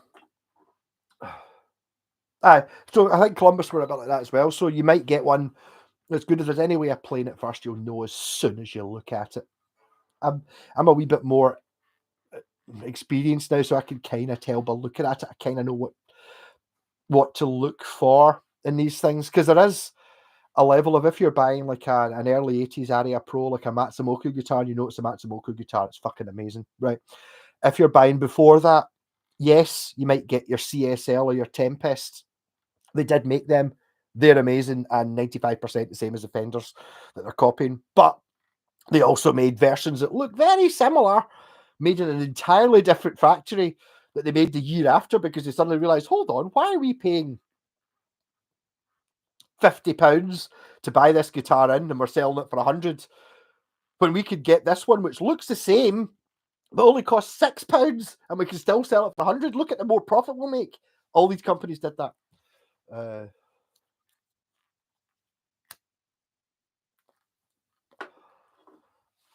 Linda Carter, leave his load for half an hour. Missed it. I'm trying not to buy more guitars, but it would be tempting. It's very difficult, Vic. I mean, I struggle with it all the time. I've not, in the last few years, there's only, because I did well last year, the year before last year, and didn't really buy any guitars, I decided I wanted an Ibanez RG, so I bought the Ibanez Paul Gilbert. Whether that was a good idea or not, I don't know. It did end up being really cheap, so it was all right. But all the other ones are ones I just can't say no to. So I don't buy new guitars, because if you don't, mind you, you might find it in a sale or something like that. That's something you really want. There's no guitar. Okay, I want a Yamaha SG5. I would buy a Yamaha SG5. Avon, Columbus, K, and all the other things that make me smile, not because they're so good, but because they have such character. There you go. But the difference is the character, I suppose, is kind of there, but it needs to be at a certain level of quality. And there seems to be such a jump where something like the CSL or that Tempest are sitting there 45 years old or whatever. All the parts are original because they were all really good and still work as good as they did. Whereas the ones that were made with the plastic tuners to look kind of like that have just disintegrated and have been flung out, so they don't exist anymore. So maybe there's less. It's the same. I was talking about the. Oh, catch you later, Kevin. Cool. I'm gonna tie up now. It's only 15 minutes before I turn into a pumpkin. Are all Japanese guitar good, or is there any bad ones? Well, I don't know about any bad ones, but I kind of got to know what I'm looking for. If you're looking at a guitar that's pre-19, generally the late 70s Japanese guitars are amazing, but people know about them, so they tend to be expensive. Your Tokais, Orville's, the Ibanez Artist, those sort of things tend to be the same price as a Les Paul because they're miles better than a Les Paul, right? But people know that, the Yamaha SG, something like that. once you get to sort of 80, 83 seems to be a magic year for me, or 81 as well. That era, they're all fucking amazing. Because the thing is, they were competing with each other, but they weren't competing with each other to make the most money from a guitar, like what people do now. They were competing with each other to make the best guitar you can get for $200 or whatever the equivalent, $500 now. So there was a thing. There was like an ego thing going between Ibanez and Aria and Washburn and all these brands that were kind of trying to make the best guitar you could get for, at the time, $200. Like an honor Klingon thing. I know it's racist to say that about Japanese people, but that sort of, over engineered to fuck pure, far better than it needs to be kind of thing we're fighting. But yeah, I kind of know what I'm looking for. If you're buying an Aria Pro or a Washburn there's lots of it. But the thing is, those ones are kind of a bit more expensive than Tempest. Fuck are they? I've never even heard of them. CSL, Yoshi. I kind of know what I'm looking at, though. Oh. First experience for a club of Japanese. Again, it doesn't really matter. Hey, Damon, bad Japanese guitars do exist. Tesco, Hondo, or junk. Agreed to a certain point, yes. Hondo are not junk. If it's a Japanese one, they're amazing because they're made by Matsumoto or Tokai. But is it a Japanese one you've got, or you're looking at? Because all of them say Japan on them. See if it looks like a Gibson Les Paul Standard. It's not Japanese. It's Korean. So it's like, yes, Hondo only made Japanese guitars for like a year or something like that. There's only a few models. There's like a double cut guitar that looks kind of like that, and then there's a bass version of that, and there's a slightly fancier version of that made by Matsumoto, and then there's a Fender lead copy. There's a Dan Electro Longhorn copy, which is miles better than a Dan Electro, and there's a P-Bass made by Tokai for Hondo in 1980, 1981, 1982, and then all the rest are not Japanese. So, yes, sell it faster. I remember that Paul Gilbert live, when you got it, though, he didn't look like a happy camper. No, that was such a disappointment, because I would be looking for. The thing was that I kind of always sort of wanted an RG a bit. It's not my favourite guitar shape, but I had an element of it. But I mean, that was one I thought, I'm going to get an RG just for like the Formula One machine thing of it. And I was looking them up, thinking I can probably get one of these for 400 quid, 500, something like that. And then it was like, oh my god, there's a fucking PGM one, not just a normal one, but because, again, the reason that one was cheap was because it's a PGM 30, which was made in Korea to start with for a year, and then made in Japan for 2 years, and then made in Korea for 3 years. So it's like you've got, that's a pretty good modern Indonesian RG. It's a Japanese one. Oh, that's a pretty good modern RG. It's like, modern guitar, Japanese guitar, modern guitar.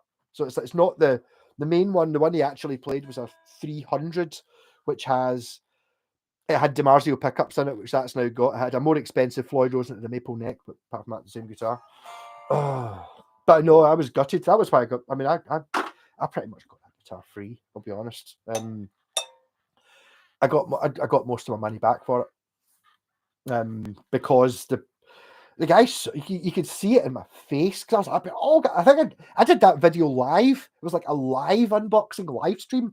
I was like, oh my god, I've got a real RG, a Paul Gilbert one. I was like, this is fucking about, You know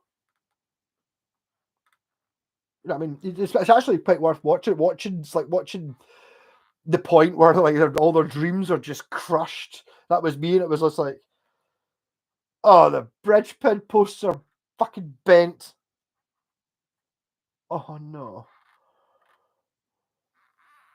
And I mean, I sent the guy the video, and it was like, I put this on live. It was really exciting. I was like, oh my god, I didn't know. I'm so sorry. I didn't get it free, but it was terrible. 83 was a formative year for you. It's a good time of year to buy a classic guitar. People have Christmas credit bills coming, so you can negotiate a bit more. Hadn't thought of that. Well done, Soul Ninja. These things count. It's like I noticed that before. It's like there's certain times a year and times of the month that guitars just sell better. It's like it's predictable to a certain degree. There's some times it's like I've like see if you're putting something on eBay for sale, right? Put it on the week before the end of the month because that's when people are skint and they can't afford to go to the pub. So they sit and look up shit on eBay and they go, "Oh, I get paid on Thursday. That guitar ends on Friday." So they've got a week of not being able to go to the pub or go out, salivating over your guitar. Yeah, it sounds silly, but these things definitely count. Oh. My Ibanez Blazer BL 550 blue brass, my first electric guitar. I can't believe you got. Imagine getting that for your first guitar. It's fucking. It makes me sick. It makes me sick, Yoakum, that you got that as your first guitar. I mean, have you had it like set up by someone since then, or is it still the way it was?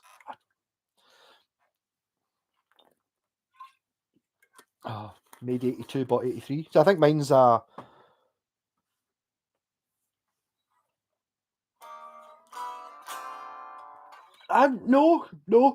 Yoakum, you're wrong. It's the 1983. Hold on.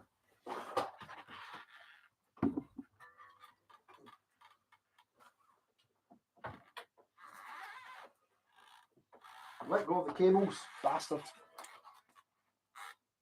Okay, yes, it could be. It's an 82.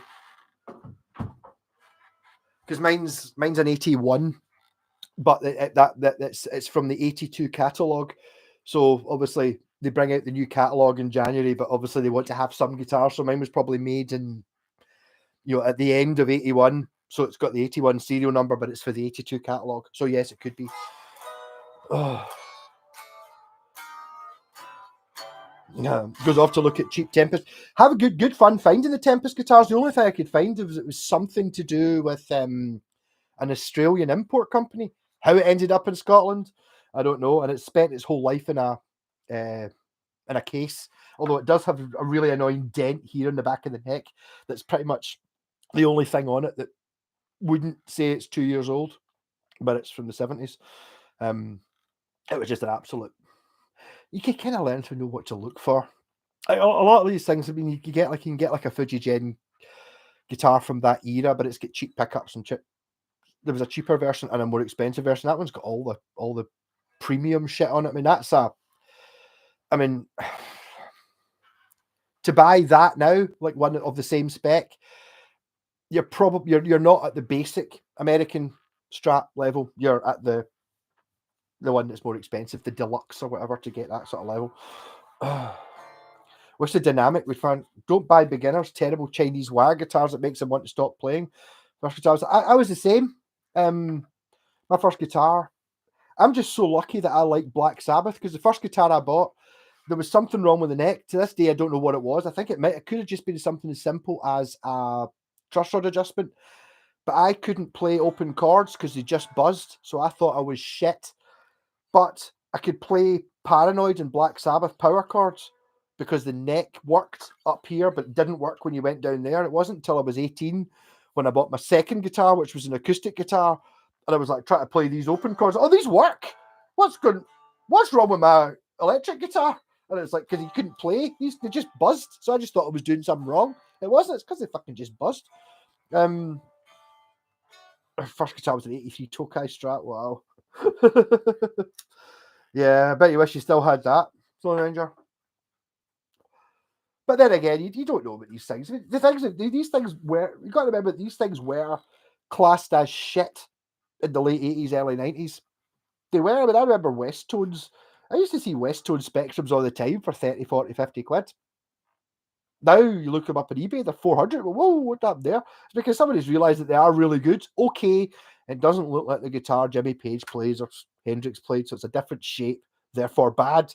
Which I get. That was the time. That's why I didn't want my Spectrum bass. My first bass was a West Tone Spectrum DX, which I bought for 40 quid after I'd been in the studio the first time ever playing bass. So I joined a band and it was already there was already 3 guitarists, right, and a drummer.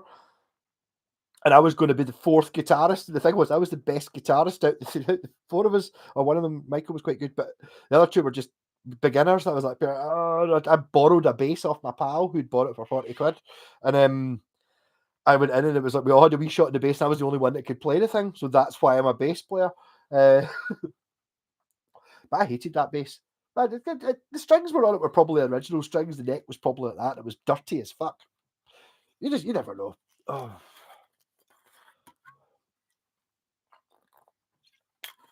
That good for a Squire Fender.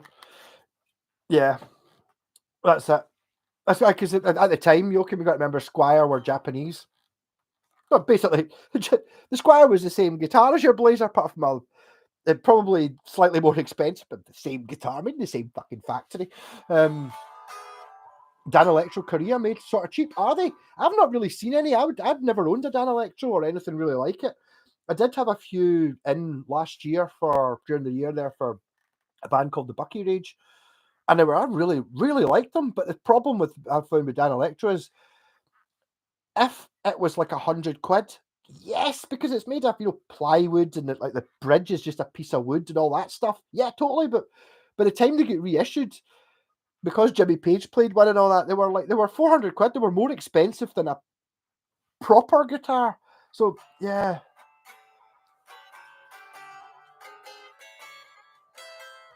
Wanted to sell all guitars, but not the Roadsters. I get that. It's just started. First time I got a decent guitar, I was amazed at how well it sounded with the playing. Thanks to Trash Card. That's exactly what happened to me, yeah. If I still had the Tokai, I would sell it and spend the money on Les Pauls. God, Sloan, you need to learn. Look at that fucking Washburn Hawk on Facebook Marketplace. Absolutely wipe the floor with anything Les Paul. It's not even a fight in it. Do you know what I mean? It's like pure. I find it insulting if you go, oh, why don't you do a comparison between that and like the Hawk, the cheapest of them? It's like there's no point. That's fucking the Raven's better. And that's the bolt-on neck one. Yeah, it's like. But there you go. I had a really high action. So when I came to a better build with low action, my speed and precision with Fretty was effortless. But I've got it. Yeah, totally. Hey Thomas, how's it going? And thanks for making my name with the umlaut. Is that an umlaut, the 2 dots? Keep pretending I can play if I can think I can play. Since 1973. Yeah, totally, but doesn't matter. You can still, I do get it. You can sort of appreciate it as long as you can play it a bit. There are a lot of people. I mean, I sold a guitar. It was a Columbus Hummingbird copy to a guy, and it's like you can always see when someone's not willing to play the guitar when they're trying it. They just kind of go, "Oh, this is really good." It's like they don't play any chords. Like, what are you buying what? Like, I've never had that problem. Okay, it doesn't matter if I've only been playing for 6 months. That's fine. If you can play a G, D, and an A, fucking play them so you know what you're actually playing rather than being too scared. I never had that problem. I had no problem with it, people thinking I was shit. It doesn't matter. It's one of those things where you're kind of. I got this very early on, which is why I ended up getting in bands. I mean, after that Carnival band I was in, and I'd spent 6 months pure nailing the bass, making sure that I was never going to be the shit one again. I tried out for 20 bands and I got into every single one. And I didn't join any of them because I didn't like them. But I mean, it was like every single one I got in because I could do it. And there's a lot of attitude involved. As in, I can do this, go. So it's like, I'm not really sure what this is. You know what I mean? I'm not really sure what we're meant to be doing here. Doesn't matter whether that's the wrong chords or not, but even if you're playing the right chords and you go,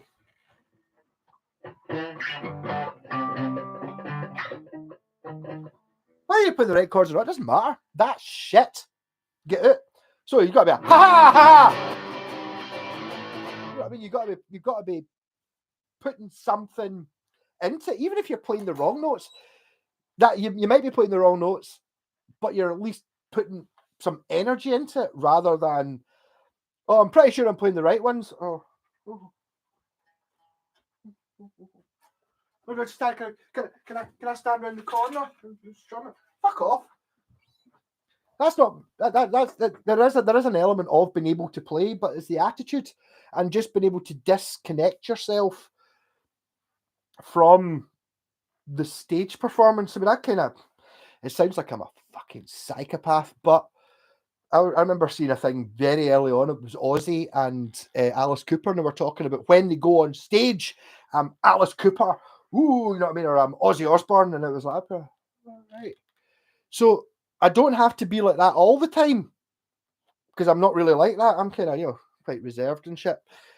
But playing in a band, it's like pure, you get the excuse to be somebody else, sort of thing. The person you want to be, which is who Mad Malco is.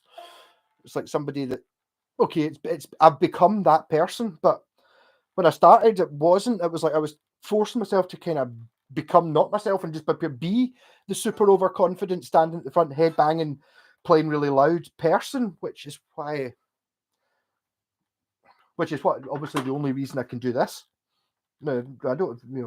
Now I've got the confidence. If it even comes down to like if I got a job as a TV presenter, I'd totally be able to do it because I can do this. And it's like one of those things that you're not obviously instantly able to do it, but now I'm dead used to it. So I mean, so you could literally you're walking past and there's like a newscaster doing a thing when it's like and he suddenly takes ill and it's like, oh my god, we've got to cover this thing, and it's like, you want to read this autocue? I could fucking do that because I've got this disconnect thing from me to this character that I want to be. It's bizarre. Oh, sorry, I'm getting a bit mental, but I've nearly finished my bucky. It's nearly turn up time. I need to go to bed. Oh.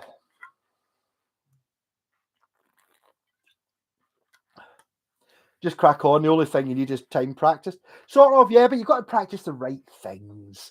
Play something simple well rather than playing something really complicated badly. That's how nothing I can play is good, but I'm good at playing the things that I can play. You know, the way I'm doing it is like I've got like comfort zones where I fall back into things that I know, but the good stuff is when I'm trying something else because I'm so comfortable. I know that I can be, oh, A, here we go. Back to A. I know this bit. So it's like, I know this bit. I know this bit. Here we go. Yeah, kind of bizarre. Was my Westfield SG the most bogging guitar you ever worked on? No. Sorry, I'll have some of the guitars that I've seen are horrible. The worst one is if you look up Grant Les Paul, which actually I bought for a tenner. I think it was in a pigeon loft. This thing was like totally unbelievable. We're talking about an actual measurable with a ruler amount of shite over the whole guitar. And the only reason I did that, and that's how I know my pal Wayne. Things happen for a reason. No, it wasn't the most bogging one ever. Oh, I have an 85 Washburn RS50 Rudy Sarzo reverse Explorer bass. Wow. I know the one. Is it the one with the Japanese sunset thing on it? I know the one. Chushin built. Amazing. I don't know them. I've been a beginner for almost 30 years, all about having fun, not learning scales. To a certain degree, yes. But it's like playing with other people is the trick. I don't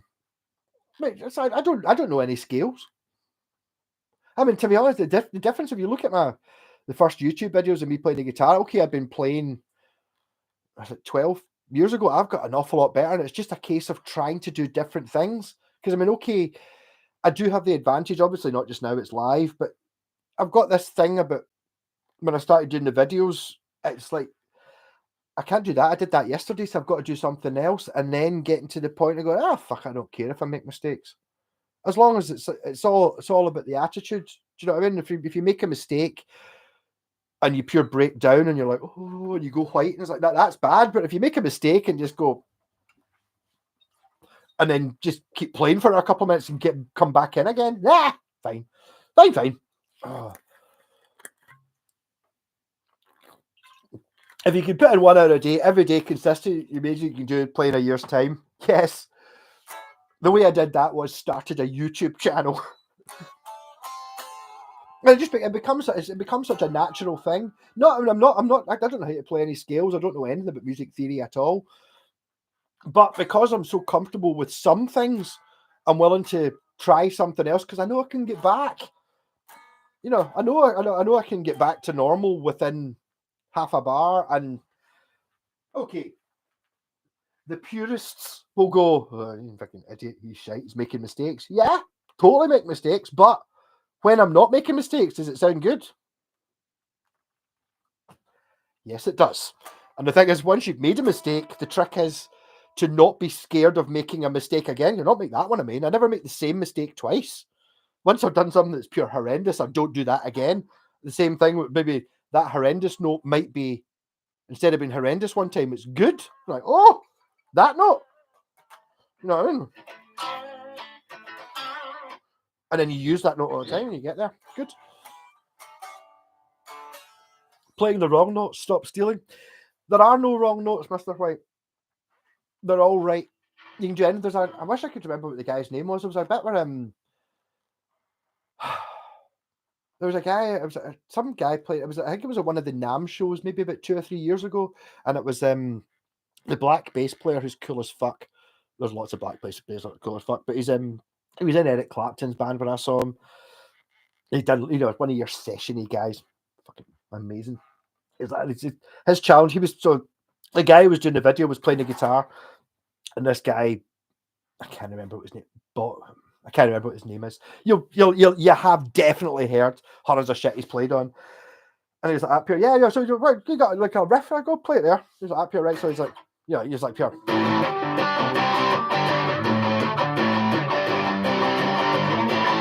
Okay, that's fine, right? Choose the note that doesn't go with that as much as possible, and I will make that the best note in it. So the guy's like, up here, right? Well,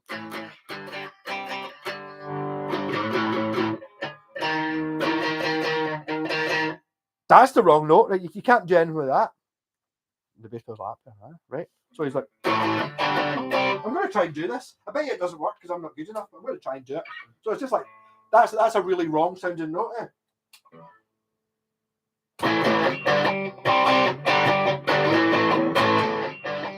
That note.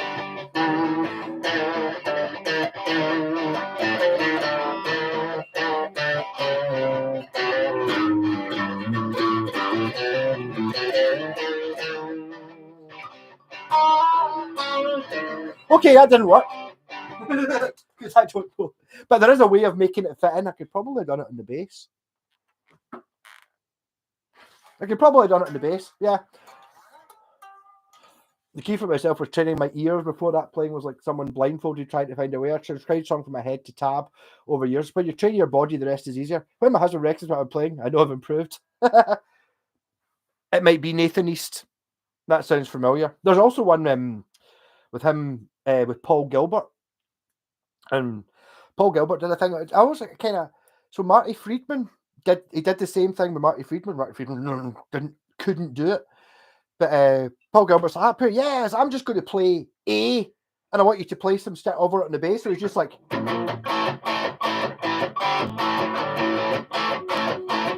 the bass player's like, up here, oh yeah, he'd go, woo, and he does like 20 different things that you can do with someone just playing A, and it's all completely different. He's like, up here, yeah. The thing is, he's pure loving it. It's great.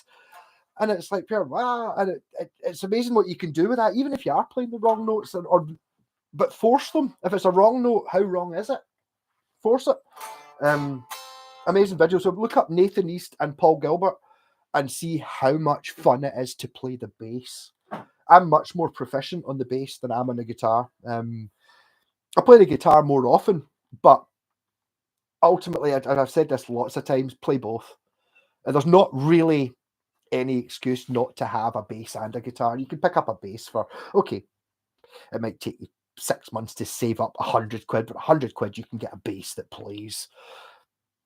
And it doesn't need to be you don't need to, it's not as accurate as a guitar, a bass. So if the action's a bit high, it doesn't really matter. You know what I mean? It's all these things.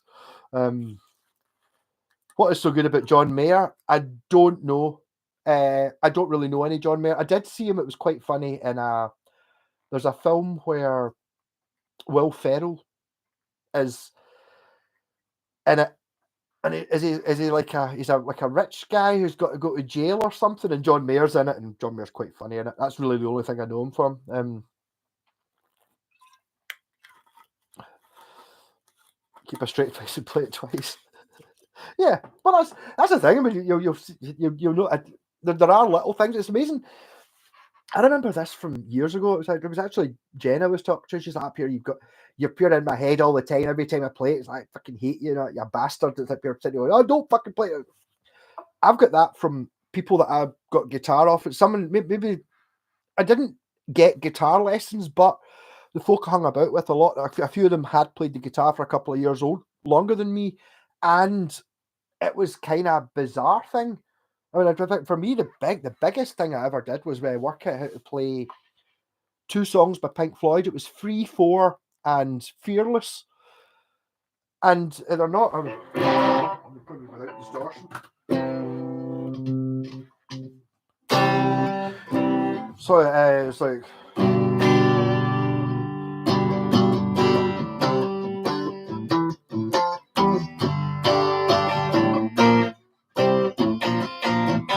You say the hill's too steep to climb. Climbing.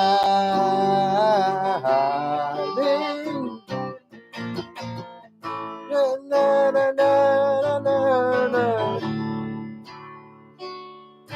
But I climb the hill alone. I can't remember all of it, but it was that, and it was like I remember taking that, and I'd only played the guitar for 6 months, and I just worked it out. It just sounded right. My pal was like, "Where'd you get that?" I'm just playing along. I think it's right. He's like, "It fucking sounds like it." How? It was like, but it was just simple chords. It was just a case of disconnecting and learning how to do it.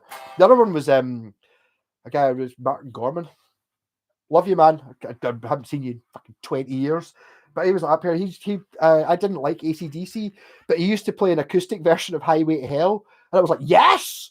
Because it's just so cheesy. And I was like, up here, yeah. It's like, I kind of worked it out, but it's not right. I was like, up here.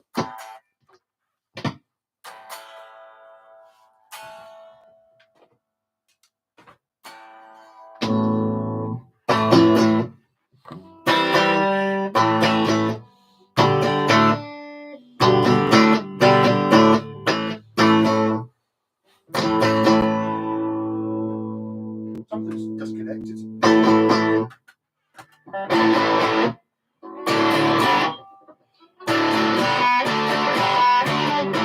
I was up here. Yeah, I can sort of play it, but it's not the right chords or anything like that. And Martin was like, up here. Oh, you got it right. You nailed it. I was like, but it's not the same ones you're playing. No, but because obviously it's meant to be.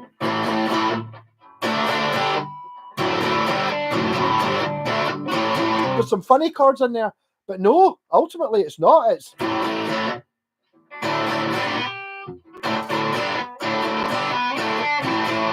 And that really opened my mind into this whole. There's only 12 notes. It's dead easy.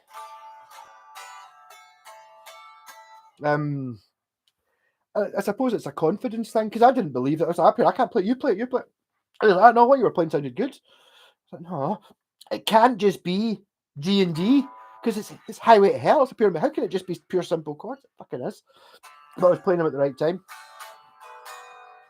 I've got a Westone bass up for sale. What Westone bass is it? You got Mr. Whitesnake? I don't know if you've. I've not heard you play. I've never seen you play the bass. How come you're not playing the bass? Play them both. Bass and guitar, same time. Learn something new on the bass. Oh, suddenly that applies to the guitar. Learn something new on the guitar. Oh, I can play that on the bass as well. That's how I did it. So I was constantly always going bass, guitar, bass, guitar. I was always better on the bass. I still am, but it's like as soon as you learn something on this one just automatically goes up because that thing that you learned kind of applies to the other one as well. Anyhow, right, that must be past midnight. I must be ready to go to bed. 12 minutes past, that's a long one. Rocking. So, cheers for Happy New Year, everyone. Thanks for all the subs. Bass is also great for making your guitar playing faster. Possibly, yes. I mean, I've heard people before saying they always my pal Mo used to. I love playing the bass for 10 minutes, and then when you go into the guitar, it's dead easy because all the strings are dead thin. You don't have to hold them down. It's like I never really had that because, as I said, I'd played the guitar for 6 months. I just learned the very basic rudiments of lead guitar, and then I was ended up going into the studio with a few of my pals I work with. I was with 18 or something like that, and I was the only one that could play the bass because I had this something, and I was playing just basically the most basic lead guitar I'd ever learned, but on the bass. And then suddenly you go, all right, hold on. The difference between a bass line and a lead guitar line is attitude. It's the same. You can play shit lead guitar as bass to start with. It's amazing fun. Aye. So if you don't play the bass and you don't have a bass, get a bass and play it. But as you say, Sloan Rangers, don't buy an Epiphone EBO. They really are terrible. That was one of the things that got me in that Cranking House band I was in. Man, I struggled with it when I played one. I found that when I was playing an EBO in a band, right? So it was a 3-piece drummer, guitarist, 70s rock, kind of freaking really good. And the bass, it was like, see the difference between being so quiet so I couldn't hear myself and so loud that you couldn't hear anything else was just that. So you were sitting on the volume control between 8.5 and 9. At 8.5, you could, at 8, there was no bass, you couldn't hear it. At 9, it was so loud you couldn't hear it. I was just sitting there, just getting it pure perfect because it was such a woolly, horrible sound. Whereas as soon as I got a shot of a P bass, it was like, oh my God, I can have the volume at 8. You can still hear me, but I'm a bit quiet, or you can have me at 10 and I'm a bit loud, but you can still hear everything else. Whereas the EBO was just all encompassing because it was such a fucking horrible sound. There is a way to play them. I've got the Gibson one. I know how it goes. There is a way to play it, but it's like if you listen to what's Andy Fraser from Free, that's how you play an EBO.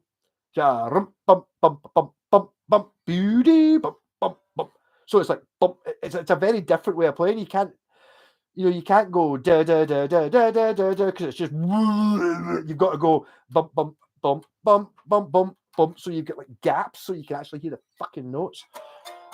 Oh, Squire Sonic Mustang HHLRL Black Pickford California Blue. I don't know what the Sonic Mustang is, but yeah. Yes, Alex, you got a bass, and I hope you're enjoying it. The Jim Deacon, yes. It's just like just try and play a little bit with the bass. Maybe try and play along with people. The problem I've always had with the bass, which I think is a real disadvantage, see on a guitar, you can play kind of a whole song, even when you're just starting off. You can play a Bob Dylan song or something, and it sounds like the whole song on your own. Whereas with the bass, it's difficult to do that until you get to a certain level. Where now I can give me a bass, I'll just fucking play for 4 hours. There you go, no problem at all, just with confidence and arrogance more than anything else. But the difference with the bass is, see if you get two, like this is what happened to me with my pal. So you get two folk playing the guitar, and they're kind of they're both beginners and all that, and you come in with the bass. The guitar, it goes from like this to this, because even though you're only playing root notes, what a difference it makes. It's an honour to know you, Mr. White. I have a Jay Turser. I don't really know Jay Turser. I've seen him before. I know you spelled that as Turser, but Hofter Paul McCartney replica. I've never plugged in, but you've inspired me to pick up and learn something. Yes, I think so. The Paul McCartney bass is going to be kind of on that. It's not as bad as, but similar to, because it's a short scale bass. It's a bit more. If you listen to Paul McCartney's bass in the Beatles, he's not going dun dun dun. He's going bump bump bump bump bump bump. So you kind of have to, you kind of. Something wrong with that. Something not right in this.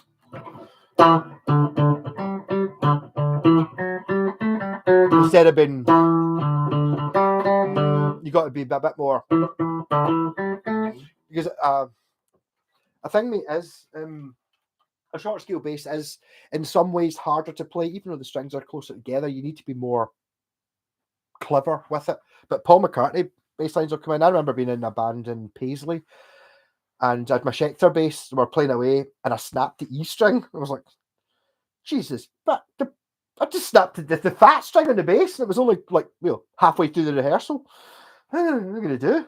No, I just have to play without using the E string. That's going to be difficult. And the guy's like, I've got a bass. Do you want a shot of it? And it was I think it was an Epiphone Paul McCartney bass. You know, like kind of the short scale, hollow bodied. And I was like up here trying to play. I was like, this is fucking awful. Oh my god, how do people play this? This can't be done. And then I tried playing Taxman. Bum dum ba dum bum bum bum bum.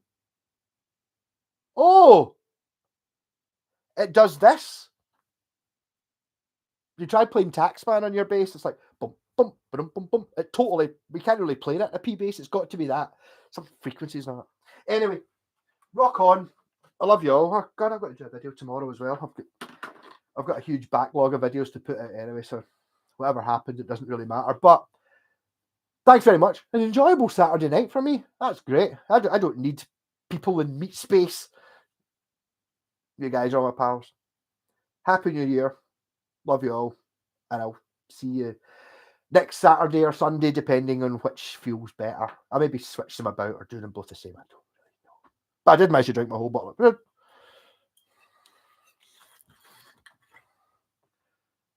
Ready for the face?